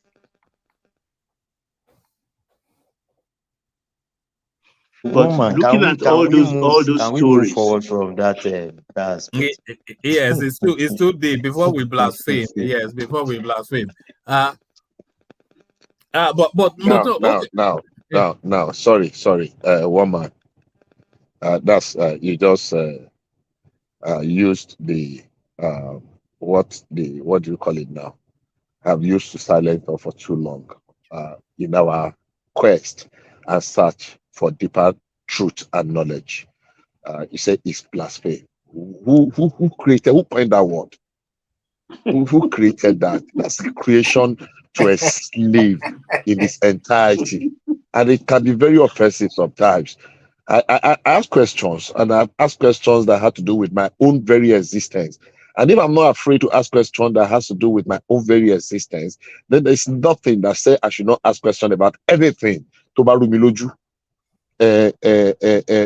demonized over the years and decades allowed some of these distorted foreign influenced way of life. I don't want to use the word religion adversely, to distort our own way, which originally should be very organic if we have paid a little bit more heed and attention to it. But when you want to ask question and to dig deeper, they term it blasphemy. And what do you call it now? And I began, and that word, I'm sorry, not you now. That word ordinarily irritates me. I've read quite a few things. The letter you were referencing before, the first time I read it, I shuddered, and I was wondering about who's going to tell us the truth about these things. I had the privilege of reading the complete Bible several years ago, and there are so many discrepancies. The one they call the complete Bible. And the question I've always asked is this: who now authorized the removal of those parts of the Bible, the Apocrypha, the Tobit, the Judith, the whatever, Maccabees, and the rest? Because there are quite a few things that are recorded there. But when you want to mention some of those things now, somebody will say it is blasphemy. Who termed them the quest for knowledge, the search for truth? Who termed them as being blasphemous? So if we want to dig this and to gain something from it, I'm all for it. Maybe you're going to make someday so that it's going to be but you're a bishop now. Are you not a senior church person? You and Prince Daddy and that's a topic for another day, woman. Maybe we'll have that conversation. But I'm really willing to dig further and to learn. So if we are going to, so don't shut us down with that your this is blasphemy, or don't let if we are going to, if the quest for knowledge is going to take us to uncharted areas, please let us have that conversation. Maybe not today, so that will not digress too much, but it's something that's going to enrich many of us that have a genuine quest and thirst for new knowledge and frontiers. Thank you. Bishop is a holy book that is written not to be questioned. That book is from God, so you cannot question anything in that book. Which book? It is just for you to believe in it and have faith and move on. And that's what I'm asking you, which book are you referencing now? Is it the King James version? We know the story of the man King James. Is it the Bible authored by the King James version, the King of England, who was how do we qualify him? His way of life, his conduct, his behavior, his antecedents, his record are there for people to see. Is what do they call this now? This, I don't know how to qualify that. So I don't know. I want to know which book you are referencing. We are making reference to here now, sir. All of them. Baba Janle Koko. Let's leave this topic. We just let's celebrate Isheshe. So let's just celebrate Isheshe. Exactly. People that want to embrace Isheshe, let us embrace it. Let them embrace it in peace. Don't let us demonize it the way we have been doing. People that want to go the Isheshe way, whether modern, whether they are educated, whether they are not educated, whether they are semi-literate, let them do it. If religion can practice, so let them do it. The idea of making it, demonizing, and people are looking at it as if something that is out of the blue, I have difficulty with that. If I go to, if I am in Ibadan today or in anywhere in Nigeria, and they are doing Isheshe, and they kill Agbo, I will eat that Agbo. I agree with you. Bishop, totality. I agree with you. I agree with your submission in totality. Everything. Thank you, sir. I agree with you. Yeah. We're very pious people, because we even in villages we don't have doors, no door, and the villages are always empty. Everybody goes to Abba, which is the farm. You have your yam ban behind your hut, and nobody's going to touch it. If anybody touch it, it has a way. It has to tie a pan front. We call it akbaroko, sibe. You understand? You go to a man's farm, you can take papaya and eat. Don't take extra home, but just eat and be filled, and leave a sign that you were hungry and you've ate. If you meet a woman in the farm who has tied up her firewood and she can't help herself, if you help her, because in helping a woman, your chest will probably touch her chest. There is a way you have to tie a roko. That's a palm from a language your husband will understand that, oh, it is a man that helped her put this firewood on her head, but I didn't touch her. Those are exceptional rules. That's how we evolve until religion came and corrupted us. Thank you. You know, I didn't actually know that, what you just said then. Oh, that's it. That's how we evolve. That's how we evolve. Even the tithing, let me shock you. It's not specific to Jewish tradition alone. In our villages, in the ancient times, the chief priest of the village stays in the village. He doesn't go to the farm, the Abba. So if you just have a baby, all the children, the infirmed, the lame, they put them in the chief's shrine to look after them until they come back from shrine, farm, because the chief priest doesn't have farm of his own. So everybody that is coming back to collect their children, their infirmed and everything, to go home, will drop yam, will drop pineapple. If they have bush rat, they drop. That's tithing in our own tradition. Exactly my point. Thank you. All right, back to you, Jide. Take us to TINUBU and his wishy-washy ways. Flip-flop, your president. Woman, I really don't have much to say about this guy, Jerry. I just feel he's succumbing to the pressure of the party and some people. And just like people are planning for 2027, he's also doing his own job too. I don't blame him. I don't blame him for whatever he's doing. No matter how wishy-washy it looks like, the man has to secure the base. So if he has said no, and some people kicked against it, and he came back to say yes, he's still part of politics. Well, the part I wanted to speak to was that RUFAI thing. Before I go to bed, I think. Okay.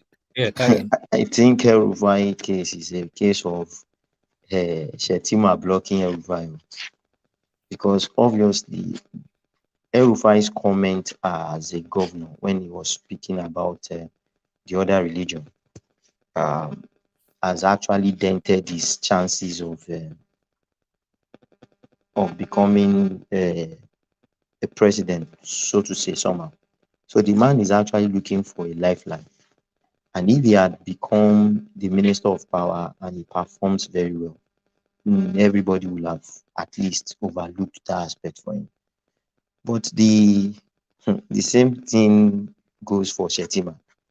Shetima too resigned 2020 when TINUBU handled. So it's just a case of blocking themselves. So Entoba Yara knows where I'm Baba Mangbi. So it's politics. Everything is politics, and that's why he's paining RUFAI seriously. But that's the way I see it, because there are internal politics to all these things. Do you think RUFAI will just walk away from it and surrender it to God, or do you think he will plot against these people? He will plot against them. Do you remember when RUFAI said that if anybody does anything to a Fulani man, it's a debt repayable even in 1,000 years? Do you remember when he said that? That's the Fulani way. They don't forgive. They don't forgive that easy. So I think a lot of things will still come out as a fallout from this. But the best thing RUFAI can get to compensate him from TINUBU might be maybe an ambassadorial position, or probably head of parastatal somewhere, which I think is bigger than that kind of a platform now. It's bigger than just heading a parastatal, somebody that's already headed the state. So I think for me, RUFAI, they have played him out of the game already, and they've tried denting his chances. Do you think they've played him out permanently? Because when we were doing the ministerial list, there was a slot that had no name attribution, but just said Kaduna. They will give somebody else from Kaduna. Because the moment RIBADU, I accept TINUBU waiting anyways. But the way I see it as power play. Power play. People are already looking into the future. It's power play. So that's my take on it. And again, woman, you were saying Dangote, does he make money from cement like that? Cement is big money. You know, I work for a cement plant. Cement is big money. A business that can give you 400 or more % profit. There was a time cement was sold for 2005 in Nigeria, and our basic cost of production on one bag was around for 400 and something naira. So cement is big money. So that's just my take. All right, brilliant. Let's go. Actually, let's go on to Ajale Koko. But I'm going to leave you a message in the private chat. You know how to access the private chats, Jide? Yes. All right. Let's go on to Ajale Koko and to the flip flopping of TINUBU. Ajale Koko, let's hear from you. Yeah, greetings to our listeners around the world. Click on the like button, share and subscribe if you haven't done so. Well, I think it is not good for, to see TINUBU flip-flopping like this. It is not good. But I want to agree a little bit with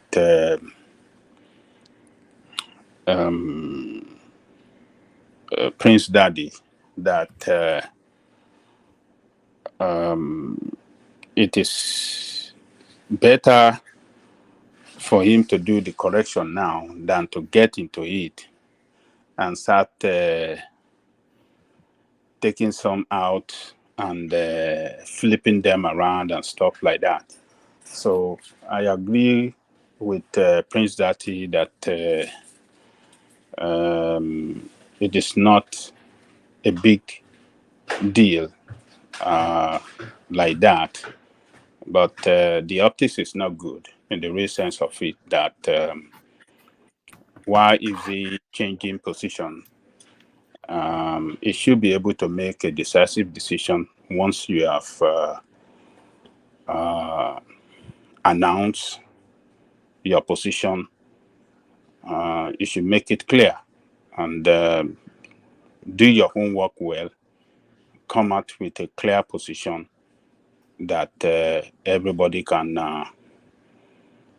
understand, and not tell us one thing today and tomorrow you are telling us a different thing. So, but I agree with Prince Daddy that it's not too bad for now. That he has not done the swearing in, and is quickly after some weeks and started taking some out and flipping them around and stuff like that. So I think as we are criticizing him for flip-flopping, I hope they are listening to us. We are just saying that it is good for him to always do him and his team to always do their homework well, do their research well on every individual or any person or any position they want to take. Do their homework well before telling us their position and not be flip-flopping. So let us just wait for the swearing in tomorrow. And I think, I hope they will do a good job for us. Immediately from tomorrow, we want to see in the next few months to come, maybe we'll start seeing some impact in the, maybe we start feeling some impact in the direction they're going to take the country. So that is what really matters most to us. So let's wait. We're going to see the swearing. I hope they are not going to come out with some changes tomorrow morning again. I hope they're not going to do that. But let us wait till tomorrow or maybe later today, because some people are already, they're already, it's Monday already in some places already, like in Britain now. Those guys are in bed. It's Monday here. Yeah, Monday over there, where we are in Sunday night. Yeah.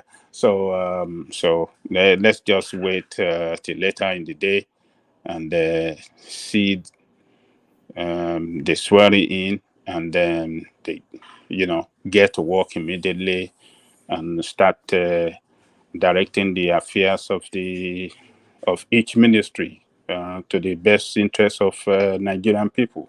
That's what really matters. So let me leave it there, woman. All right, and to the Dangote space, Ajande Koko, and this petition now, TINUBU receives petition against Africa's richest man, over 3.4 billion siphoned through Nigeria's central bank. So this doesn't come as a surprise, but nobody has the expectation that they will punish him. Where is that petition coming from? It's coming from. It's coming from. He gave a name. I'll get the name in a moment. It says the petition was filed by Ahmed Fahad, a social justice advocate. Well, the authenticity of his fact or his claim rather really matter. So we don't know whether he's have some fact to back this, or maybe he's just talking gibberish. But whatever the case may be, look, Dangote is not just an ordinary citizen in that country. Dangote is an economy within an economy. The asset value of Dangote in Nigeria is bigger than some economy of some state, or put together some state together in some part of the country. Dangote's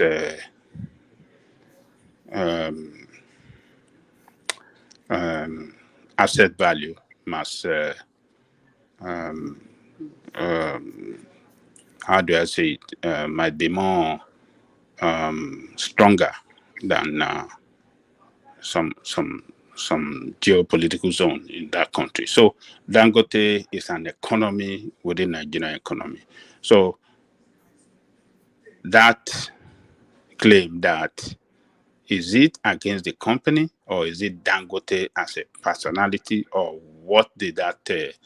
I don't think you can distinguish between Dangote as a personality and Dangote company. They are all intertwined.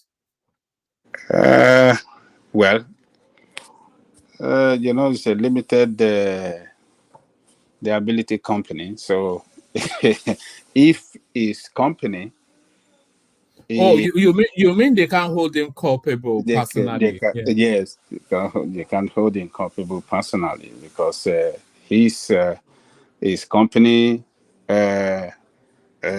operates on its own, different from his own personality.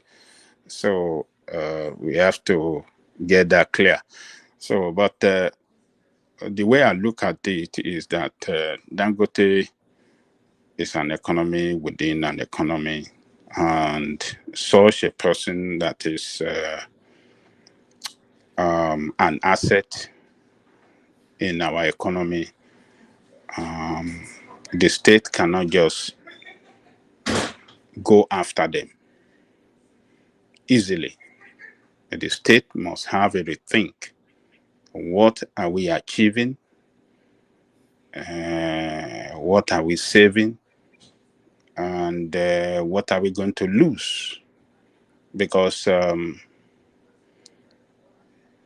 he's an international investor. Yes, it's one of our own. It's our own. We can claim it anytime, any day. But going after him could scare investors away from Nigeria. Because if we send a signal to investors around the world that, look, that place is not a safe place to invest, the government could go after you. The government could do anything against you. But sorry, Angelico, can I interject real quick? Yeah. I hear your point, valid point, but on the flip side, if investors see that you go after people that may be corrupt, isn't that a good sign also that you have good auditing and you're all about clean and straightforward business? And to your point about to distinguish between Dangote himself, the personality, and his business, that's legitimate actually. And that's one fact that I don't think I understood from what one man said, if they are actually going after Dangote or Dangote's business, because that's two different entities actually. Yes, you are right, Prince Daddy. So, but my point is this. It's just a position. And I don't think it can achieve anything. It cannot. It can't shake anything. They're gonna drop it in the trash. And the reason why I've said it is that, look, Dangote is not a practical politician, but he plays politics well with politicians behind the scene that you cannot see outside. He's a friend to all of them, well connected to the inner core of each party. And they always look for him. They want him to, they want they want him around them. Every politician want to see Dangote around them. They want Dangote to support them financially. And I believe he's doing that for every party. He might do it back the door or through some prosy means. The only power that can bring Dangote town down is the government of Nigeria. Just as we see the government going after Emefiele, dragging him down, molesting him, disgracing him, and punishing him publicly. Only the government of Nigeria can bring somebody like Dangote down, and not just any petty, not petty petition from one Danladi somewhere. No, it's not going to get to anywhere. And I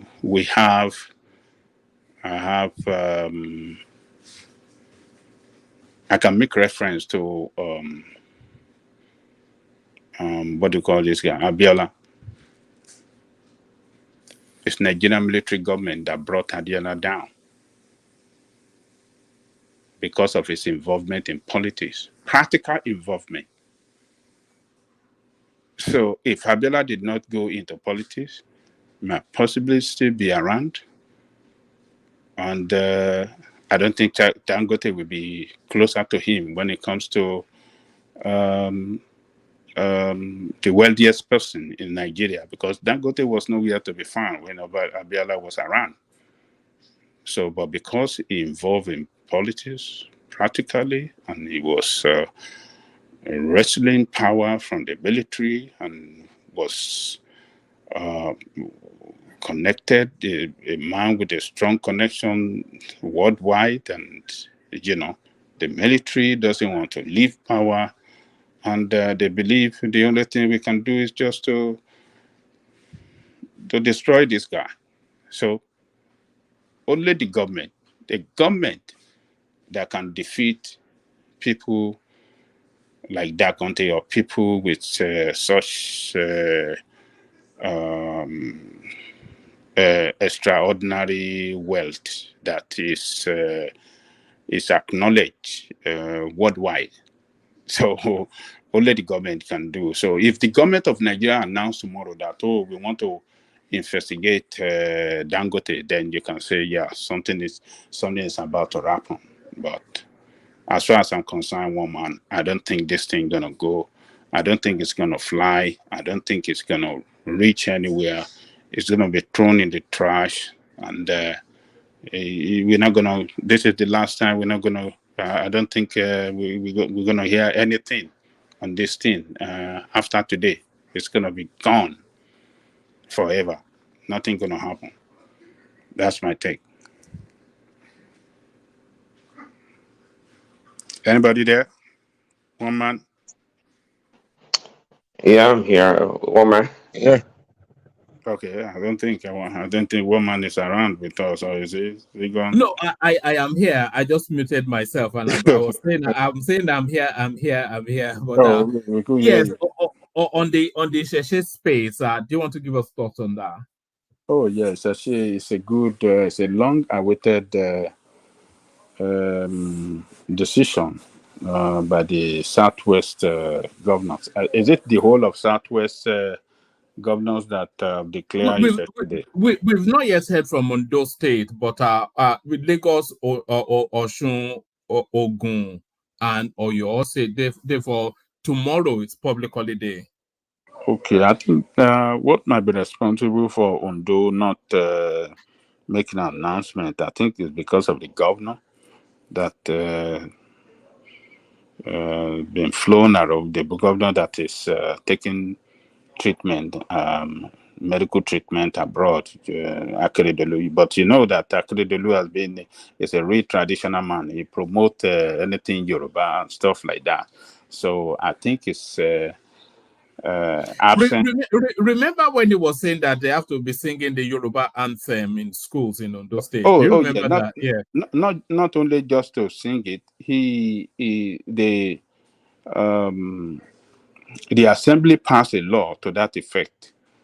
The state assembly of Ondo State, they passed a law to that effect that it is the law to read the national Yoruba anthem in their school every morning. so for such man, if not that it's a real shame that he's incapacitated, because it was one of the people that you thought would prop up TINUBU's administration. Yes. Tough guy, very, very clever, all of these things. Yeah. Yes. Mr. No Nonsense, he stand up for what he believes in and he will speak it out and he won't give a damn about anybody. Look at the way among all the APC, the way he confronted the what do you call that guy? The former Attorney General when they are trying to Malami, when they are trying to set up what's that Yoruba Amotekun. When he was doing his in fact, he did a lot in that space. The narrative of a power transit into the south, he led that fight. He led it. Yeah, he also led the Amotekun fight. Oh yes. So it's just because it's missing in action now because of that unfortunate health situation. Well, we pray for him to get well quick and come back so that he can continue to do his good job for Ondo people and for Yoruba people in general. So I think it's a good thing that one thing that the implication of this is that Yoruba people are rediscovering themselves, rediscovering their culture, their tradition, and with the backing of the governor in all the Yoruba land, I think we can push it further to international stage. So we can mark that day as a day all over the world. I think is it Baba that was suggesting that they should be able to reach out to those in Togo, in Republic of Benin, and so if our governors really want to promote the Yoruba religion, I think they should not end it here. They should, back it up with all the resources of the government and make it a more fun fair, a more, they should let it, that, festivity should be seen with it, and everybody can adopt it in Yoruba land, and then we can push it to other Yoruba dominated part of the world.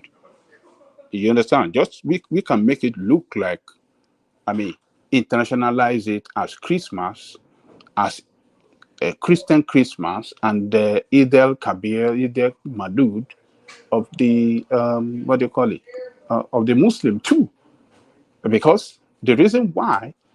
So are you suggesting that we're seeing the birthing of something that could really, because I like the idea that, Yes.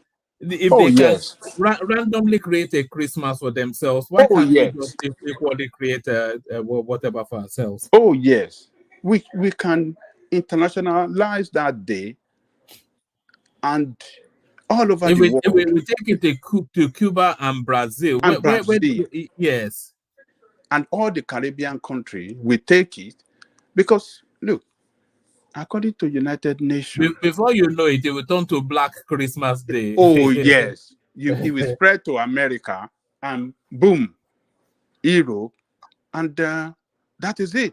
We establish ourselves. We reestablish ourselves in this world, because now United Nations, other than Christianity and Islam, Ifa religion is recognized as the third and most fast spreading religion all over the world, according to United Nations, and is recognized. So if United Nations has already recognized this religion, now, what are we doing? Why can't we gbelaruge? Why can't we give it all the support and the resources? Why can't we commit everything that can make it an international day? Why can't we do it? So these governors, look, we have to thank them for what they have done, for being able to come together and say, yes, for our own religion, our traditional religion, we are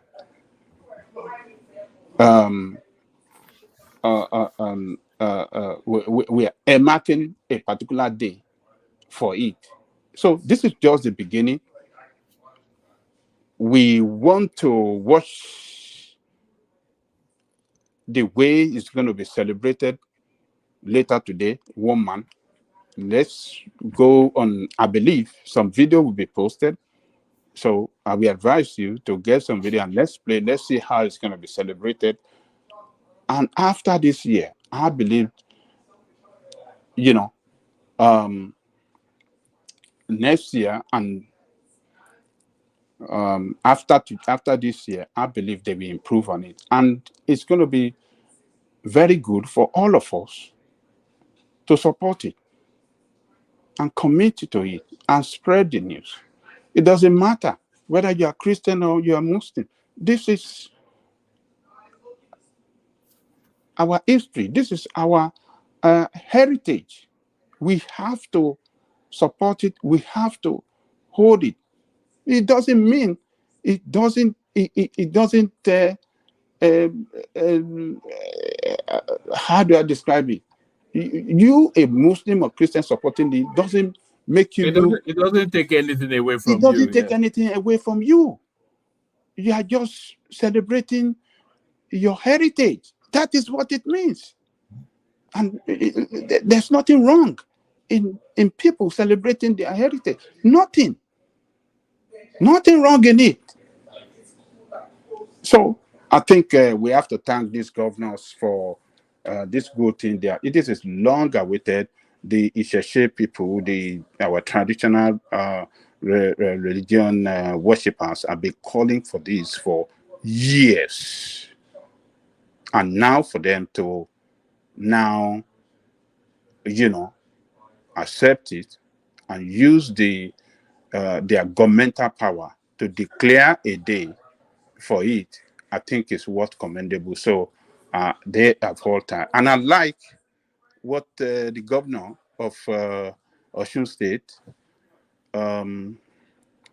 said in response to Oluwo, according to that article you read earlier, who was warning people that, maybe they should not do this or they should not do that. I like what the governor did by not wasting time to make a statement to say everybody have the right to celebrate their day and do whatever. Religious harmony is what really matters to us now. We don't have to discriminate against each other on the basis of religion or try to place any religion above other. There must be no religious supremacy or what not. So that is good. I like that. So these governors across Yoruba land have done really well.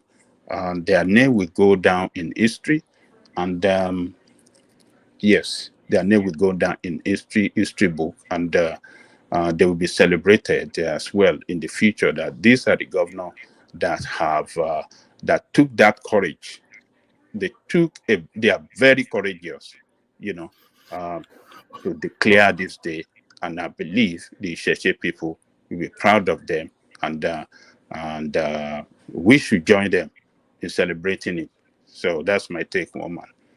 Oh, all right, brilliant, Ajanle Koko. So Ajanle Koko, if you're okay with it, I'm happy to wrap it up here, unless you want to speak on El Rufai, but I probably need to hit my bed soon. But okay. Yes. Let's wrap it, because we don't have Thomas has been taken away by work. What's his name? Mike has been taken away by brandy or whiskey. And I probably just need to hit my bed. So let's wrap it up here so that we can reconvene tomorrow. Okay. But before we do that, let's acknowledge the super chat. Olatu Bosun Oshun Leti. So thank you, Bosun. Prince Daddy, of course, on screen and in this space. So he's with some frequency now. Prince Daddy, will see him there. Ayo, as we said, just rattled through all the way through. Okwiton TV also there as well. Alexander Gomez and Kaizorian Empire. So look out for that name, Kaizorian Empire. I'm in talks with him to do something on the platform. So you'll be seeing some sort of a thing to come soon. So keep an eye out for that.